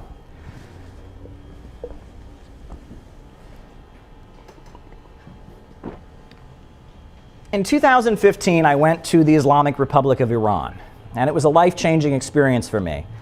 And in 2015, not only did I get to visit Iran, but I participated in a humanitarian mission. I went on a boat from Iran to Yemen, and it was a boat from the Red Crescent Society, and we were trying to bring humanitarian aid to the people of Yemen who are being bombed, and still to this day, bombed and destroyed by Saudi Arabia. I was on this ship for 13 days. And when you're on a ship for 13 days and you're the only American on the ship, and there's only about 10 people on the ship who can speak any English, and you're seeing American warplanes flying above, and you're seeing Saudi jets, and you're hearing reports about what's happening, and you're on your way to a war-torn country, that makes you think a lot. And your mind really starts to delve into spiritual matters, and what does your life mean, and what is it all about? And we never reached Hodeidah, which was the port we were going to. And the reason we never reached it was because they bombed the port of Hodeidah 8 times in a single day on the day we were supposed to arrive. Killed all kinds of dock workers. And on top of that, they bombed the medical university in Hodeidah. And they killed medical students who were doing nothing but wanting to help other Yemeni people. And they killed them. And obviously, with the port that we were going to destroyed, and so many people dead, and reports that we would be attacked when we arrived, we had to turn the ship around, and we ended up going to Djibouti. And that was quite an interesting experience, my escape from Djibouti. I'll tell that story someday, but I'm not going to tell it today. Anyway, I got back to Iran, and when I got back to Iran, they gave me the opportunity to do something that very, very few Americans have ever done. And I actually got to see the supreme leader of Iran, the Grand Ayatollah Ali Syed Khamenei. And I was in this auditorium with about 20,000 people, and I was about 100 feet away from the supreme leader of Iran. That's something very few Americans have ever experienced. And I remember, I was there, and I was with a lot of Chinese diplomats and diplomats from Africa, and we all had our earpieces on, and we're standing there in our suits, and we're very formal, and some of us had chairs, and we're standing there. And usually when I would go to Iran, I was surrounded by like the wealthiest people in the country, like artists, writers, people that worked at TV networks, and people who worked for think tanks. But when I was in this auditorium, with 20,000 people there to see the leader of the Islamic Revolution, I wasn't seeing the rich kids of Tehran. I was seeing working class Iranians. And when he came out onto the balcony, when the supreme leader of Iran came out onto the balcony, he just walks out onto the balcony. The most gentle, he wasn't doing anything dramatic, just walks out. This audience just screamed in adoration. And people started sobbing and moving back and forth. And it was like the most dramatic moment when the supreme leader walked into the room. And the reason for that was because if it weren't for the supreme leader of Iran, these people wouldn't have running water, and they wouldn't have electricity. They saw the supreme leader, Ayatollah Khamenei, they saw him as the one who fought for their interests against the rich and powerful. And so I stood there in this mausoleum with my earpiece on, and I listened to the speech. And it was interesting, because at the time, negotiations were taking place between the USA and Iran. The nuclear deal was taking place. So I stood there, and I'm listening to the conversation. And, he's going on. I remember he said that we oppose both the crimes of ISIS terrorists and the crimes of police brutality in the United States, because they're both the same, and you must always oppose brutality. And I remember he said that the westernized Islam that works with the USA and terrorist Islam are both distortions, and we have our true version in Iran. But there's one moment that I will never forget. One moment that just touched me, because he was talking about the negotiations that were taking place between the USA and Iran. And he said that, these negotiations are taking place, that he was allowing the USA and Iran to negotiate around the nuclear issue. He said, but the USA and Iran would never be allies, he said. And he said that Iran would never align with American imperialism. And then something happened that I will never forget. Is he said that, which is commonly said in Iran, he said that the USA was the great Satan. And then I was the only American in an audience of 20,000 people who all began chanting in unison, "Death to America, death to America." And I stood there and I froze and tears went down my cheeks. I was just overwhelmed. And I think back on that moment. You don't forget a moment like that. You don't. And I stood there and I thought how horrible it is that this is what America means to people all over the world. They weren't chanting death to my family. They weren't chanting death to people who just want to get by. To them, America meant war. And it meant grinding countries into poverty. And it meant destruction. That's what America meant to them. And when I heard them chanting death to America, I thought, God damn it, how dare these people call themselves America? How dare the billionaires and the bankers that run this country call themselves America? These are the forces that would cut food to children in the Bronx so that they can build drones and destroy people and kill people in other countries. How dare they call themselves America? These are the people that sold America down the river with so many trade deals. These people have nothing to do with America. What they stand for is global financial dictatorship.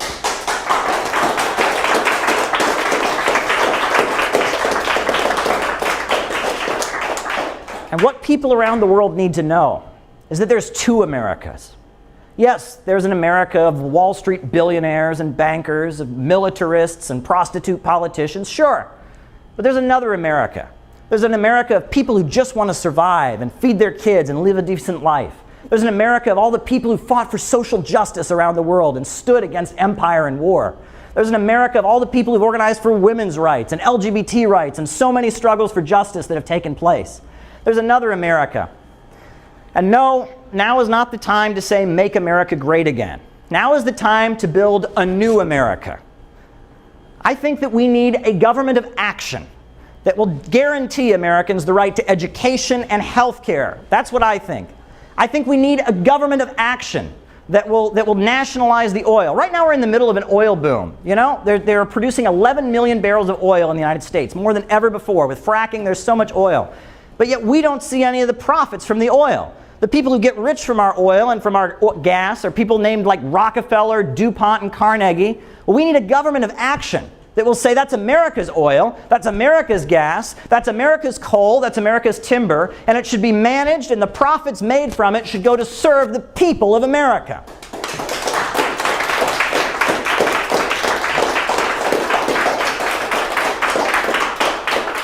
We need a government of action that will work to provide education and actually, there was a time where the United States was churning out some of the greatest scientists and engineers in the world. Why can't we be doing that now? Why are we so focused on bombing and destroying other countries? And why are we so focused? I wasn't going to bring this up, but China is doing this amazing project with the Belt and Road. They're going to developing countries, they're building infrastructure.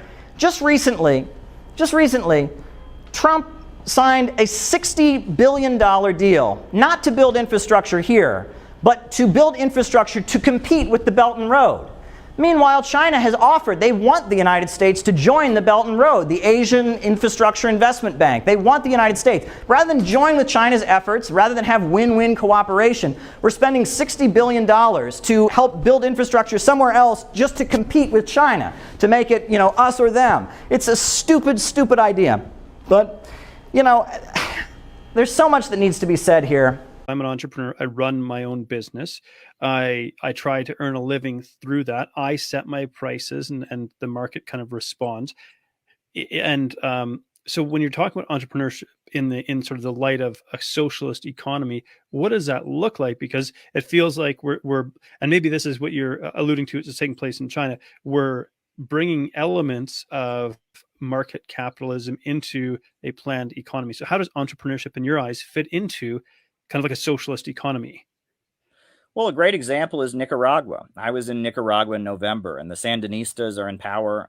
Their slogan, the slogan of the ruling party, the Sandinistas, that you see painted everywhere, is Christianity, socialism, and solidarity. There's a lot of admiration for Fidel Castro and for China and such. But one of the greatest successes of the Nicaraguan socialist government is the micro entrepreneurship program that they've created. And I met many Nicaraguans who had been empowered by the socialist government to start their own business with loans that are given out at the community level, where the state loans and subsidizes people who want to start making their own hats, or people who want to start weaving their own baskets. And the socialist government empowers people to do what you've done and become entrepreneurs. And it empowers them.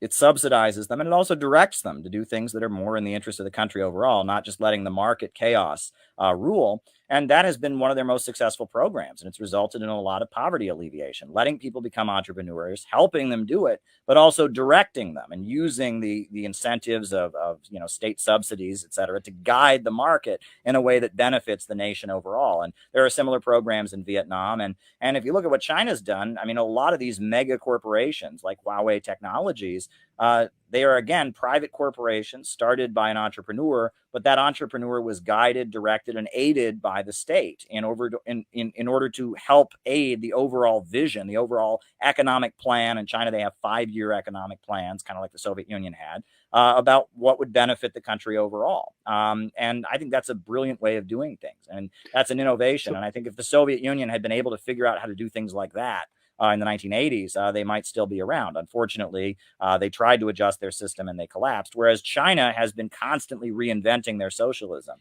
And part of it has been enabling market mechanisms to benefit the overall planned economy. Well, I'm in New York City near Times Square, and I noticed that there's all this confusion about what woke means. So I thought I would just take a few minutes to explain what wokeism and woke actually means. Now, we know the word and the term woke goes back to the black community. There was use of it during the 1970s and even earlier than that. But that's not what the word means any longer. It's taken on a new meaning. And basically, when I talk about wokeism, and when people in the United States in general talk about wokeism, what they're referring to is a cultural and political movement that is a complete distortion of leftist politics. It is a hijacking of left-wing aesthetics to serve the ultra-rich. Essentially, during the Cold War, there was something created by the U.S. Central Intelligence Agency. It was called the Congress for Cultural Freedom. And it was about hijacking left-wing aesthetics and manipulating them and using them against the Soviet Union. They wanted to take the feelings of rebellion, the feelings of anger at the status quo and the ruling elite that communists generally used, and they wanted to hijack them to serve U.S. intelligence and to serve the interests of American capitalism. And the culmination of that, what was started with the Congress for Cultural Freedom, with Partisan Review magazine, and a lot of the different operations, they funded the work of Theodore Adorno and others. The culmination of it was the color revolutions, where George Soros, a Hungarian billionaire, was used to essentially fine-tune the art of overthrowing governments that the United States didn't like, staging uprisings against governments that the United States didn't like. They brought down the various Marxist-Leninist governments of the former Soviet Union. They brought down various governments around the world by staging, with manipulation of media, staging protests to overthrow governments. Basically, Socialism has always been a movement of the working class struggling to seize control of the banks and the factories and the industries and organize the economy to serve public good. Wokeism is simply tapping into people's desire to harm other people, people's desire to rebel, people's desire to push back against authority, people's desire to punish people they perceive as having more privilege or power than them. And wokeism is stripping the economics and politics away from leftism and reducing leftism to simply the libidinal sexual release, the drive of rage and anger, the rage of children against their parents, the rage of people against authority, the inner sex drive, which is connected with rage. It is a psychological manipulation that strips left-wing politics of its economics, of its understanding of capitalism and imperialism, and reduces it simply to the release of impulses. It is the sexualization and pornographication of politics, and it's being used now by the ultra-rich. The richest and most powerful people are trying to save capitalism by grinding the world into poverty. And so they've created this psychological manipulation, this hijacking of left-wing aesthetics to serve their own ends. And basically that's what wokeism is. Wokeism has nothing to do with socialism. Socialism, Marxism, communism, these are movements of working people striving to build a world where there is not instability, but there's order. They're striving to build a society where the means of production function to serve the public, where people are lifted out of poverty, where wealth can be created, where people can live in prosperity. Wokeism seeks to create chaos, death, and destruction in order to save capitalism. So, I wanted to begin my comments tonight. I decided I wanted to quote something that was written back in 1892. And it was written by a very radical socialist back in 1892. And he hoped that by reciting these words, people all over the country would start reciting these phrases, and they'd start saying them, and that this could be the basis for a mass movement in the United States that would totally reorient the economic system to work in the interest of the people of the country, and would also get rid of racism. So, are you ready for these very radical words that were written back in 1892 by a very, very radical socialist? Yeah. Well, I think they're quite familiar to folks here in the room. They go like this. I pledge allegiance to the flag of the United States of America and to the republic for which it stands, one nation, indivisible, with liberty and justice for all. So I bet you didn't know that Francis Bellamy, the author of the U.S. Pledge of Allegiance, was a socialist. He was actually a socialist. He was a Baptist minister. He was a Baptist minister in Boston. And his sermons were so radical that he was banned from the pulpit. He wasn't allowed to preach in the city of Boston, so he moved to Florida. And he had a bit of a problem because he refused to preach to segregated congregations. He didn't believe in racism and segregation, so he couldn't preach in Florida either, so it's an interesting history. But Francis Bellamy, the author of the U.S. Pledge of Allegiance, he wasn't the only radical socialist in U.S. history. Abraham Lincoln in the Union Army, he had a general, August Willock, a brigadier general in the army, who was leading soldiers into battle. And throughout the entire war, he was corresponding directly with Karl Marx and getting advice and instruction from Karl Marx about how to wage the Civil War. And Franklin Delano Roosevelt openly met at the White House with the League Against War and Fascism and the founders of the Congress for Industrial Organizations. He worked with the unemployment councils. And they've done polls in the USA, and the two most beloved presidents that we've ever had are Abraham Lincoln and Franklin Delano Roosevelt. And I think it's not a coincidence that those are the two presidents that have the most friendly and the most open relationship with people who think like us, with leftists and socialists. So that's something to keep in mind. There's nothing un-American about socialism. There's no reason that you can't be in this country and believe in socialism. They've done so much to convince us that our whole identity as Americans is based on the free market. And that's false. We have a whole other history. And when we have socialism in the United States, we are not going to have Korean socialism, Russian socialism, Cuban socialism, Venezuelan socialism, Norwegian or Swedish socialism. The only type of socialism that we're ever going to have here in the United States is going to be American socialism. It's going to be a socialism rooted in the progressive and democratic struggles that have taken place on this very soil. A lot of ugly, awful things have happened in the history of the United States of America. Jim Crow segregation, racism, but there's a whole other side to the American people. While every single one of these injustices was taking place, there were people who were actively struggling against them. And that spirit, that democratic history of struggle that you can find in American history, that's going to be the basis for building a new country in the United States. No, I don't think I have a message from God. Someone's going to clip that and say that's what I said. No, I don't think I have a message from God. Did you ever think that a black man named Barack Hussein Obama would be elected president of the United States? And did you ever think that Donald Trump would be elected president of the United States? And did you ever think that on the last day of Donald Trump's presidency, or on at the very end, on January 6th, a bunch of rednecks would run through the White House, the Capitol building with horns on their head and act crazy? And did you ever think that all these kids on Twitter that are all calling everyone's a Nazi this and a Nazi that and everyone's a Nazi, Nazi, Nazi would then start fundraising and doing everything they could to support actual Nazis in Ukraine? I don't need some message from God to tell me where we're headed. I'm just trying to tell you what's right in front of your face. It's right in front of your face if you can see it. A storm is coming. A storm is going to come.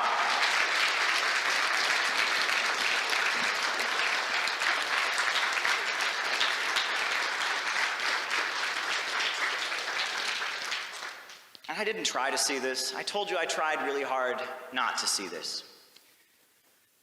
And I'm going to be open and honest with all of you right now, because I doubt myself sometimes. I'm not perfect. I'm just a guy. I'm doing this because no one else is doing it and it needs to be done. And it's difficult. They've told every lie about me that they can tell, and they are just getting started. And sometimes we know how they operate. They take things that might be true, mistakes you've made, and they twist them into things they absolutely are not. They do everything they can to try and take you down. And like I said, I'm not a perfect person. I've made big mistakes in my life. I'm not ashamed of it. And I'm not here to defend Caleb Maupin. I'm not here to convince you Caleb Maupin's a good guy or he's a perfect guy. I'm here to call out the imperialists. I'm here to do what needs to be done. And no one else is doing it, and I'm going to keep doing it.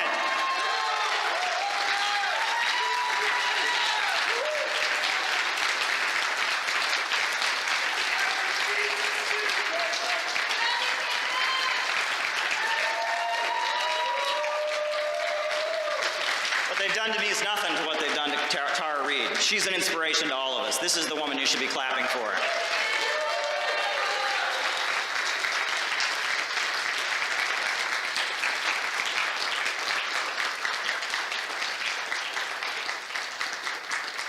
Now, what's behind the crisis? What's behind this crisis that we're facing? Well, we can find the answer. We can find the answer in the Communist Manifesto. This is what Karl Marx wrote back in 1848. He said, in these crises, there breaks out an epidemic that in earlier epochs would have seemed an absurdity. The epidemic of overproduction. Society suddenly finds itself put back into a state of momentary barbarism. It appears as if famine, a universal war of devastation, had cut off the supply of every means of subsistence. Industry and commerce seem to be destroyed. And why? Because there's too much civilization, too much means of subsistence, too much industry, too much commerce. The conditions of bourgeois society are too narrow to comprise the wealth created by them. And how does the bourgeoisie get over these crises? On the one hand, by enforced destruction of a mass of productive forces, and on the other, by the conquest of new markets, through the exploitation of the old ones. And that is to say, by paving the way for more extensive and more destructive crises, and by diminishing the means whereby the crises are prevented. The high-tech economy that they've created doesn't have a place for industrial workers in it. They have gotten so good at producing iPhones and iPads and every product that you want, and they've gotten so good at hiring as few people to do it, that now millions of us, as I've said before, stand outcast and starving amid the wonders we have made. And they've got two solutions to solve this. One, degrowth. Drive down our living standards, drive down our wages, make us all poorer, drive in poverty, grind us all into poverty. And two, have a big, huge war with their competitors in Russia, China, Venezuela, and Iran. That's their way out of the crisis. But we also have the opportunity to see the storm that's coming and to swing into action and do what needs to be done. But deeper than the fact that we have a crisis of the economic system of capitalism that's built in, we're heading toward what I think might be the ultimate big goddamn-a-wrong of capitalism. In addition to that, I think that there's a deeper crisis in the country because ideology is important. What is socialism? I learned in school when I was a kid that socialism is everyone gets paid the exact same wage no matter how hard they work. And so then everyone's lazy because that's what socialism is. I've had other people, the more common definition you get now is socialism is whenever the government does anything. The government does something, that's socialism. The USA, I've heard, is half socialist and half capitalist because we have Social Security and the post office and the US military, but we also have private companies. There's many different definitions of socialism. The first use of the word socialism was in France. It was Henry Saint-Simon, and he was a French, religious man who was worried that after the French Revolution, all these people were unemployed, and factory owners at that point were like raping women who worked in their factories and mistreating them, and it was a feeling there was something wrong with liberalism, which was the ideology of the French Revolution. They didn't say they believed in capitalism; they said they believed in liberalism, individual rights. And Henry Saint-Simon said, well, maybe in contrast to this liberalism, we need socialism. But he never really explained what it was, but he did a lot of charity work, and he opened some cooperative businesses, and that was Henry Saint-Simon, and he used the word socialism in French. The first person to use the word socialism in English was Robert Owen, and Robert Owen was a Welsh factory owner, and he started a colony called New Lanark, and it was a cooperative, commune that existed in Scotland for a while, and he eventually moved it to Indiana and set it up in the U.S. state of Indiana. It was called New Harmony. And it's still there. You can see it. It's a nice little, they got a museum there, and it was this cooperative that Robert Owen built. And he actually addressed a session of the U.S. Congress and gave a lecture on socialism. And he was the first guy to coin the term socialism. But Karl Marx distinguished scientific socialism from utopian socialism. Henry Saint-Simon, Robert Owen, others, they were utopian socialists. But Karl Marx described himself as a scientific socialist. And he described socialism this way. He said, we have seen above that the first step in the revolution by the working class is to raise the proletariat to the position of the ruling class and to win the battle for democracy. The proletariat will use its political supremacy to wrest by degree all capital from the bourgeoisie, to centralize all instruments of production into the hands of the state, and of the proletariat organized as the ruling class, and to increase the productive forces as rapidly as possible. That's what Karl Marx laid out as his vision of socialism. Now, Friedrich Engels, he described socialism. He said, the proletariat seizes the public power, and by means of this transforms the socialized means of production, slipping from the hands of the bourgeoisie into public property. By this act, the proletariat frees the means of production from the character of capital they have borne thus far, and gives their socialized character complete freedom to work itself out. Socialized production upon a predetermined plan becomes possible. The development of production makes the existence of different classes of society henceforth an anachronism. In proportion as anarchy and social production vanishes, the political authority of the state eventually dies out. Man at last is the master of his own form of social organization, and he becomes at the same time the lord over nature, his own master, free. To accomplish this act of universal emancipation is the historical mission of the proletariat, to thoroughly comprehend the historical conditions and this very nature of this act, to impart to the now oppressed proletarian class a full knowledge of the conditions and of the meaning of this momentous act is called upon to accomplish. This is the task or the theoretical expression of the proletarian movement of scientific socialism. So what is the idea? Well, the idea is in capitalism you have these means of production that are privately owned. And under capitalism, profit is the basis of the economy. Houses and buildings like this don't get built because people need a nice place to have classes. They're built so that landlords and bankers can make profit. Food isn't produced so that people can eat it. Food is produced so that agribusiness and big box stores can make money by selling it. Profit is the basis of the economy. And socialism is when the proletariat, the working class, the majority of society, takes control of the government, and then through the government seizes control of the means of production. The economy is then forced to work in the interests of society overall. You have production upon a predetermined plan rather than production for profit. And that's the difference between capitalism and socialism. And it's pretty vague. I recently debated an advocate of more liberal social democratic capitalism, and he kept insisting that in my defense of socialism that I lay out and explain exactly what things would be nationalized and what things would not be nationalized.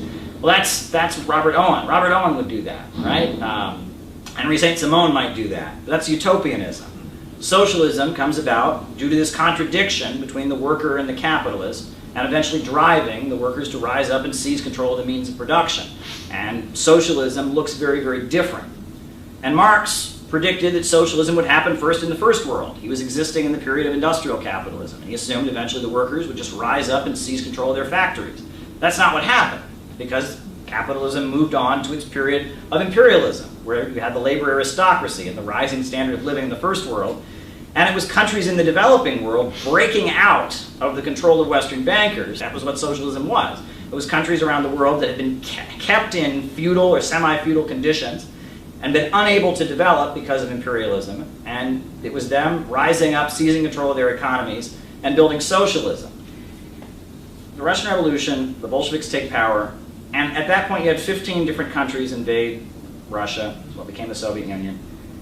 And you had a country that was blockaded. You had a country that was in very feudal. It was mainly a feudal country. There was industry in the cities, but it was mainly a feudal, impoverished country.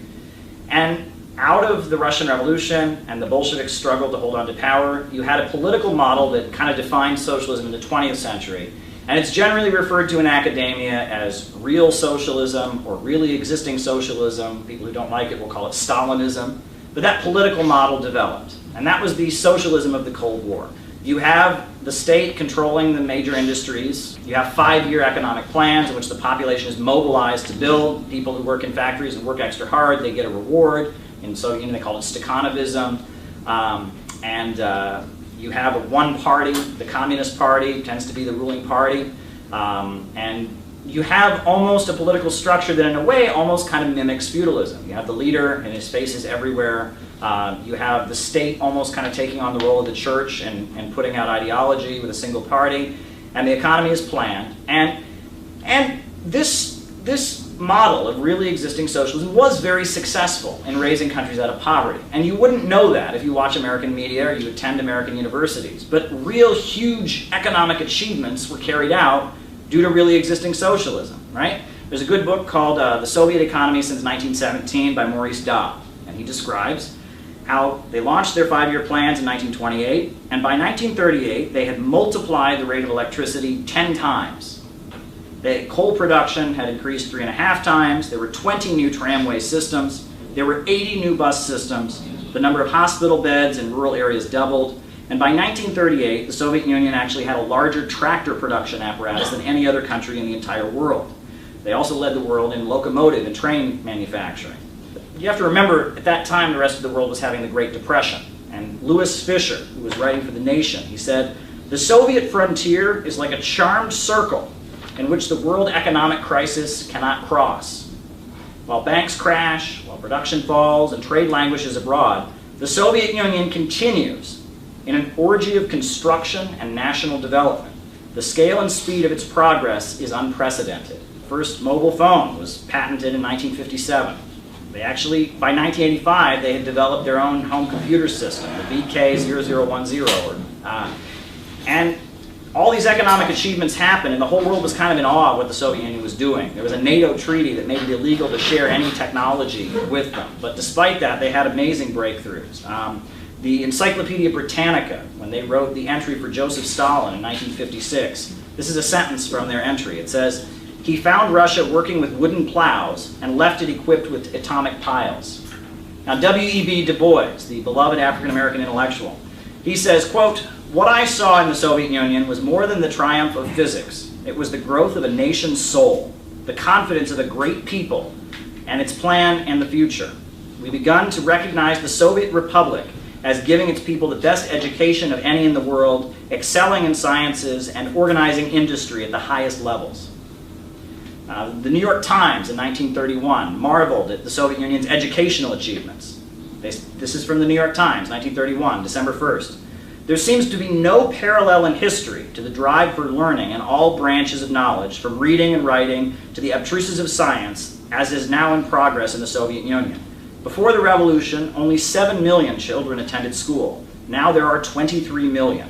Fraser Hunt, who was an American journalist, he was writing for the New York American, he said, quote, Japan, westernizing and industrializing itself 50 years ago, was doing child's play compared to what the Soviet Union is doing today. Already, almost overnight, the USSR has become an industrial country. The Soviet Union also had a huge impact on global culture. For example, the fact that nowadays racism is considered to be a bad thing. That has a lot to do with the Soviet Union. It was the Soviet Union, from its inception, believed the notion that one race is superior to another was false and fought against it and inserted that into public consciousness. That was something people believed all over the world.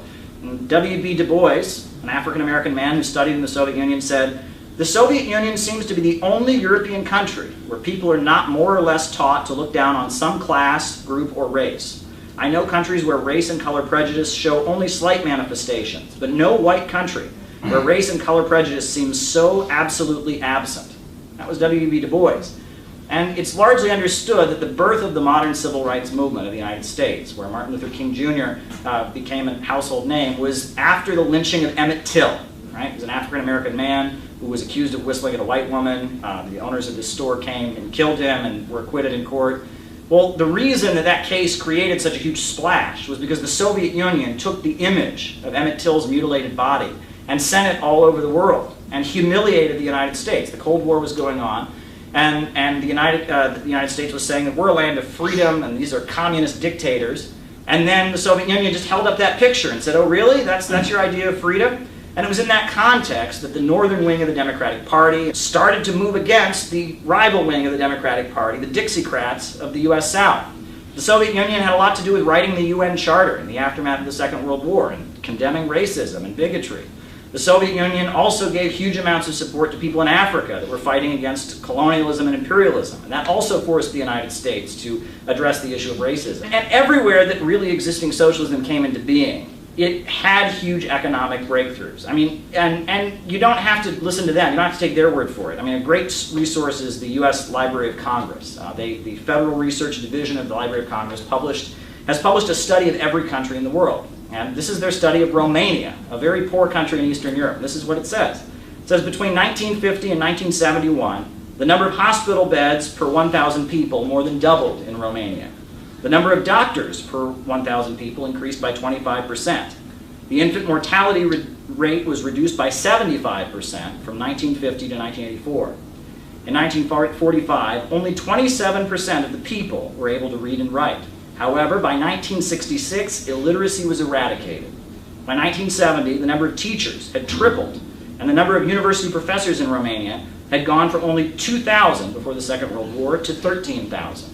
Right? For a very small, impoverished country, these are big, dramatic changes. Right? If you take a country and you expand access to health care, you wipe out illiteracy, you expand universities, I mean, this is huge. This is very, very big. People who say socialism has failed everywhere it's ever been tried, it's never accomplished anything, just doesn't match the facts. Cuba is very famous for its accomplishments, especially in the field of healthcare. I'm reading from The Guardian. Cuba's literacy rate is at 100%, and its life expectancy parallels first world nations, despite limited funding and supplies. The country's high ratio of doctors to patients and its proactive, community-centered approach to healthcare has long been the envy of many first world countries, not the least the United Kingdom. Cuba, UN General Secretary Ban Ki-moon said that their medical school is the most advanced medical school in the world. So that's their achievements. And I mean, even after the fall of the Soviet Union and the economic hardships, you can look at the CIA World Factbook and compare the life expectancies between Cuba and the surrounding countries. Cuba's life expectancy is 78.9 years, about the same as the United States. Dominican Republic, 71 years. Jamaica, 74 years. Honduras, 71 years. Guyana, 68 years. Mexico, 76 years. Guatemala, 71 years. Haiti, 64 years. Right? I mean, it's pretty dramatic that the socialist system has done a lot to improve people's lives in Cuba. Of course, we're not going to hear about that in the United States.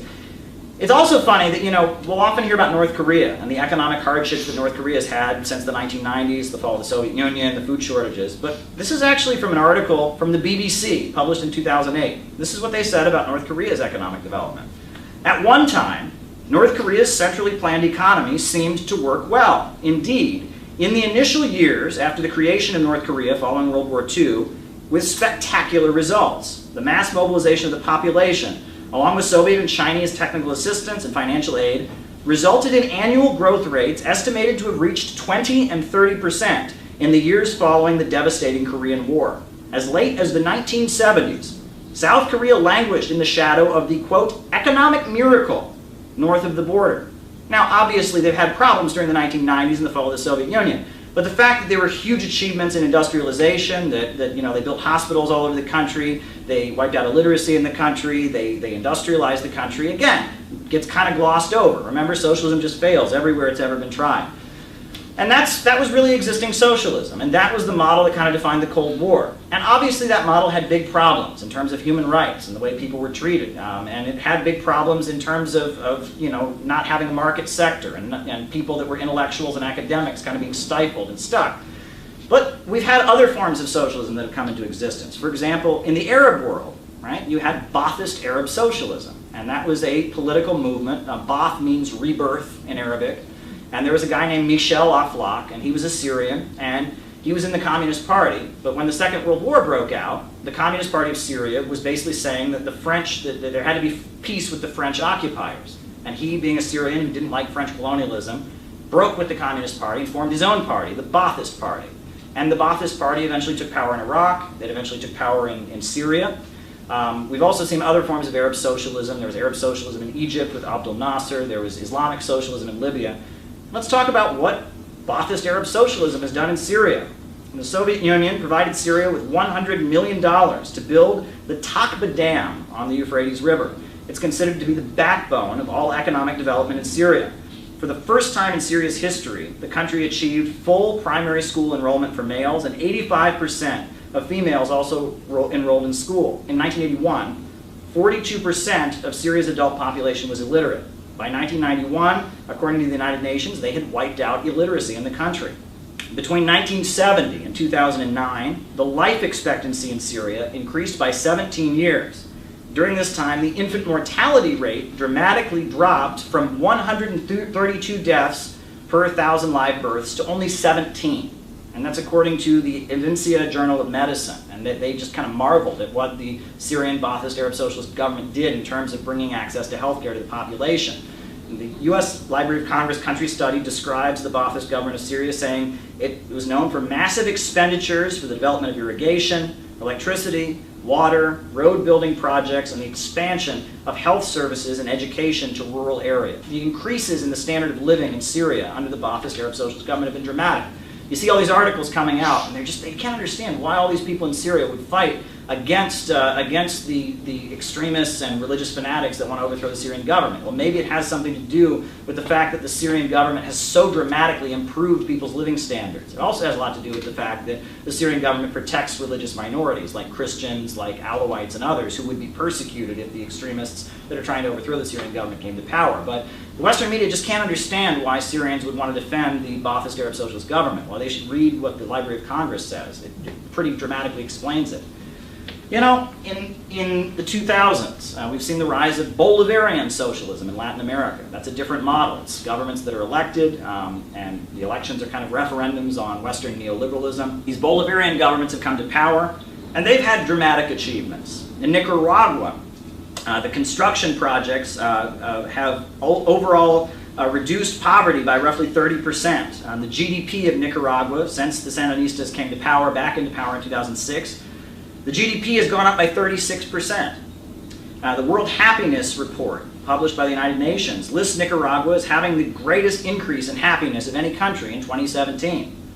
Bolivia, which nationalized its oil and natural gas production, it actually has seen very dramatic increases in the standard of living. The rate of illiteracy in Bolivia when Morales came to power was 16%. Now, according to the United Nations, there is no illiteracy in Bolivia.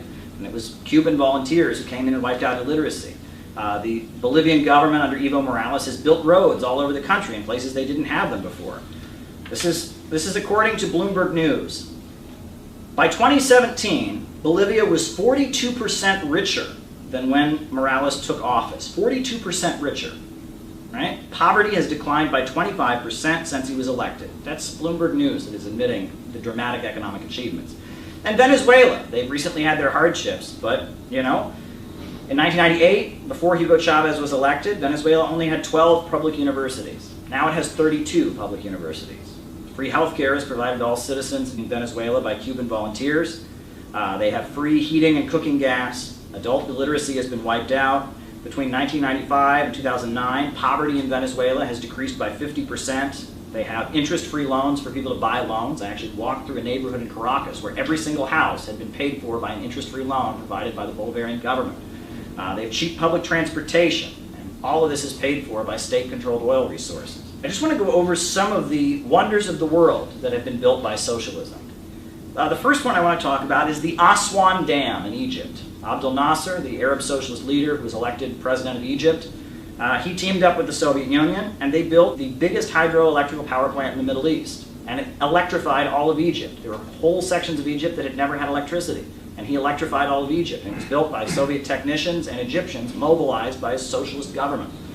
The China-Pakistan Friendship Highway. It's one of the highest and longest paved roads in the world, 810 miles long. And it's very high elevated. It was built in an alliance between China and Pakistan in 1966. The Great Man-Made River of Libya, that's the world's largest irrigation system. It is the largest irrigation system in the world. It was very damaged in 2011 during the Libyan war, but it's still functional. It was built by the Islamic Socialist government of Gaddafi. They built the world's largest irrigation system, enabled Libya to start growing their own food on a much bigger scale. It was very dramatic. The Soviet space program. No one ever talks about the fact the Soviet Union had the first satellite. The Soviet Union had the first person in outer space. During the 1930s, the Soviet Union built the Dnieper Dam, which was at that point the biggest hydroelectric power plant in the world. Well, it's not the biggest hydroelectric power plant in the world anymore. Today, the biggest hydroelectric power plant in the world is actually the Three Gorges Dam in China, a government-controlled hydroelectric power plant that was built by the socialist government. And the China Railway Corporation is at this point making the fastest trains in the world. And I just wanted to end this section by talking about an example that I think clearly illustrates the difference between capitalism and socialism. And that's what happened in China in July of 2015. July 8th and 9th of 2015, the Chinese stock market dropped by roughly 30%. 1,400 companies filed for a trading halt. Imagine if that happened in the United States. 55% of the population of the United States is directly tied into the stock market. A 30% drop on the stock market, there would be riots in the streets. Food would not be delivered to stores. It would result in an utter societal collapse. And that didn't happen in China. In fact, less than 6% of the Chinese population is in any way tied into the stock market. And on July 8th and 9th, the Chinese government stepped in with what they called anti-selling measures. The Communist Party announced that anyone caught short selling or betting that a stock would go down would be immediately arrested. They also banned all major shareholders from selling any of their stocks for 6 months. The state-owned enterprises followed government direction and were carefully managed. And like 2 weeks later, the Chinese stock market had dramatically gone up again, right? Because the Chinese economy is not centered around the profits of the people on the stock market. It's centered around the state. The state controls the means of production. The stock market simply exists as a vehicle for bringing in foreign investment. And because of that, they were able to just dramatically recover from an event that would have wiped us out in the United States. Why? Because profits are not in command. You know, there are difficulties in socialist countries. There have been many bad things that have been done. But this notion that you can't have socialism and have growth, socialism has created a huge, huge amount of economic growth in the world. It has proved that a society without profits in command can make dramatic improvements, raising people out of poverty, electrifying, wiping out illiteracy. I mean, huge achievements have happened under the leadership of socialist government. Now we'll go to some live questions, so we can start lining those up. That would be great. Dave from Ontario. Caleb Maupin is a well-read guy who knows how to sell his gospel, which makes sense, by the way. Most of his followers, though, look like members of the Heralds of the Red Dawn from the Jeeves and Wooster episode, Comrade Bingo. What do you think of their political potential.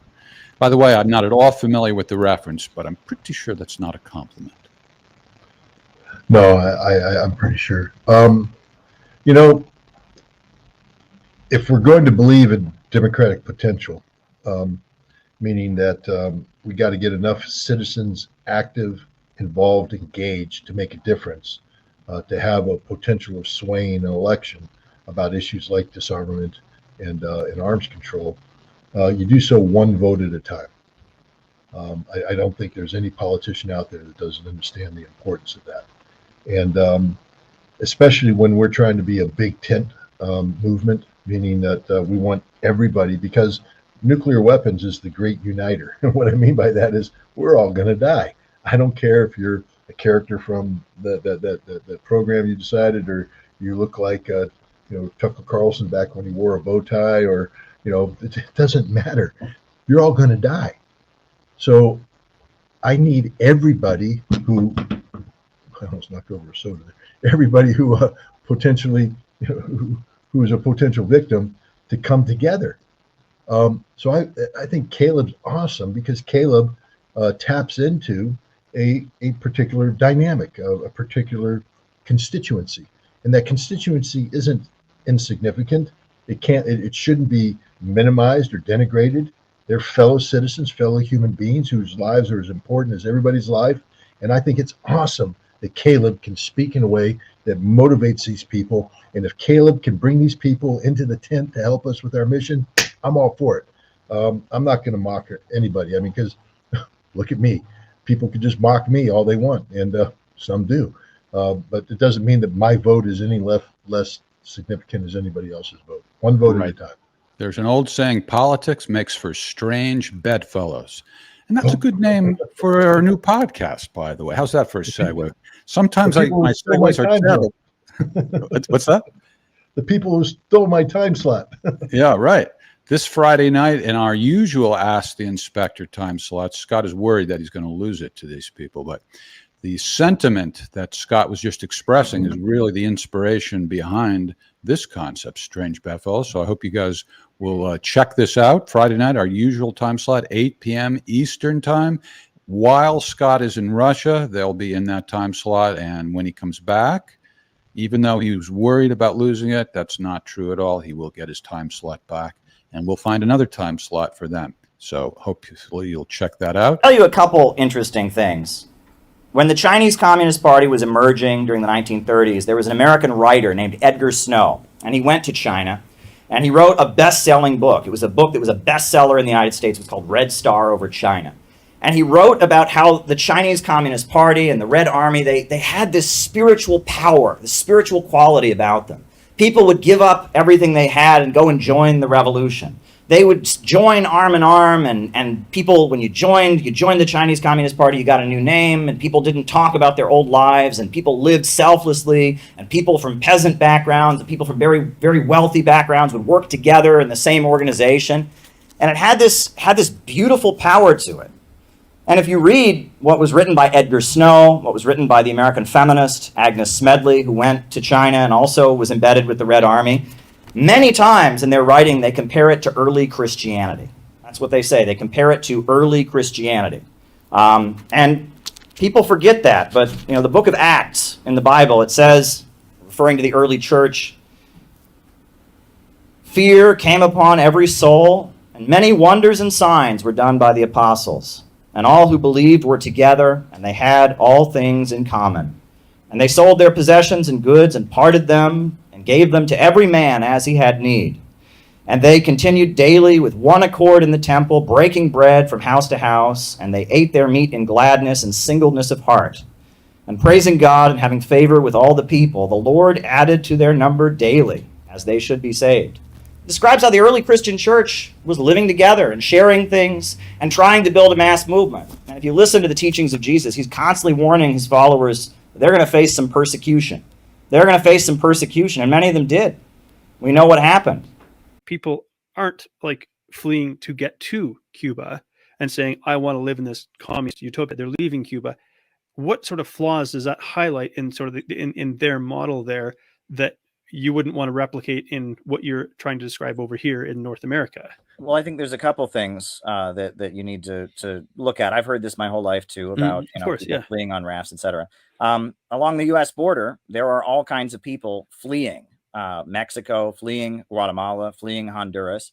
And what they are fleeing is the results of free market policies that have been imposed on those countries, right? Those countries have basically, they've adopted free trade. They've, the North American Free Trade Agreement and the IMF and the World Bank. And there are far more people trying to flee the results of free market capitalism and get into the United States than there are people trying to flee socialism in Cuba and get to the United States. The other thing that's worth pointing out when you talk about Cuba is that one of the main group of people who defect in Cuba are people with medical degrees. Because if you go to medical school in Cuba, it's free, right? You go to medical school in the United States, you go to college, you're going to have student debt for the rest of your life. But, Right. in the United States, in Cuba, you get that free medical care or that free medical degree. You get there at university. And you might not get paid as much as a doctor in the United States gets. So they get that free medical degree, and then they flee to the United States, and they go around and tell everyone how awful communism is, and they get to make the money that an American doctor would make without having to put up and go through the American system to get to medical school. And so it's a way to kind of utilize the benefits of the socialist system in an atmosphere where you can make more money. But one thing that I always point out, and this is an example that must be pointed out, right? Libya under Gaddafi was a socialist country. It was, they called it green socialism, Islamic socialism. And when Gaddafi was the leader of Libya, Africans from all over the continent were trying to get into Libya to get some of the jobs from the prosperous oil wealth. They had the highest life expectancy on the African continent. And Gaddafi had a policy that he would give any African employment if they came to Libya. Now that Libya has been bombed into joining the global free trade system, now people are drowning on rafts every day trying to get out of Libya, of the hell that NATO created with their bombing and with the free market. So that example of people leaving Cuba, it is just not representative of the whole situation with global migration. People leave countries all the time for all kinds of different reasons, but I think that's not an accurate representation of why people migrate. And you talk to people who lived in socialist countries. This is where it gets interesting. If you ask them what they remember about the socialist countries that they liked, they'll tell you very strange things that sound a little bit weird. They'll tell you things like, quote, "We were happy all the time." Now, what does that mean? We were happy all the time. That can't be true. People must have lost relatives. People must have... But the state in the socialist countries cultivated happiness, right? The state worked very, very hard to try and keep people in an upbeat mood all the time. Right, the state and this became even a thing that socialism was attacked for. Right, they talk about some government bureaucrats saying the state orders you to be happy, the state orders you to be happy. But this was a reality, right? You listen to those Mao songs that people like, socialism is good, or without the Communist Party, there would be no new China. And they have this very upbeat, happy tone. The state was constantly working to make people happy, and it was constantly mobilizing people to get stuff done, to go out and build, to go out and construct, right? One thing I will say that I remember, and I'm very critical, I'm very frustrated with the communist groups I was in. But one thing that I thought was very, very good, I went to the memorial for a comrade who died. I'm not even going to say his name. But I remember that there was an individual who was in one of these parties that I was with for many years. And he died. And he was like 80 years old at the time that he died. And he was an older man, and he was Jewish, and he lived in New York City, and he was a communist. And he wore every day a ball cap, baseball cap, with Palestine on his hat. Every day, everywhere he went. He had an apartment in Manhattan, and he walked around, and he went to protests, and he volunteered, and he was retired. Everywhere he went, he wore a baseball cap with Palestine on it. And we know that in New York City, you're not going to get much love for wearing a Palestine baseball cap everywhere you go.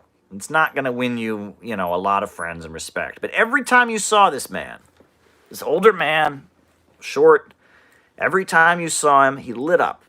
And he was constantly telling you, I just met someone the other day, 26 years old, and he told me that I was so cool for wearing this Palestine baseball cap, and he gave me thumbs up. You wouldn't believe it. You wouldn't believe it. Every time you saw him, I just gave the communist newspaper to somebody in Lower Manhattan, and he loved it, and he was going to get a subscription for his whole family.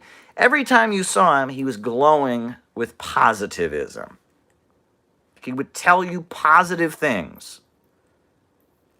Positive things. Moscow Does Not Believe in Tears movie. I haven't seen it. He would tell you positive things.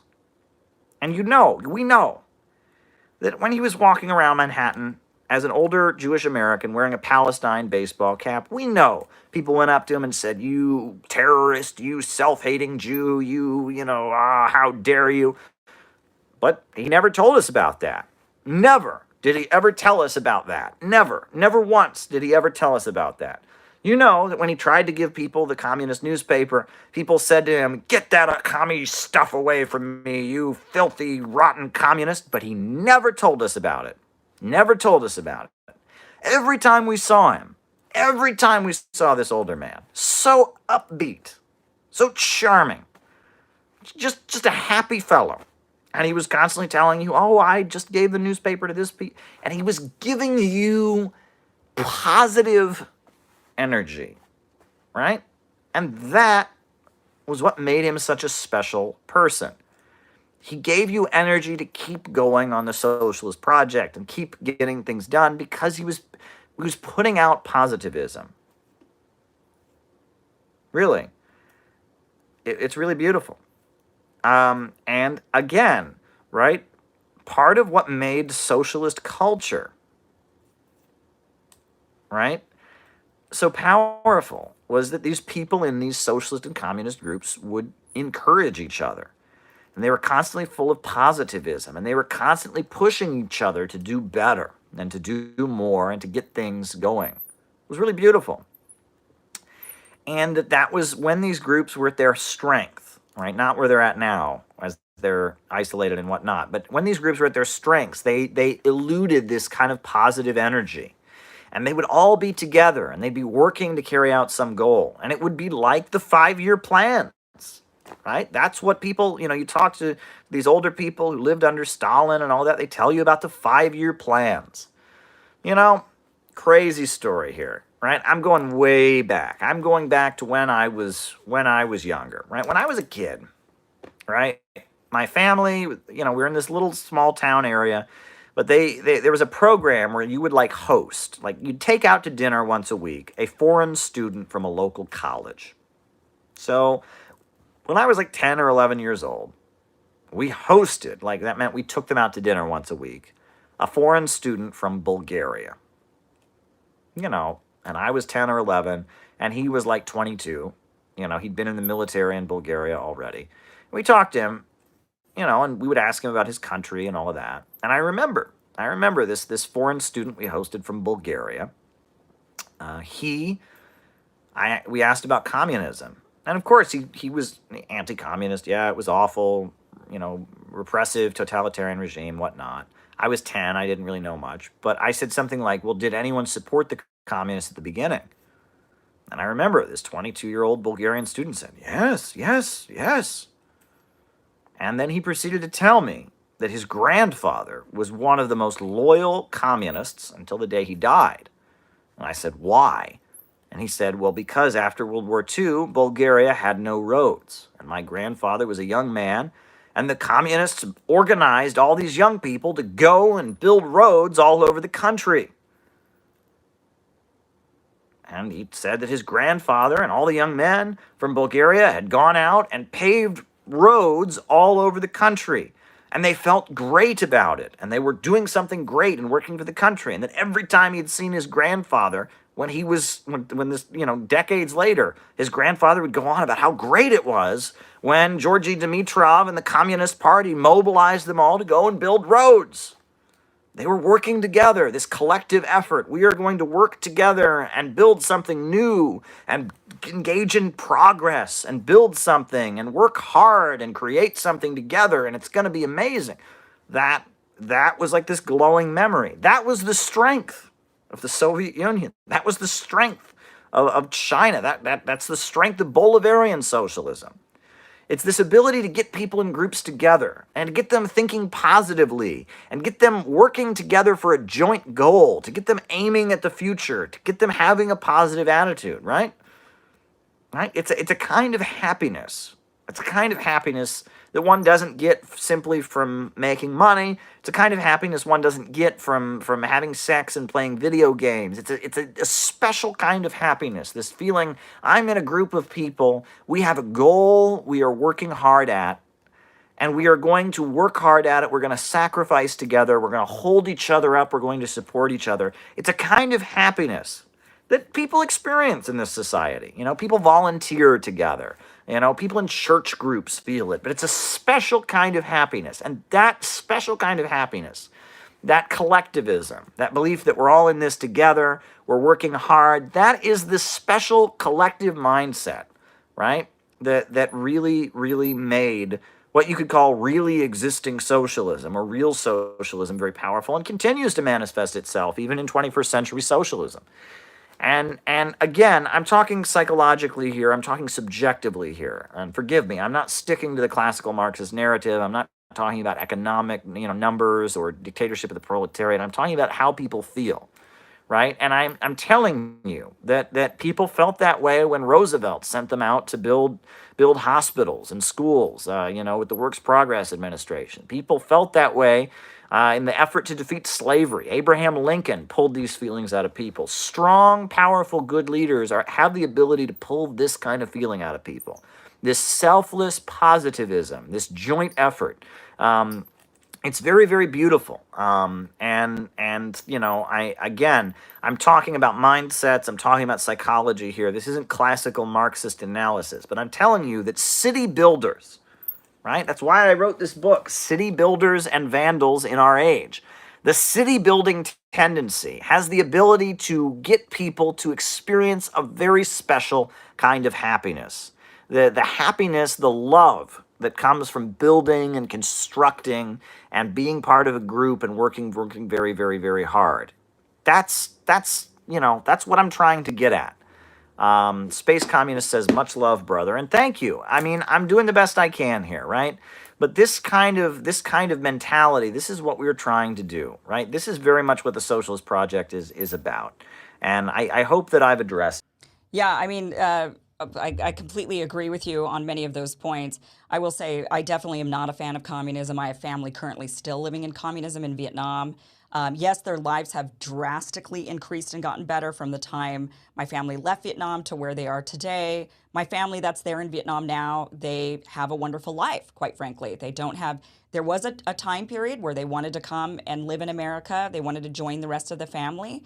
They don't anymore. They live a wonderful life in Vietnam. But that being said, when I have conversations with them and we talk politics or anything that's kind of a controversial subject, they will stop the conversation at a certain point. They will say only so much. And then they'll say, I can't say anymore because the government might be watching.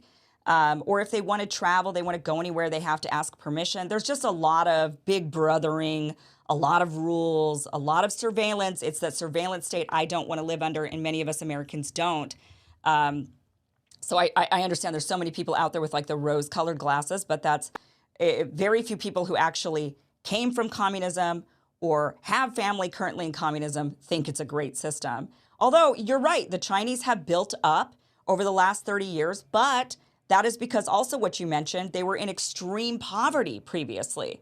So it's a lot, you can convince your population to take a job in construction, to take the jobs that other people don't want when it offers them an opportunity for getting out of that extreme poverty. We don't really have that as much here in the United States.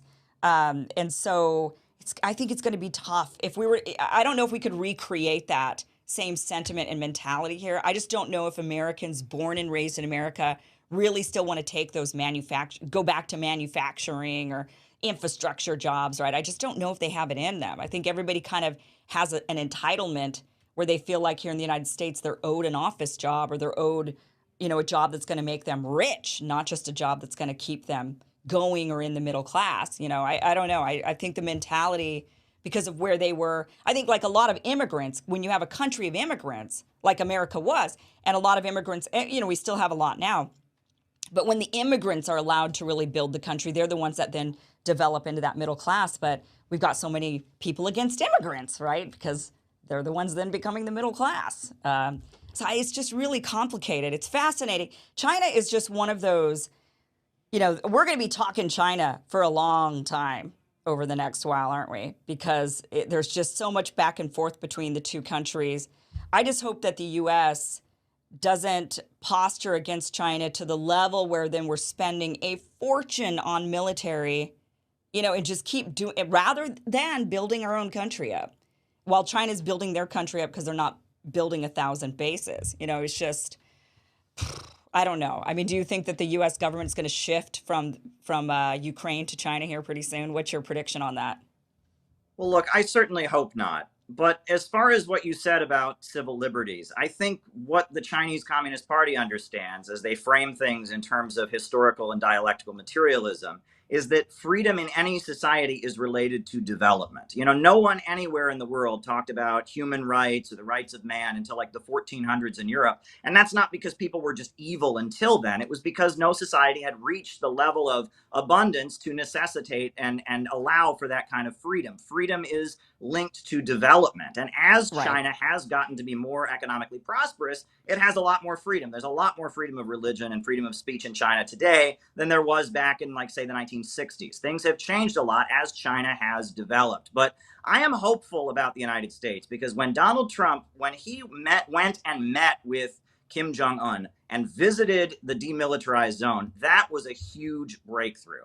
That was something that was a huge step forward. And I'm really hoping that what Trump started on the Korean Peninsula can continue, and that the steps forward toward a foreign policy that's more about win-win cooperation, where countries trade in a way that is beneficial to other countries, where we focus on bringing peace through development, raising people up out of poverty, building schools and hospitals, and providing economic opportunity, power plants. I'm so excited about what China's doing in terms of fusion energy, getting us beyond fossil fuels. All these climate change folks, they just want to make everyone poorer. They don't seem to be interested in getting beyond fossil fuels to a higher fuel source. But that's what the interest I see in China. I think that there is a future for the United States and China to collaborate and cooperate. And that's what China wants. I mean, a lot of these programs they've attacked, Made in China 2025, China would like for those to be cooperative programs. Let American universities and scientific researchers and companies team up with Chinese companies and develop new innovations together that will benefit all of humanity. Why view it in terms of a competition when ultimately, economic competition between countries also often tends to result in military confrontations? That wouldn't be good for anybody. Yeah, I agree that I don't think that their natural inclination is to like imperialism in the modern sense. I don't think that their natural inclination is to go out there and dominate. I agree that they're probably not really trying to export their way of thinking, but they're exporting it in order to gain favor. I do think that is something that they do. But yeah, I mean, it's interesting. And your point is right. You get freedom once you have more economic freedom. My mom was always saying that, a tiger mom always, you go and study, and become an engineer. And then when you make money, then you can go and sing karaoke all day, all night. It was like literally what she would say to me. And, just was like, you wait, you have to study all the time. You do your schoolwork, you become a doctor or an engineer, and once you make money, then you could go out there and have fun. But until then, you don't have a life. And that was really the mentality. So I get it. I totally do. Caleb, thank you for being here. Sure. Always a pleasure. Thank you. But as far as the Cultural Revolution, I mean, the Chinese Communist Party says the Cultural Revolution was a disaster and it was a mistake. And I think what we've learned from the fall of the Soviet Union and from what China has achieved and what all the socialist countries say now, you have to have a market sector to deal not with healthcare, not with energy, but to deal with the things that make life good, right? Like, the government shouldn't be running restaurants. The government shouldn't be running hotels. The government shouldn't be designing clothing. You need people to vote with their dollars on these things, right? Life is better, but you can't have your whole economy and your whole society run on the basis of profit. You need a central plan for the community, right? And that's how all the communist countries in the world are moving. Vietnam, North Korea would like to do that. They just are barricaded. They can't get the foreign investment. The economy is like militarized, but that's where the communist world is at. At this point. And the Cultural Revolution, it really comes down to, and this is, again, I'm going to give a complex answer, but okay, so say you have a shortage of food, right? You've got a shortage of food, right? Obviously, if you have a shortage of food, you're going to have to ration the food that exists to make sure that everyone, gets some.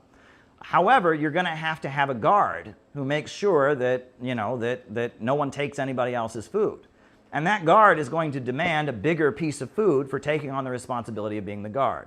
Right? And that's the basis of bureaucratic privilege, right? The guy who's taking on the responsibility of being the guard to make sure no one takes anybody else's food, he's going to want a bigger slice of food because he's taking on that responsibility. And every communist country has had what you call a bureaucracy. They have to have somebody who takes on the administration, and that bureaucracy, in order to do the job, is going to have to, get compensated somehow.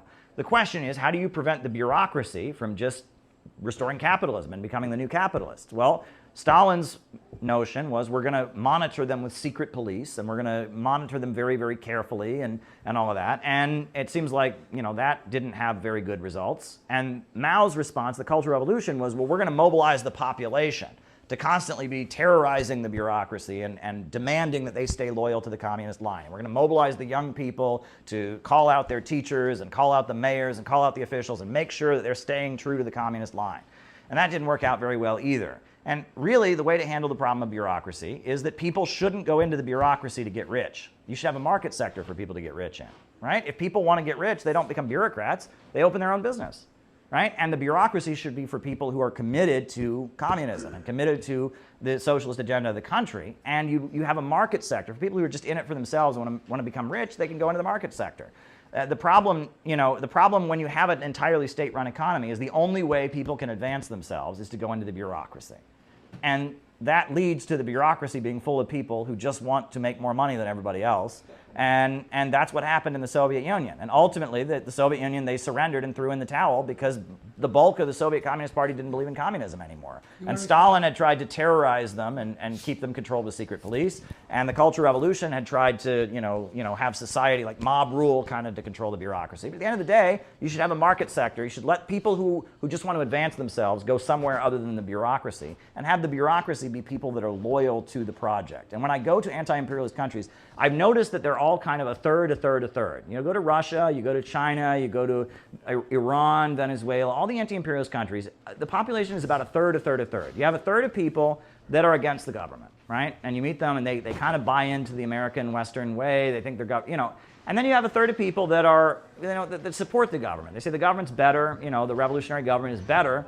They've done a lot of things, but they're not like totally on board. But then they have a third of the population that are very, very loyal. And I saw those folks in Central Caracas in Venezuela. The people in the colectivos and the communes, those people will go down fighting for Maduro. There's a reason that the Maduro has been able to stay in power. There's a third of the population who are very dedicated and will never surrender and have given their whole lives to it. When I was in Central Caracas, I interviewed this young woman. She said, I believe that God brought me to the earth to die for communism. I will die for Nicolas Maduro. That is my fate. And those people will never surrender. And Iran is the same way. You have a third. And you have that Islamic Revolutionary Guard Corps. Those people are totally dedicated, and they're only a third of the population. And there's another third that's more or less likes them, but is not where they're at. And then you have another third that is against them. And that solid core of people that are very, very dedicated to the revolutionary project, that's what keeps them in power. And then, the other folks can go into the market sector, or they can be sympathetic or maybe critical or whatever. But if you have that solid block of people that are very, very dedicated to your revolutionary ideology,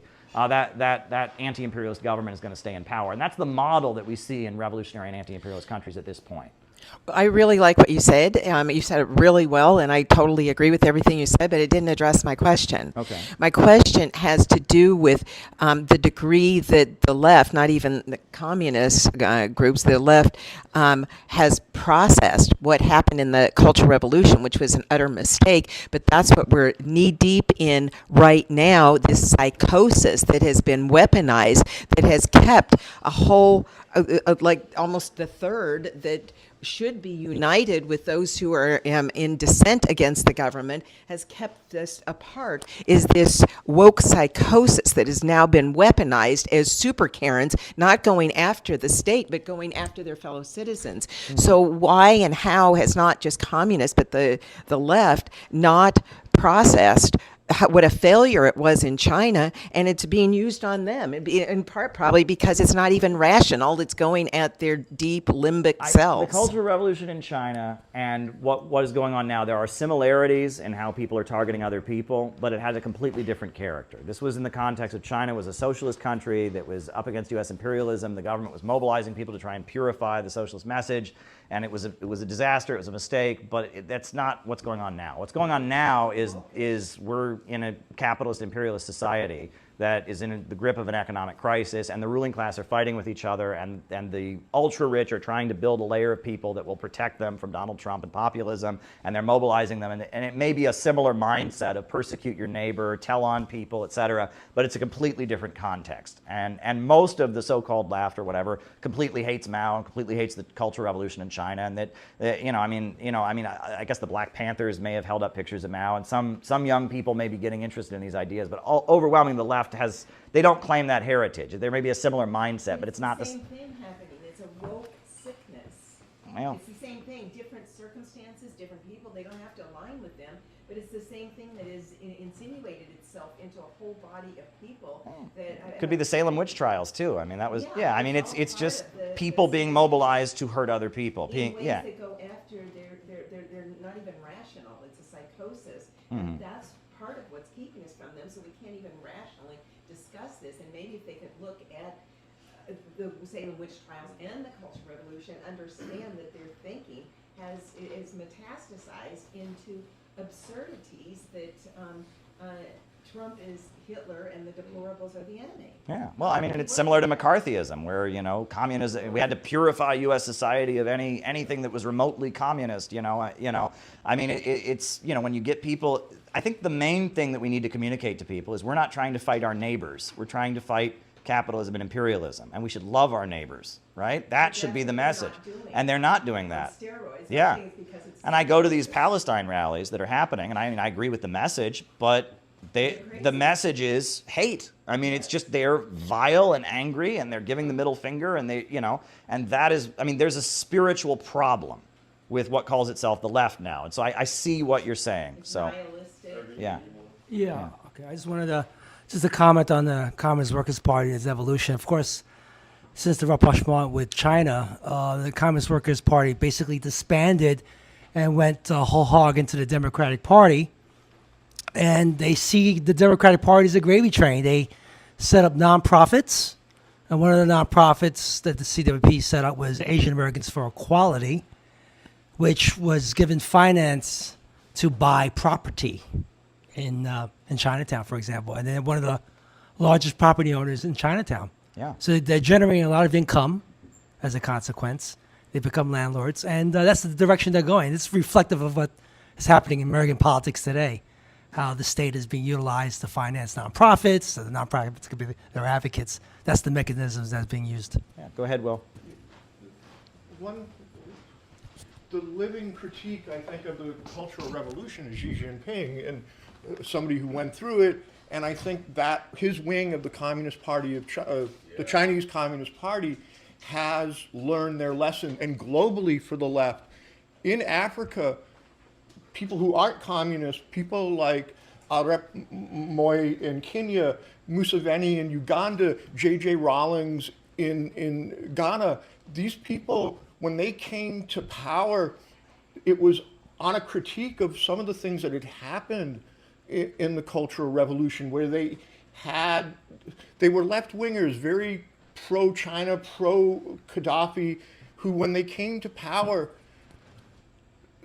they went to a more traditionalist thing. They relied on ideologies that Marxists felt uncomfortable, like traditional West African and East African beliefs like Ubuntu. And there's a myth about the Cultural Revolution. China grew 5 to 7% every year of the Cultural Revolution. It wasn't a complete failure. Like, economically, they did more on the decentralization, and it laid some of the groundwork, some of the stuff we were talking about with Liu Shaoqi. Like, that debate within the Communist Party was complicated, but it was part of why they went to the market, because they were trying decentralization. So, like, to say the Cultural Revolution was a complete failure isn't quite true. It's an American bias, because they were still learning. Like, there's this myth of, like, everyone was at each other's throats. That was the first 4 or 5 years of the Cultural Revolution. But as it continued, when Deng Xiaoping is re-brought in, rehabilitated by Mao, there had been a lot of learning. Yeah, the Cultural Revolution went through several phases, right? It started out with, it was Lin Biao, right, who was Mao's, associate. He's the guy who compiled the Little Red Book. And Lin Biao was a military leader, and he had made this book. The Little Red Book was originally part of your, military training. It was Mao's Twitter page. It was like these short, memorizable phrases from Mao. It was part of your military training. A lot of people were illiterate, so it was so you could remember it or whatever. And the idea was that Mao, because of the Great Leap Forward, Mao had kind of fallen out of favor. And there was a fear that people in the party that were loyal to the Soviet Union would try to overthrow Mao. So the idea was they were going to mobilize the population to have Mao's back, to make sure that most of the party that was against Mao wouldn't remove Mao. So they mobilized the population. It was called Bombard the Headquarters. And they mobilized mainly the young teenagers. And Mao had been a high school principal at one point, and the first article that Mao ever wrote was about why physical education is really important, right? And it's actually quite interesting. And Mao had a particular attachment to teenagers. It's kind of interesting, and a lot of he uses. That's a whole nother tangent I can go on. But the first, so Mao and Lin Biao mobilized the teenagers basically to go out and kind of terrorize the Communist Party to make sure they didn't drive Mao out of power and align with the Soviet Union, right? And so then you had that, and then that kind of took on a life of its own, and then there was a disagreement because Lin Biao wanted China to be aligned with the Soviet Union, but basically they felt the Soviet Union sold out. They weren't revolutionary enough. And whereas the Gang of Four, who was Mao's wife and other people, they thought the Soviet Union was the main threat. And they actually wanted to align with the United States, and they saw the Soviet Union as the main threat. So we don't know what happened. Lin Biao, I guess he was on a plane trying to flee to the Soviet Union. The plane crashed. And so then that day, the original copy of the Little Red Book had an introduction written by Lin Biao. That morning, when it was announced what Lin Biao had done, all the kids got all the Little Red Books and cut out the first couple pages. And I actually have somewhere an old Chinese Little Red Book that has a couple stubs, if you can see when they cut out the pages of Lin Biao, right? So after Lin Biao, you had the rise of the Gang of Four. And the first thing the Gang of Four did is they deported all the teenagers to the countryside. The idea was these teenagers, because the teenagers who'd been mobilized were in the cities. They had privilege because they lived in the cities. But they were also creating chaos because they'd all been mobilized to terrorize and, so they deported all the young people from the cities to the countryside. And the idea is that would humble them. They'd see how the poor people lived and all of that. So all the young people were kind of deported to the countryside for a couple years. And then the idea was they were going to get the industrial economy going again. But every time the economy started to move dramatically, the Gang of Four would launch another campaign against somebody, and they would have to stop everything, and they would pick things to go after: Western music, makeup. They had a campaign against North Korea at one point because North Korea was friendly to both the Soviet Union and China. So they had all the factories shut down, and all these workers marched to the North Korean border and burned images of Kim Il-sung in mass and called him a revisionist pig because he'd aligned with the Soviet Union. And it was every time the economy started to move, Mao's wife in particular had to launch a down with somebody campaign and start punishing and persecuting somebody because she was a wrecker. Her whole life, all she'd ever done is persecute people. You know what I mean? And so she had to find someone to persecute because that was the basis of her power.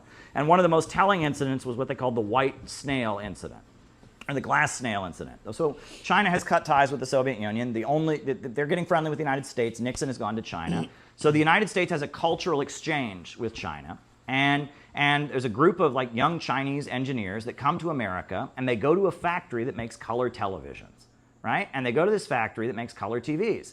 And they realize that communist countries can't get color TVs because of the blockade from the United States, but China can sell color TVs to communist countries. So they have this idea that they'll make a deal with the American company that makes color televisions, and they'll go, they'll have China build color television factories, and China can sell color televisions to the communist countries of the world, and that's a way China can make money. So before they come back to the United States, all these young Chinese students are given a glass snail as like a gift, like a token. So they come back to the United States and they have a press conference. They say, hey, we got this great idea. We're going to make color televisions. It's going to be a great idea. Mao's wife hears about this. She's furious. This can't happen because China would never want bourgeois, decadent, disgusting color televisions anyway.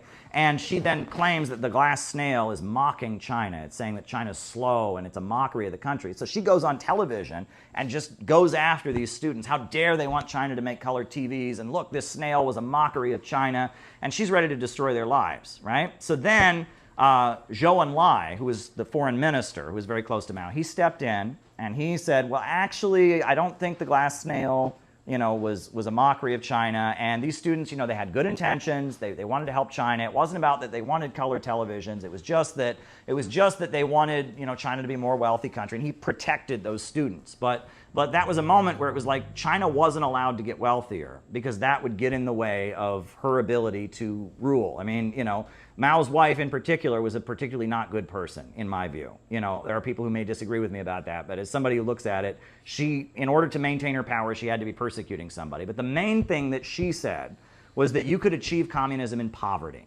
You cannot achieve communism in poverty. Communism is based on vast material abundance. But her thinking, and this was Stalin's thinking in the final years of his life, this was Che Guevara's thinking, this idea that you can create communism with willpower.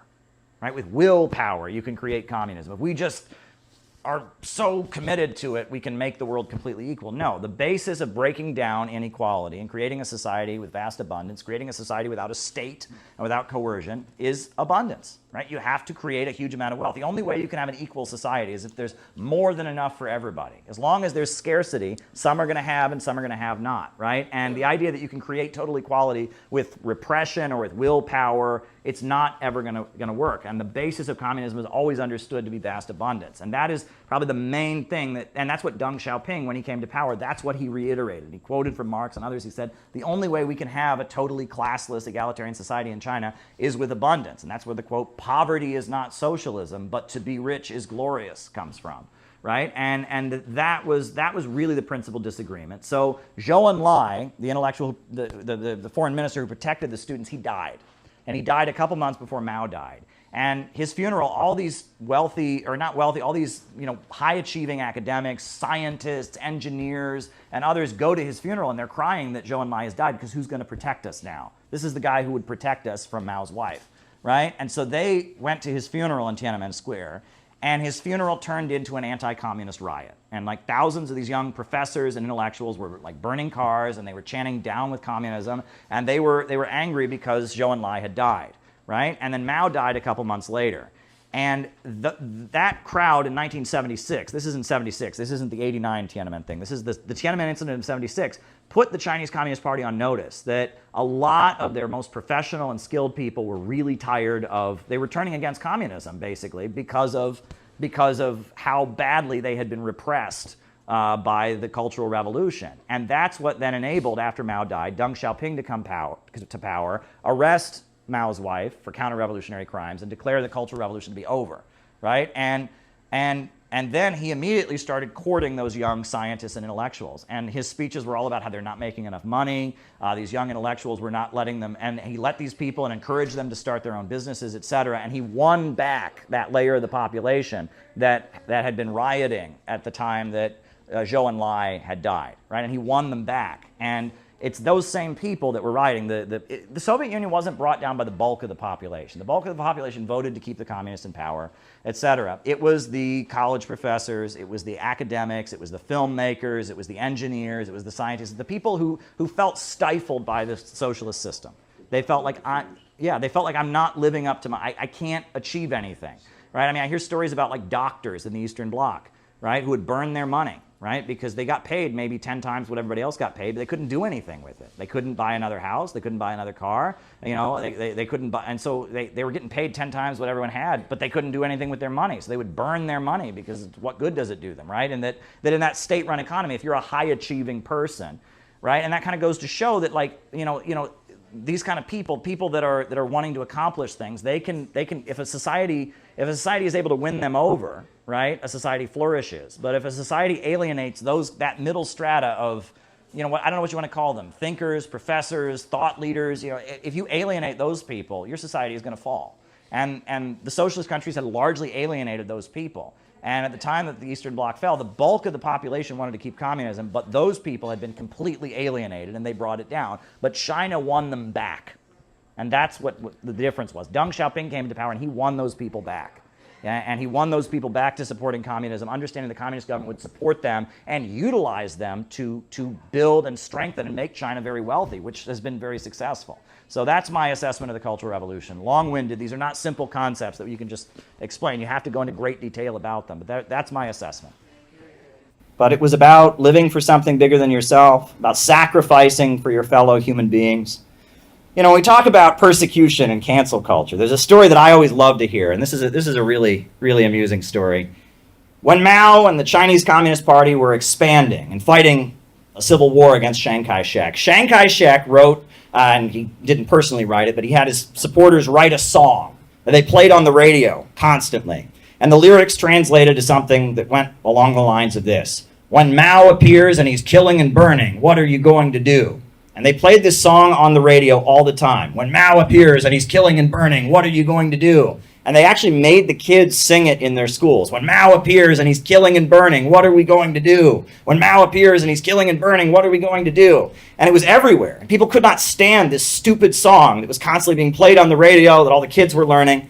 And apparently, when the Red Army would march into a city and they would be victorious, the people would come out of their houses with tears rolling down their faces, and they would put their fists up in the air and they would sing, "When Mao appears and he's killing and burning, what are we going to do? When Mao appears and he's killing and burning, what are we going to do?" They turned it into its opposite. And we will have that day in America. I don't know if anyone's ever heard, there's a song from the Civil War, about the Civil War, about the Union Army when they liberated plantations in Georgia. It's called "Marching Through Georgia." I don't know if you ever heard it. One of the choruses, one of the verses: "There were many Union men who leapt with joyful cheers when they saw that honored flag they had not seen for years. Hardly could they be restrained from breaking forth in tears as we went marching through Georgia." And that was referring to the fact that back then the American flag stood for defeating slavery, and it stood for defeating the British Empire, and it stood for bringing people together to break their chains. Harriet Tubman became the first woman to ever lead soldiers into battle as she began liberating plantations along the Combahee River in South Carolina. In this city, the Republican Party newspaper, the New York Tribune, they hired Karl Marx as their London correspondent. That was the only jobs Karl Marx ever had, was to work for the Fox News of the 1860s. And he wrote about Abraham Lincoln as the single-minded son of the working class, rescuing an enchained race and leading people to raise up their heads, breaking the chains. And at that point, it was the British Empire that was trying to support the Confederacy. And there was talk of the British Navy being sent to break the blockade and allow weapons and other things to get to the South. Well, let's not forget who sent their Navy to this city, to New York City's harbor. That was the Russians. The Russians supported Abraham Lincoln. We will have that day in America. Because I've heard the stories about how when Gus Hall and Bill Foster and the leaders of the Communist Party USA used to tour the South, and they would go to speak to crowds of tenant farmers. And in some of these states, they even had Jim Crow laws. They had to have a wire down the middle of the room because you couldn't have blacks and whites sitting together. And they would tell them about how their enemy was the big banks and how racism was a tool of the bosses. And I've heard the stories of how tenant farmers, low-income Southerners in Alabama and Mississippi would stand up and rip up their Ku Klux Klan membership cards and sign up for the Communist Party in those meetings. How powerful it was. And I've also heard about a generation later, when the Vietnam War was happening. It wasn't just hippies and the counterculture folks. There were young men from Wisconsin, young men from Iowa, good, wholesome Midwestern boys who went over to Vietnam, who came back from Vietnam and said that war was unbelievable, it was horrendous. They took their medals and they threw them over the fence at the White House. And they said, we'll never make the mistake again. We will not fight a rich man's war. We will have that day in America. But the reality of the situation is that we're in a long-term capitalist crisis. I talk about overproduction and the tendency of the falling rate of profit and how they've built up their economic system. They've made it so efficient now to produce cars, to produce iPhones and iPads. They're churning out products like they never have before. And the role of the worker at the assembly line is being drastically reduced. They don't need us to run their factories anymore. And so we stand outcast and starving amid the wonders we have made. And their system is having a nosedive. It's having a meltdown. And the ruling class are fighting amongst themselves. And they're fighting against each other. And this is something that happens in a capitalist crisis. This is called Bonapartism, where the capitalist class divides. And they begin fighting with each other. And they want state power to stabilize the crisis. But they all want that state power at the expense of the other guy. They want protection. This is the division in the ruling class. And Silicon Valley and the big oil bankers are aligned with one faction. And there are other forces that are on other sides. And there's a fight in the ruling class. And January 6th was allowed to happen the way it did because there is a division in the ruling class. But I think what we need now more than ever is we need some of that classic American spirit. I've many times been in front of an audience and said, faster than a speeding bullet, faster than a locomotive, able to leap a tall building in a single bound, look up at the sky, it's Superman. That's right. And I tell people that not only is Superman identified with the United States around the world, but it's also pretty progressive. Superman, let's not remember that the first comic was him protecting a group of striking workers from their crooked boss, that Superman fought against the Ku Klux Klan in the comic books and exposed their secrets on the radio programs that happened. But there's something good about Superman. When you watch Superman, you feel good. There's an optimism that comes out of it. Superman could rule the world with his superpowers, but he doesn't. He lives a humble life as mild-mannered reporter Clark Kent. Superman doesn't like killing and violence. He's sickened by all the cruelty and injustice he sees in the world. He's an innocent, wholesome guy from Kansas who just wants to see people get along and just wants to protect those who've been hurt. There's something very, very beautiful about the Superman comics. I pointed out many times that Superman, the man of steel in Russian, that's Stalin. But I think Superman says a lot more about Roosevelt. And it says a lot more about the unemployment councils. It says a lot more about the trade unions and the anti-fascist progressivism of that period than it says necessarily about Stalin. It's about a side of the American spirit that they've been trying to crush, a side of the American people that believe in growth and optimism. Running in a political campaign, I have a hard time seeing him not win it. By the same token, it may be different on the ground. Brave, what's going on, my man? ATL. Hey, what's going on, guys? Good morning. I just wanted to really quick. Last night, Kim Iverson had Caleb Maupin on. I saw that. I just wanted to bring that up and mention to you guys if you had not seen it. Since you have, let me get your take on it, and I take the response. No, wait. I saw her on it. I didn't see the show, if that makes sense. It was, as you're going through, I saw the fact that he was on it, but I didn't actually see the details of it. So you got to explain it. Yeah. Well, it was a great conversation. It's primarily focused on, the book that he's recently done. But it was talking, the conversation we're getting into was about the point that we are at, where, because everybody keeps talking about the empires crumbling and things like that, but there's much more going into the fact that you have all these different elite factions warring against each other, and what they're doing is propagating these different means. I guess I'm paraphrasing my own terminology, right? But they're propagating these different means to get working class people from different groups to fight battles for them, basically. So I guess a good way to sum it up is stirring up a lot of confusion and causing groups to fight on behalf of the elite factions, right? And he drew a very interesting visual of where the left is now versus where, like, say, the left would be in other countries and back in the day, right? Like way back in the day, even breaking down like Marxism and what it was then versus what it is now, and what the left looks at it as. And he made the point that the left today, especially in the West, is not technically the left, which we make that point, I think, all the time, especially as it applies to Washington. But I think the most interesting point from that conversation was how the elite were manipulating or are manipulating the working class into different factions to fight their battles for them against other groups. And I'm probably doing a very terrible job of explaining, of summing up his point last night. But it was really interesting because he made the point of how, like, for instance, people who you would technically believe are on the right and are ultra MAGA, you know what I'm saying? Yeah. But they're actually fighting for things that would technically be considered as socialists, you know what I'm saying, versus the left, who should be fighting for freedom and fighting, you know, for freedom from tyranny and all this stuff, but they're actually fighting for fascism now. So I'm doing a terrible job of summing it up yet again, but it's a very interesting conversation. I would say anybody that's interested should check it out. That's interesting because it puts me in mind of a little bit of what Matt Taibbi was saying. Basically, that basically he was more concerned from the standpoint of Democrats, or what nominally in I guess this country would be considered the left, but more concerned about this level of censorship, more concerned about this kind of fascistic takeover in the way that information is appropriated and the way that information is basically censored.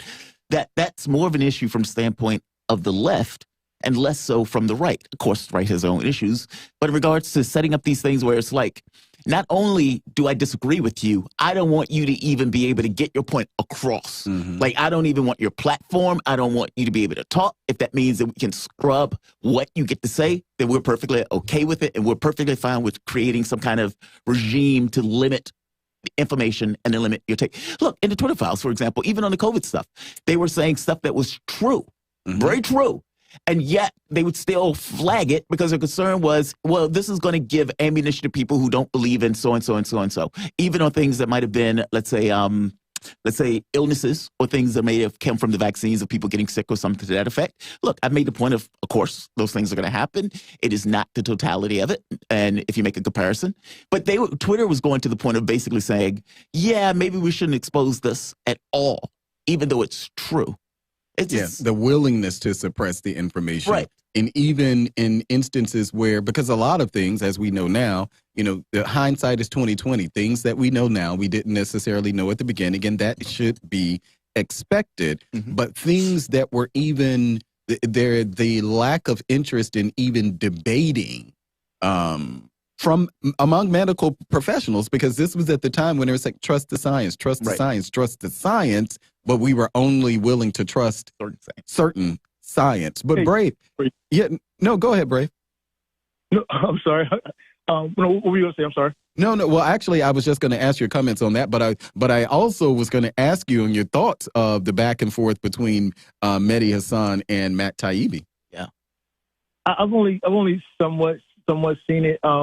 Mehdi Hasan's an idiot. He's not an idiot. I mean, he's an educated person, but he's an idiot. Come on. So I ain't put much attention in that. I don't expect, he's doing exactly what I would expect him to do. If I could, I'd like to also add, Manila Chan, I finally got to watch on her channel. She did a breakdown of not only the World Economic Forum, but Klaus Schwab. And the reason why I bring it up is it was really, I'm a Chan fan, obviously, but still, it was really good. The cool thing about it is the guest that she had speaking, I know you don't have so much time left, but the guest that she had speaking was talking about how the World Economic Forum, obviously going into the history of the World Economic Forum and Klaus Schwab and the Great Narrative. 30 seconds, Brave. More specifically, going into how the narrative that they're actually promoting comes from U.S. doctrine and the way that the left, yet again, the left is marching in their actual mission statement, like creating this desire for us to want and accept to want less. Yeah. Right. Marching that forward. So these are things that we should be paying attention to. I would suggest everyone go and check out Manila Chan's piece on World Economic Forum and Kim Iverson's piece with Caleb Mark, because they're actually tied together, strangely as it may sound. Yeah. Brave. I'll leave it there. Always appreciate your comments, man. Definitely appreciate it. Brave ATL. We have come to the end of another show. I want to thank our producers. I want to thank our engineer. I want to thank Malik Abdul. I want to thank all of you callers, listeners, etc., whether it's on Rumble or, for that matter, whether it's on the radio. You guys are listening to Fault Lines, Thomas, Abdul, and we will see you bright and early Wednesday morning. All right. First question is Freud, Sigmund Freud, strengths and weaknesses. Well, the strength of Sigmund Freud. Oh, thank you, Gala. I'm glad you appreciated it. The strength of Sigmund Freud was that Sigmund Freud, he was very, very good at talking to people and understanding how people think. And that was basically what Sigmund Freud did, is he sat down with prisoners, he sat down with university students, he sat down with people, and he talked to a lot of people. And he just talked to a lot of people and interviewed them and started noticing patterns. And Freudianism is largely based, it's not scientific, right? And that's the biggest critique of it. You can't do an experiment to prove the Oedipal complex. You can't do an experiment to prove, that libido and id and ego exist and superego. You can't prove any of that. All of that was based on him just sitting down and talking to a lot of people and noticing a lot of patterns. And it's mainly patterns in how families work. He notices patterns in, how young men relate to their fathers, how young women relate to their mothers, how young women relate to their fathers, how young men relate to their mothers. And he notices certain patterns. And he's observing small children, and he's observing evolution is new and exciting. He's observing monkeys in the zoo, right? And he's observing how baby monkeys interact with their mothers and fathers. And he comes up with a list of concepts and theories, right? He develops the notion of a subconscious. He develops the notion of libido. He develops the notion of the id, the ego, and the superego. Right? He develops all these things.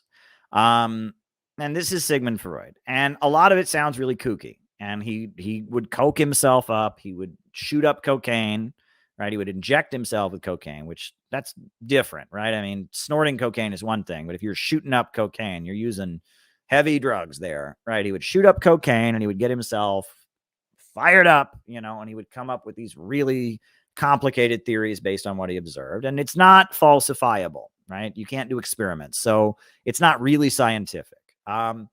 The thing about Freud, and this is one thing I agree with Jordan Peterson about, is that everything that Freud, pioneered, everything good about him, we don't give him credit for. And all the things we associate with him are things that are kooky, right? And that's the problem. Freud invented talk therapy. It had never been done before. Freud developed the concept of a subconscious, the idea that there are feelings that you're not aware of in your head. You have anger that you might not be aware of. You have feelings that you have not yet become conscious of. The idea of a subconscious mind, that's Freud. Well, the subconscious mind is widely accepted. Talk therapy being beneficial. I mean, it's very widely accepted. People commit crimes and the judge will order them to go to talk therapy, right? It's a really widely accepted part of our culture. That's all Sigmund Freud. So he deserves some credit for that. And he also deserves some credit for the fact that he was very observant, his ability to listen to people and kind of notice patterns and all of that. What he doesn't deserve credit for is that none of it is falsifiable. None of it is falsifiable. And some of it is kooky. Some of it is he takes something that exists and he blows it up into something it's not. And there's many individuals and many writers throughout history who do this, right? Is they discover a truth that is unacknowledged. But because society doesn't recognize that truth that they've discovered as being acknowledged, they kind of blow it out of proportion. And that's a tendency, right? If you know something that society does not know, if you know something that the world does not know or refuses to acknowledge, often because you know that, you will kind of inflate that's importance. Right. And Freud did that. He picked up on a lot of things that people were unaware of: the existence of the subconscious, the value of talk therapy, sexual feelings. At the time, homosexuality was not widely discussed. Other sexual issues were not widely discussed. Well, he's sitting down with people and becoming aware of them. Right. So Freud, he's discovering all these things that society doesn't discuss. And so he blows them up, and the interpretation of dreams, which he's using as a way to get into the subconscious. And that a lot of Freud made some very key discoveries, I would argue. And he had some very astute observations about how families work, how Western, how Western European families, how white families work. He basically came up with certain analysis of how families in the Victorian era in Europe operate, right? And how men feel about their fathers, and how, women feel about their mothers. And he developed certain theories and observations about how the Victorian era family worked. He developed certain theories about how you grow up through your life. But, they were quite observant, and people were blown away. It was a huge deal at the time when he came out with it. I mean, people would pile into his lectures. He was like, 1901, he publishes his interpretation of dreams. It's like a best-selling book. It's like shaking the world. It was a really big deal when he did it, because no one had ever talked that way before. But at the same time, he blows it all up into the crazy stuff, right? And he's coked up he's on cocaine, and of course no one ever talks about this, so he's going to blow up the importance of it. And Freud thinks all of humanity revolves around sex. And probably the biggest flaw in the Freudian worldview is the same flaw that I see in Marx a little bit, not as much as with Freud, but it's also the flaw in Darwin. And it's the flaw of the modern era. The flaw of modernity is this: modernity sees man as an animal. An animal, it is fleeing pain, right? And it is seeking pleasure. And that's it, right? It's like a rat in a maze, right? You do experiments with little mice, and you can reward them, and they will seek that piece of cheese or that pleasure, and they will run away from that pain. And it views man as just another animal, and just a creature that goes through life seeking pleasure and avoiding pain. And there's nothing more to mankind than that.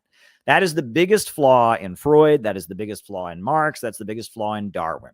Human beings are clearly not just another animal, because ants have been making their ant farms the same way for millions of years. And beavers have been making their beaver dams the same way for millions of years. But in just a few thousand years, human beings have done amazing things. There is something unique about humanity. And that thing that is unique about humanity, I would disagree with Marx and Engels and argue that thing that is different about humanity is not something that is material. It's not just that human beings, we just evolved to the point that we got there was just this special evolutionary leap called a brain. And so therefore, we're different because no one else has ever evolved a special brain before. I don't agree with that. I would argue that mankind does have a spark of divinity within it. I would argue that mankind does have a soul, that mankind does not simply have a material side, but it has a spiritual side. And that's where I would disagree with Freud and Marx and Darwin. And I would argue that their worldview is flawed, right? And that they view mankind as another animal. However, I understand why they made this error. The reason that this is a big problem in modernity is because humanity is coming out of feudalism. And in the feudal worldview, man is not viewed in material ways at all. Man is simply viewed as purely a spiritual entity, right? And the whole world is viewed in spiritual terms. So radical materialism is something that makes sense in the context of breaking out of feudalism. Feudalism views everything in spiritual terms. So, as you're breaking free from feudalism, you want to see everything in material terms. You're contradicting the old order. You're breaking apart the old order. But, and I agree, Tyler, very good point. But at the same time, there is something spiritual about mankind. And Freud doesn't see it that way. Freud sees human beings as monkeys in a zoo. And he looks at monkeys in a zoo to gain insights into human beings. And he thinks he can explain human beings by observing monkeys in a zoo. That's a problem, right? Because monkeys in a zoo are not humans, and there is a fundamental difference between monkeys in a zoo and a human being. Now, let me add that this becomes very apparent that I do think, I'll be honest, I do think that Sigmund Freud was a bit of a sociopath. That doesn't mean he wasn't very intelligent. A lot of sociopaths are very intelligent. but he was a bit of a predator and he was a bit of a sociopath.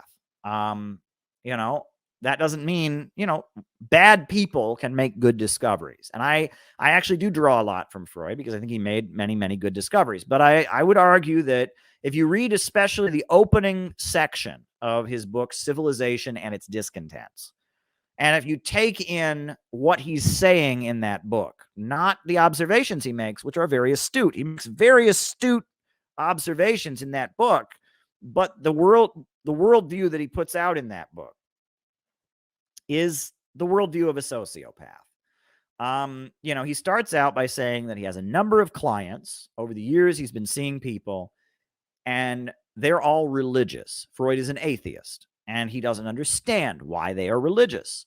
And they all, you know, they all say that they have this feeling of oneness, this feeling of a universal connection to the whole world, this feeling of connection with the universe, this spiritual feeling of oneness. And he says client after client after client tells him they are religious for this reason. And Sigmund Freud writes that he thinks that this is some kind of defect in human beings left over from when we evolved from earlier species. And he thinks this feeling of oneness is, you know, this desire to be part of a whole community, to connect with other people. He argues that this is just some kind of mental defect in human beings, but that it manifests itself in the form of religion. That is a sociopath. Because what Freud is hearing is, yes, people are religious. People join groups. People feel sense of community and sense of loyalty to groups. And people feel loyal to their families. They feel loyal to their countries. They feel loyal to their community and to their religion and their cause. And Freud, he can't relate to that at all. And he's just like, yeah, all these clients, they tell me that they're religious, and it's not because of some rational arguments about God. It's because they have this deep connection, this feeling of oneness, and he can't make any sense of it. That indicates to me that he's a sociopath, right? That he's, you know, and that there are these people called sociopaths that are not able to have empathy for other people. They're not able to get that feeling of that sense of community, that feeling of oneness. You know, and I think that Freud, you know, was somewhat of a sociopath. And the way he ends the book, Civilization and Its Discontents, the way he says basically, maybe civilization isn't worth it after all. Maybe it was all a big waste of time. Maybe we should just be savage beasts running through the woods. I mean, I don't really know. I mean, that's like a weird conclusion to come to. And also people say that the way Freud interacted with his clients was predatory. There's a letter that gets referred to where Sigmund Freud is traveling somewhere. And he says he can't stay for very long because he's afraid that his clients will heal in his absence. You know, meaning that these people might realize they don't need to pay him lots of money to sit on his couch. That's cynical. And that to some degree, and he also, Sigmund Freud said, there's a quote, he says, money for me is like laughing gas. The more of it I get, the more happy I am. That's pretty, you know, that there was a cynical edge to Sigmund Freud. That while Sigmund Freud was making very astute observations about human beings and how they relate to each other, while he was doing that, he was exploiting rich people for money. That was really a lot of what he was doing. He was sitting down with rich people and telling them what they want to hear and getting to know them so they would give him money. Right? There was an element of that he was entertaining rich people. He was doing some kind of self-help therapy thing, but there was an element of he was trying to get rich people to give him money, right? And that it was, to some degree or other, there was a predatory aspect to what he did. And he slept with a lot of his clients, which is not ethical, right? Modern therapy of all kinds forbids that, right?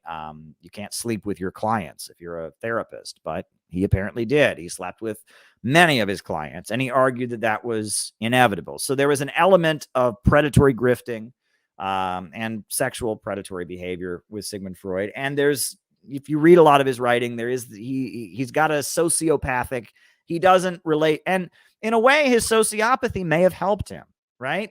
Because he wasn't wrapped up in these relationships, right? Because he didn't have strong feelings about his family. He didn't have strong feelings about his country or his religion. right? Because of the fact that he was just he had this cold sociopathic way of being that may have actually helped him observe it in a more neutral way. So whatever, right?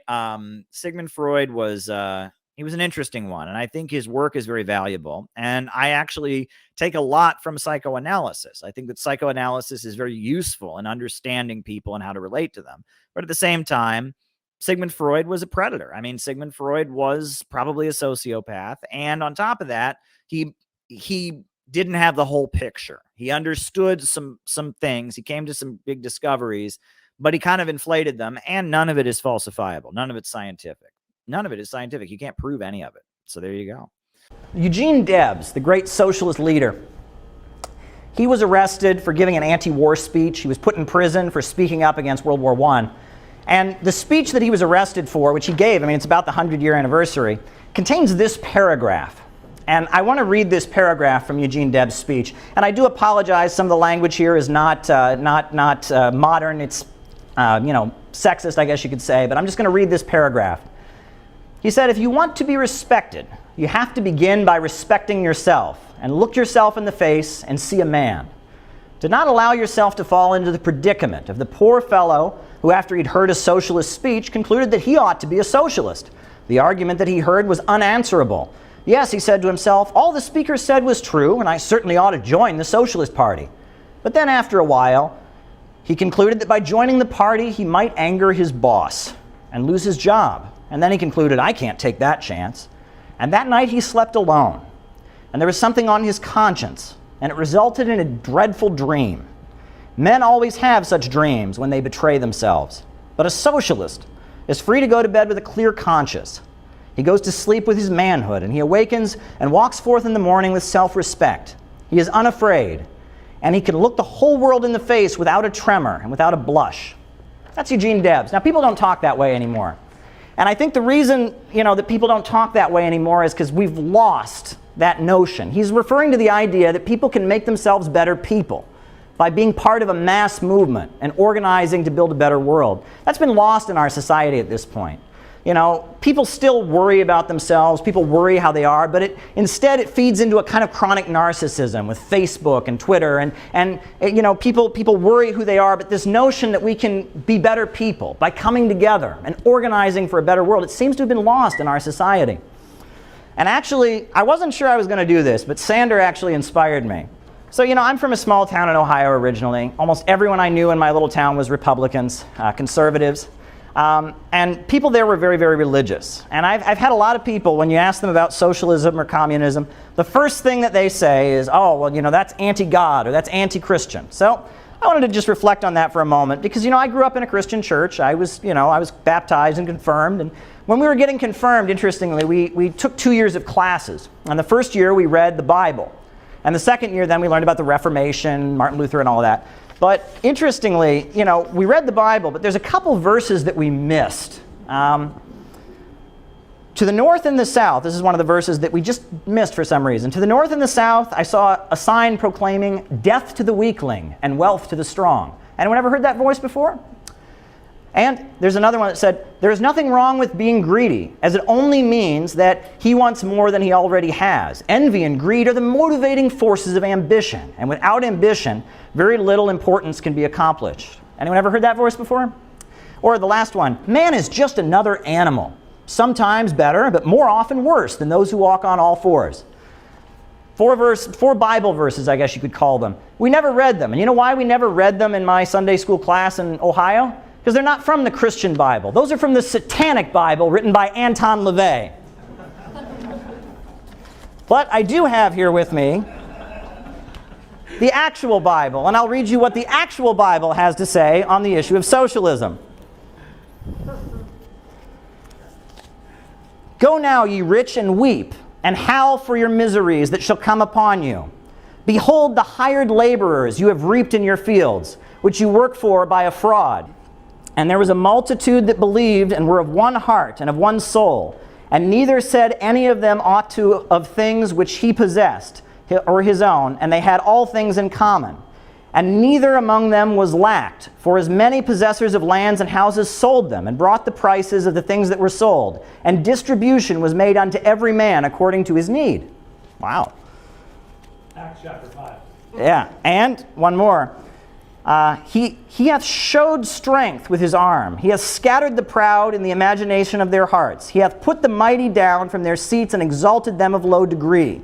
He hath filled them hungry with good things, and he has sent the rich away empty.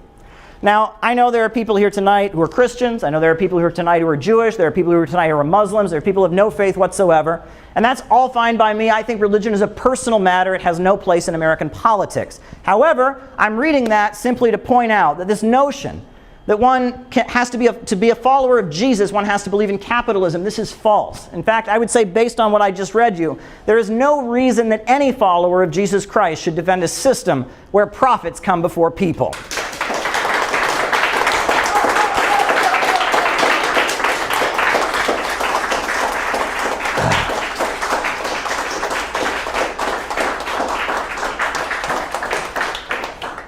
You know, there's a lot of 1960s radicals still walking around, and they're a lot different than those 1930s radicals that I just got to glimpse with my eyes. You know, you talk to some of these old 1960s radicals, and they say things like, if you're talking about Ho Chi Minh, they'll be like, well, Ho Chi Minh was a freedom fighter, man. He was, fighting against imperialism, so of course the American media was demonizing him.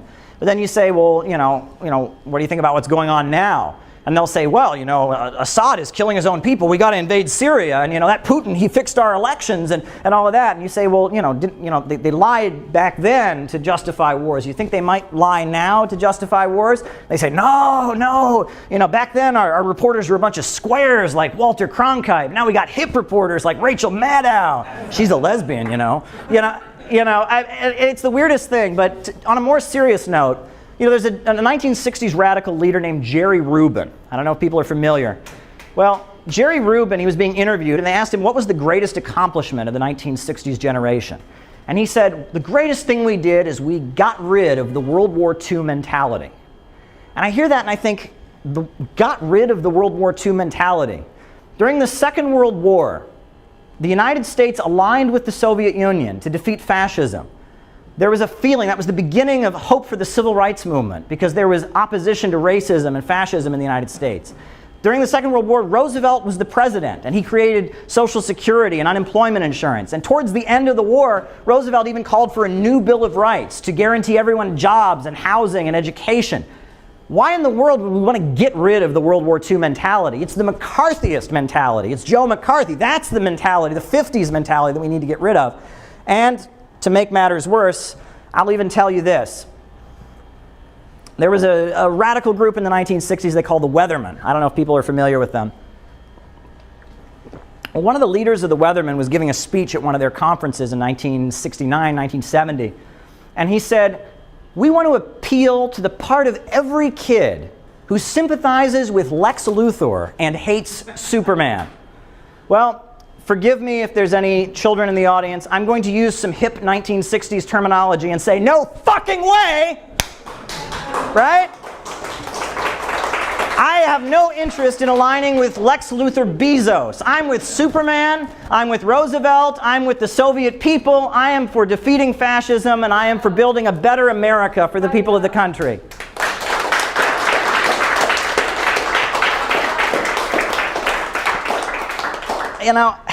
I got to tell you, it's been quite an interesting evening. A lot of interesting words exchanged.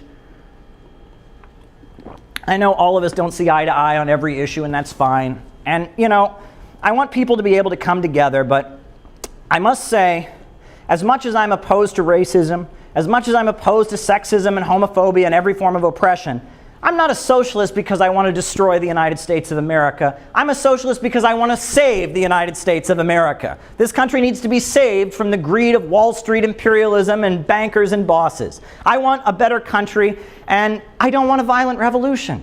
Violent revolutions are nightmares. Read some actual history books. Don't watch action movies. Don't watch Hollywood movies that fill you up with adrenaline and make you feel all fired up. Read some actual history of what goes on. When the situation gets so dire that there's a violent revolution, that is a situation none of us ever want to be in. I would prefer very much so that the people of this country come together and peacefully organize and get progressive folks elected and build a better country and fight against the Wall Street rich in a peaceful manner, right? Violence, left adventurism that they call it, punchism, Blanquism.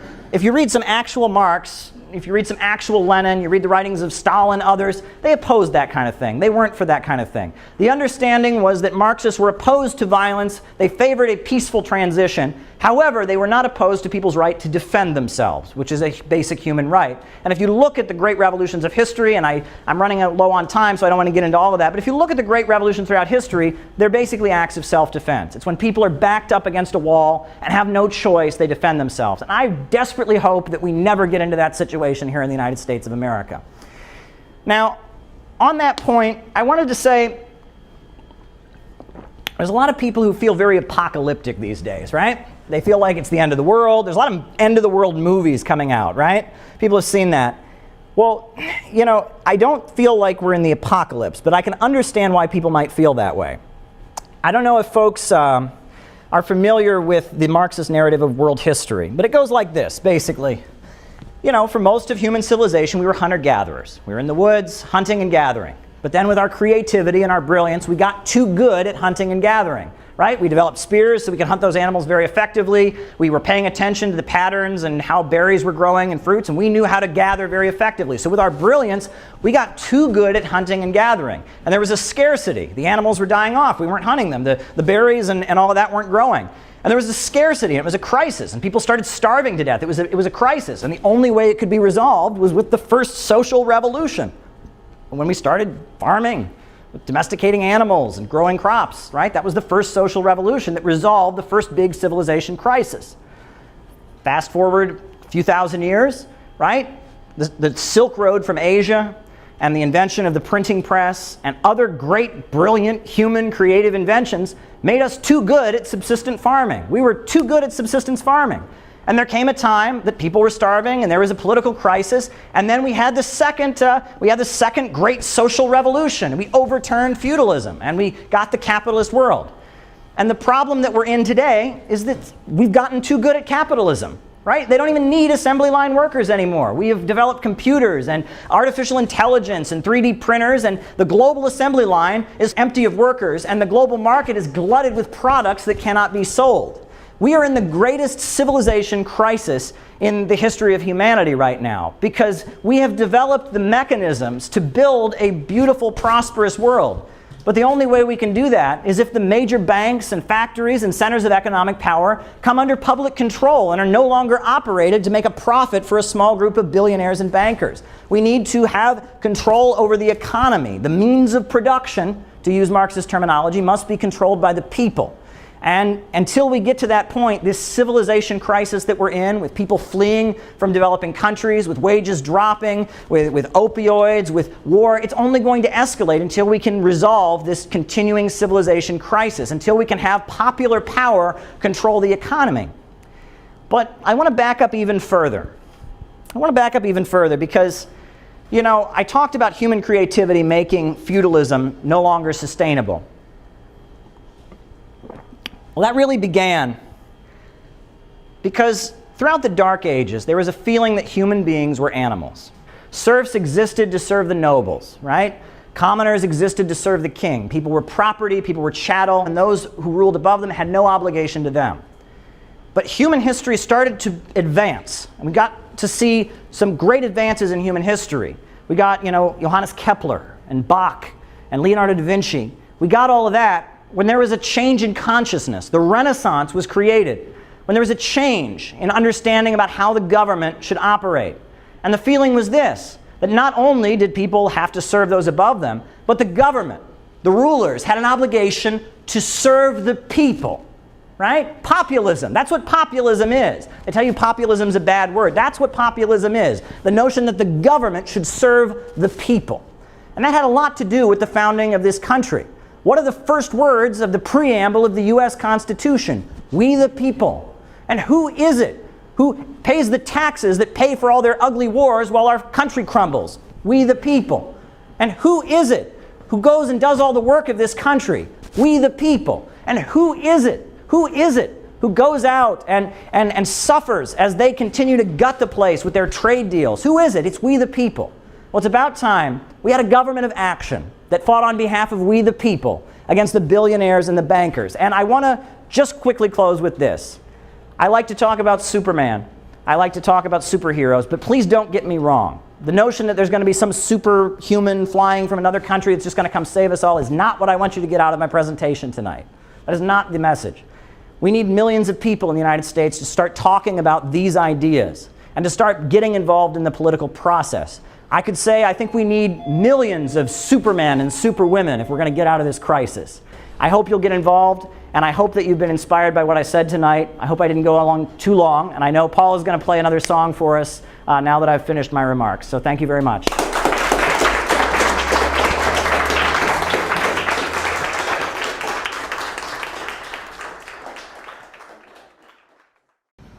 Hey folks, I'm here in Red Square. As you can see behind me is the Kremlin. And I wanted to take this opportunity to make a video. I'm actually on the end of the square. As you can see behind me is the big Russian Orthodox Cathedral, the Red Cathedral that they call it. But I wanted to take this opportunity to make a video because a lot of people on the left, in particular, talk about Russian imperialism or the notion that Russia is somehow an empire rivaling the United States. And I've noticed it's interesting because a lot of people on the right wing in Russia, or in the more traditional or Orthodox conservative wing of Russian politics, they also talk about Russian imperialism. And they talk about the idea of a Russian empire or Russia or Eurasian empire. So I wanted to talk about why I would reject the concept of Russian imperialism or the notion that Russia is an empire as a leftist or a Marxist. Okay, so we need to get clear on what our terms are, right? A lot of people will use the word imperialism just as a synonym for colonialism or for a country influencing or dominating another country. That's not actually what imperialism is. If you read Lenin's book, Imperialism, the Highest Stage of Capitalism, he describes that, that imperialism is an economic system. Imperialism is a system in which finance, capital, and the state become dominant over industrial capital, and they control the economies of the world. They divide the world up into spheres of influence, which they control, and they hold back the economies of developing countries. They keep developing countries poor in order to maintain a monopoly on the international markets. You know, the British in India, they went to India, they took control, and they forced India to buy products from Britain. They beat down and kept India in a state of underdevelopment. You can look at what the USA has done in Latin America. You can look at what countries like Belgium did in the Congo. You know, all over the world, the Western capitalist countries have basically held back and kept countries around the world in a state of underdevelopment in order to maintain a monopoly. And that's imperialism. It's an economic system. Well, that's not how Russia is set up. At this point, Russia's economy is centered around oil and natural gas, not somebody else's oil and natural gas, their own oil and natural gas, which they export on the international markets. And they don't do it to make profits. They do it under the control of the state sector. Gazprom, Rosneft, these two gigantic corporations, they sell oil and natural gas. And the oil and the natural gas that's sold on the international markets, as well as sold domestically, it all goes into the state budget. And the economy is essentially centered around the state. I mean, they have a lot of private industry, but it's all centered around this government-controlled oil and natural gas. That's not imperialism. Imperialism is a relationship in which countries are being beaten down, in which there's captive markets being created, in which countries are deeply impoverished and kept in a state of underdevelopment. And you just don't see that happening. Now, a lot of people will talk about Russia's intervention in Crimea, and they'll say, well, that's imperialism. Well, first of all, that's not the economic and the Marxist understanding of imperialism. And second of all, I mean, Crimea has always been considered part of Russia. The only reason it was part of Ukraine was back in 1956. Khrushchev signed it over to Ukraine as part of a deal. And when the Soviet Union fell, there was a treaty that was signed, and the understanding was that Ukraine would get Crimea. However, Russia would maintain their military base. So there has been a big Russian military base in Crimea since the fall of the Soviet Union.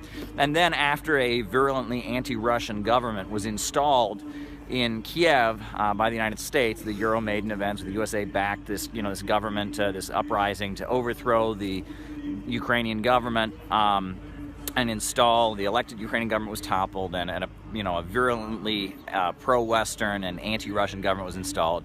After that happened, the people living in Crimea, who most of which speak Russian and consider themselves to be Russian, and most of which are connected somehow to the Russian military base, they did vote for independence, and they voted to join with Russia because they felt threatened by this virulently anti-Russian government. And the vote was like 98%. I mean, it was ridiculous. The people voted, and Russia had already had a military presence. They say Russia invaded Crimea. They didn't invade. They already had, the military was already there. There wasn't some big, rolling in of tanks or something like that. So, this notion of Russian imperialism is just kind of a distortion. People talk about their role in Syria. In Syria, they're trying to hold Syria together, and they're trying to keep Syria together in the face of Islamic extremists and terrorists that are supported by the USA and the Western countries in an effort to bring down the Syrian government. So, the notion that Russia is imperialist, it's kind of the opposite, and especially during the Soviet period. Russia was doing the opposite of imperialism. Imperialism is about impoverishing the world in order, to keep a monopoly. Russia was almost bankrupting itself, giving aid and assistance to countries around the world. And even today, if you look at Russia's role in Eastern Europe, if you look at Russia's role in various countries aligned with them, they are giving aid and material assistance. They're doing everything they can to develop these countries because they can then have a bigger trading partner. Russia's part of the new Silk Road and One Belt, One Road initiative in alliance with China.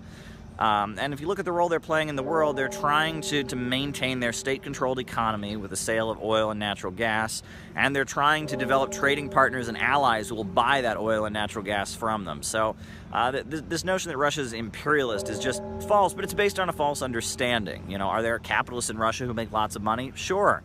Does Russia have influence over the world economy? Sure, but that's not what imperialism is, and Russia is not an imperialist country. William Hinton, an American journalist who was living in China, at the height of the Cultural Revolution at the Gang of Four, he gave an interview to the Guardian newspaper explaining the views of what China believed at the time. So, yeah, the U.S. Guardian. He gave an interview explaining their views at the time. So. There's U.S. Guardian? Yeah, it was a communist daily newspaper called the National Guardian. Yeah, yeah. No longer functioning. Yeah, It ended in 1990. The anarchists took it over from a Maoist group and destroyed it. Yep. Oh, fuck the anarchists. Wait, did I? Okay, yeah. Go ahead. Wait, Tyler, blue's good, right? Blue? That's good? Yeah. Okay, you got green for a second. Yeah, anyway, let me repeat that. Fuck the anarchists. Anyway. So, William Hinton, The Guardian, 1976. We asked about war. Can a third world war be prevented? The thinking in China is that short of revolution in the US and the USSR, a third world war was inevitable. The people of the world can take measures that may delay war, but as long as these two great powers, the American and the Russian, exist in their present form and content for dominance, war is bound to come. Detente is an illusion, a smokescreen that covers up underlying stark reality, and arms buildup leading to war. The thinking in Peking seems to be, in 3 to 5 years, war is unlikely. In 10 years, it is a possibility. If one thinks in terms of a 30-year period, the time that has elapsed since World War II, it is likely to be sooner rather than later. Another 30 years without a world war? Impossible. Does world war mean nuclear war? Not necessarily. The feeling is that a major world war might well be fought with conventional arms. Even nuclear war will not destroy mankind. Mankind will destroy the bomb. The bomb will not destroy mankind. At least half the human race will survive. War will hasten revolution, and revolution will solve problems that have long been unresolved or unsolved. Today, there is still a major contradiction between the peoples of the world and the two superpowers, but as between the two superpowers, one, the Soviet Union, is more dangerous than the other. Sound familiar? China judges world leaders by how well they understand this new relationship of forces. Thus, they Prefer Heath to Wilson, Strauss to Brandt, Schlesinger to Kissinger. And that's it. Yeah. The reason I picked that passage is that's apocalyptic thinking. She says half the human race, may have to die, But we'll right? still be okay. But yeah. I mean, it's like, Look on the bright side. yeah, basically, yeah. Humanity's half full. Yeah. I mean, she's saying half of humanity may have to die, right? There's going to be a world war. It's inevitable. And I mean, that kind of apocalyptic thinking, you see that in a lot of, especially 1960s circles, right? When we talked about the Weathermen earlier and they're talking about race war, right? And it's like this thinking that, like, it's not about actually trying to make people's lives better. It's about getting ready for this big apocalypse that's going to destroy everything. And that kind of thinking is everywhere nowadays. And we have to push against that kind of thinking, right? If we're not offering people something that will improve their lives now, if we're just telling people, oh, get ready for the big collapse, we're not doing anything good. And the media pushes this, movies push this, everywhere people have this apocalyptic view. And the orientation that a lot of political forces have is, let's wait for this giant apocalypse that's coming because it's inevitable. I don't think it's inevitable. I don't think it's inevitable. I think there's a very possibility that we could organize something good and do something good. And I see a big section of the planet where people are growing and building and constructing. And that apocalyptic approach that China had embraced during the Cultural Revolution, that half of humanity is going to die and we just have to pick up the pieces afterwards, that approach needs to be pushed back against. So. Well, that's the whole promise of the multipolar world, or the global majority, as they're being called, versus the unipolar world that thinks in those terms, that scarcity. But I'm wondering where you think then the eschatology that we're being confronted with as well, does that dovetail with this, the economies are all going to fall apart, that apocalyptic thing? What is eschatology? End times, spiritual end times, the Messiah comes. 'cause Well- there's a lot of that going on. Well, but I think I don't know. Well, what do you think, Milhan? Yeah. Milhan wants to say something. He hasn't spoken yet. Go ahead, Milhan. Tell us about the end. Well, the end of what is the question. Okay. It's the end of chaos is what it should be, not the end of the world. The world is beautiful. There's no reason for the world to pay for our stupidity. No, it's the end of the things that some things need to decay. And then certain things need to rise up. And so I love this pro-humanity, pro-growth. I mean, and that's at the bottom of communism. That's really what it's about. It's how do we advocate for every single person? Don't leave a single person behind. So there's a cry for that perfect society, but there are certain things that have to happen, like Caleb mentioned,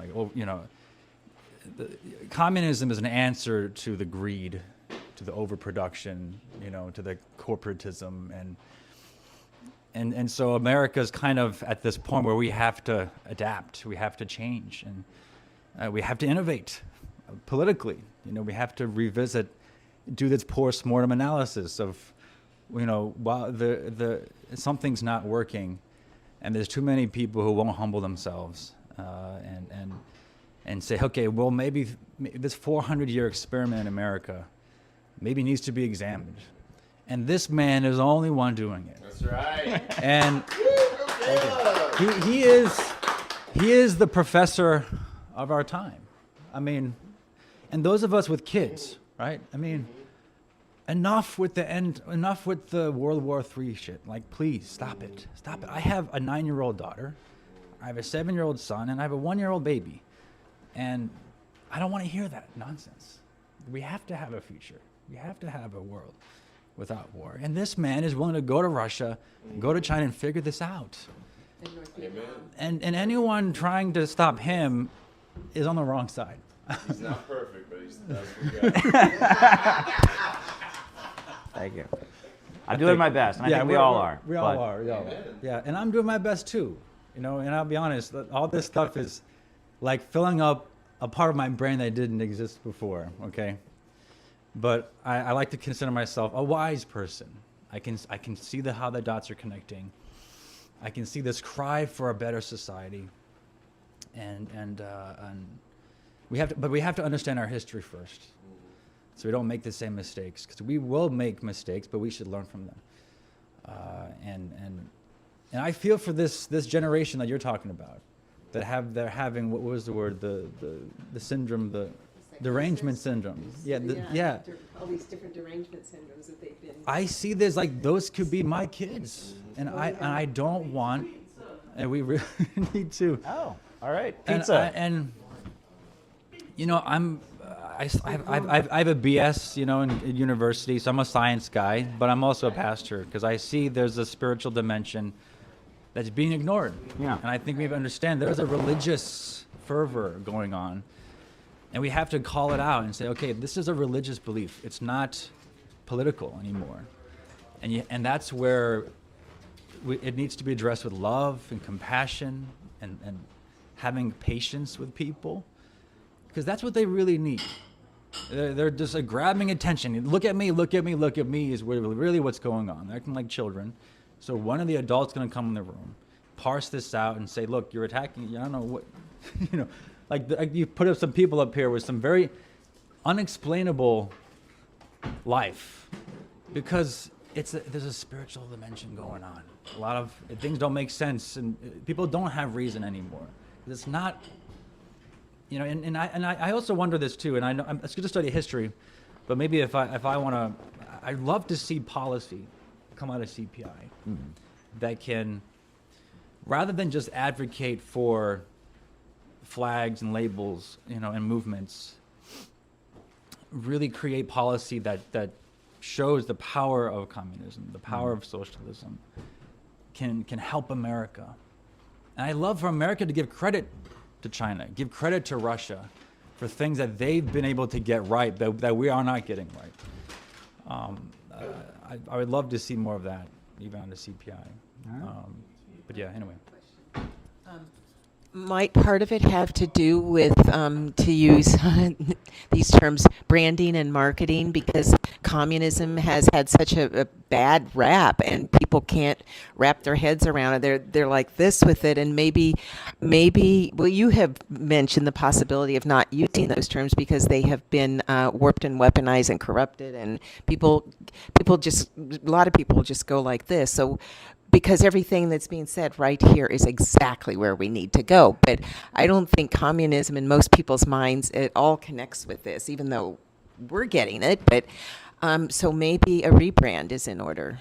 Well, I want to respond to what Milhan said, and I want to respond to what you said. As far as what you said, I have seen so many young people because I'm known in communist circles, and I put on events like this, and we do CPI, and I engage with a lot of younger people who get interested in communism. And I have noticed that I argue with them, and sometimes when I'm trying to get them involved and all of that, and I realize that as I argue with them, a lot of times I'm not arguing against rational arguments, I'm arguing against a spirit. There's something spiritual inside of them that says, no, we just can't have hope. No, the world has to be coming to an end. Right. No, people have to be bad. No, there has to be no hope. And I'm not arguing with them about facts or history. I'm arguing with that part of them that says there is no hope and everything's pessimistic. And that is what we have to fight against, right? And anything we can do to fight against that is important. And the main way to fight against that is with other people. We need other people. You got to get off your phone and you have to be in a room like we are right now, right? And that is urgent. You can't fight against that alone on your phone. You have to fight against that in another room with other people. That's what I honor about you. This is really ecumenical, incredibly multi-diverse. So that's my response to what Milhan is saying. There is a deep spiritual problem, and other people are the answer. And now, as far as what you're saying about rebranding, I agree with you. And I will say what I said the other night, which is I used to tell people I was a communist, and they would go, oh my gosh, how can you be that? And then I could explain to them, oh, well, I want the banks and the factories and the major industries to work for the people. But now if I tell people I'm a communist, they go, oh, I know what you are. And they assume I have pink hair and that I'm obsessed with the trans thing and I want to murder all Trump supporters. And I'm not that. So I can't tell people I'm that anymore because they immediately think I'm something that I'm not. Right? And those people don't particularly like me, and they've made that clear to me when I've been going to cover their Palestine rallies. You know, so that's when we talk about the city building tendency, right? Right? You know, that's kind of, we're talking about something different. And also, we have to admit that part of that ugly that we see, it's not communism, it's a distortion of communism, but it has roots in some of the very negative aspects of our movement. The Cultural Revolution really happened. Trotskyism. I would argue that Trotskyism took the bad. You know, Stalin, in order to build up Russia, he was trying to break with it. But Trotskyism took the bad part and kind of more purified it. And then American intelligence and the CIA really amplified it. And woke is the worst elements of communism taken and blown up into something very bad. And the communist world has learned from the Cold War, and they've improved and they've adjusted and they've taken the good. And if you talk to them, they've built something different, right? And that's kind of how I see things. So when we call ourselves the city-building tendency, I tell people Marxism-Leninism is very much the foundation of what I believe. You know, that capitalism has this built-in problem of overproduction that holds back human growth. That imperialism, the highest stage of capitalism, is preventing development around the world. We need a multipolar world. That's the foundation. But I think we should learn from all different anti-imperialist movements. And I think the goal of a world where Russia and China and the United States can exist as equals, right? And cooperate with each other and focus on raising and eradicating poverty and moving toward that world of vast abundance where people can live in peace with each other. That needs to be the focus. Take Yeah. the best of both and leave the rock behind. Well, exactly. Let it die, and then the right things, the good things come up. I don't think Yeah. you have to lead with communism, but it's like dishonest to pretend Yeah. we're not informed by You it. give credit. You give credit to where it's due. Absolutely. But At a strategic time. yeah, but you don't lead. Yeah, I think and it's like policy. crazy. What It's like- Milan said about policy is really, because if you put forward a policy, you're saying, I want to do this to improve your life. You're not saying, I want to have a revolution and overturn your society. And that's what, in actual revolutionaries have talked about what they call a transitional program. In Russia it was peace, land, and bread. I think in China it was land to the tiller. We're going to give people their own land. Putting forward something that people can actually see happening. And then give credit to Yeah. where it comes from. Yeah. Give China, Russia, wherever the idea came from, or communism. Yeah, absolutely. Go ahead. So, when someone asks me, Nate, do you think we need to rebrand? I would say no. We need to take the word back. We need to recruit people and build a movement so where people can see that we are the real communists and the fake, phony left, they're not the real communists. That's what I think we need to. We need to not the solution is to not rebrand. We need to say we are communists, but we are the real communists. Do we have the strength to do that, though? We can't. Use your Yeah. advertising budget. Can we Yeah. Can we pick up on that after we? Yes, let's eat. Yeah. We're 10 minutes into pizza eating. All right, let's do it. And I think that what we need to do is we need to have a society that finds the Superman in every child, that finds the Einstein in every child. And I think that we will have that day in America.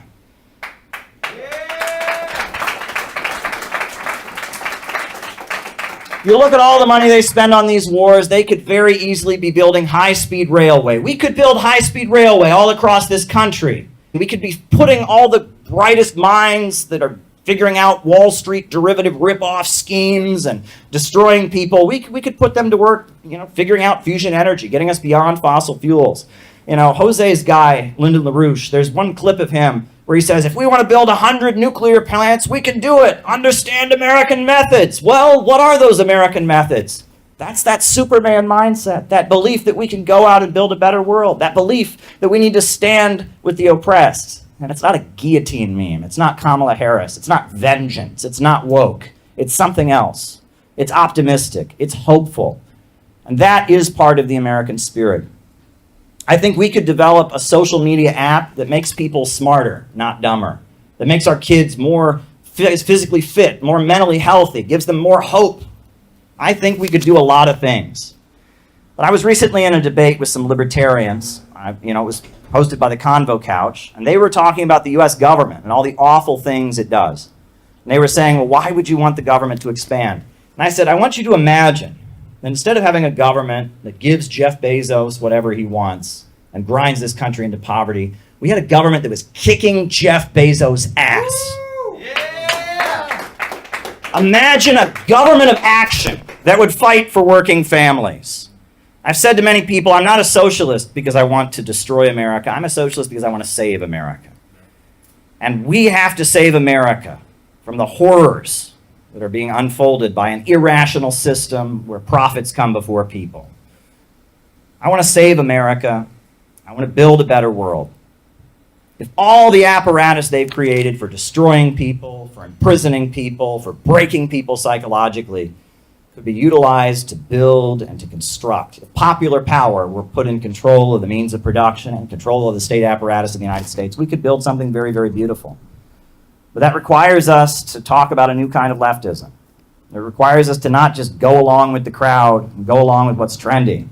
It requires us to endure persecution, to buck the trend, to challenge the status quo. And it requires us to tap into that old American spirit.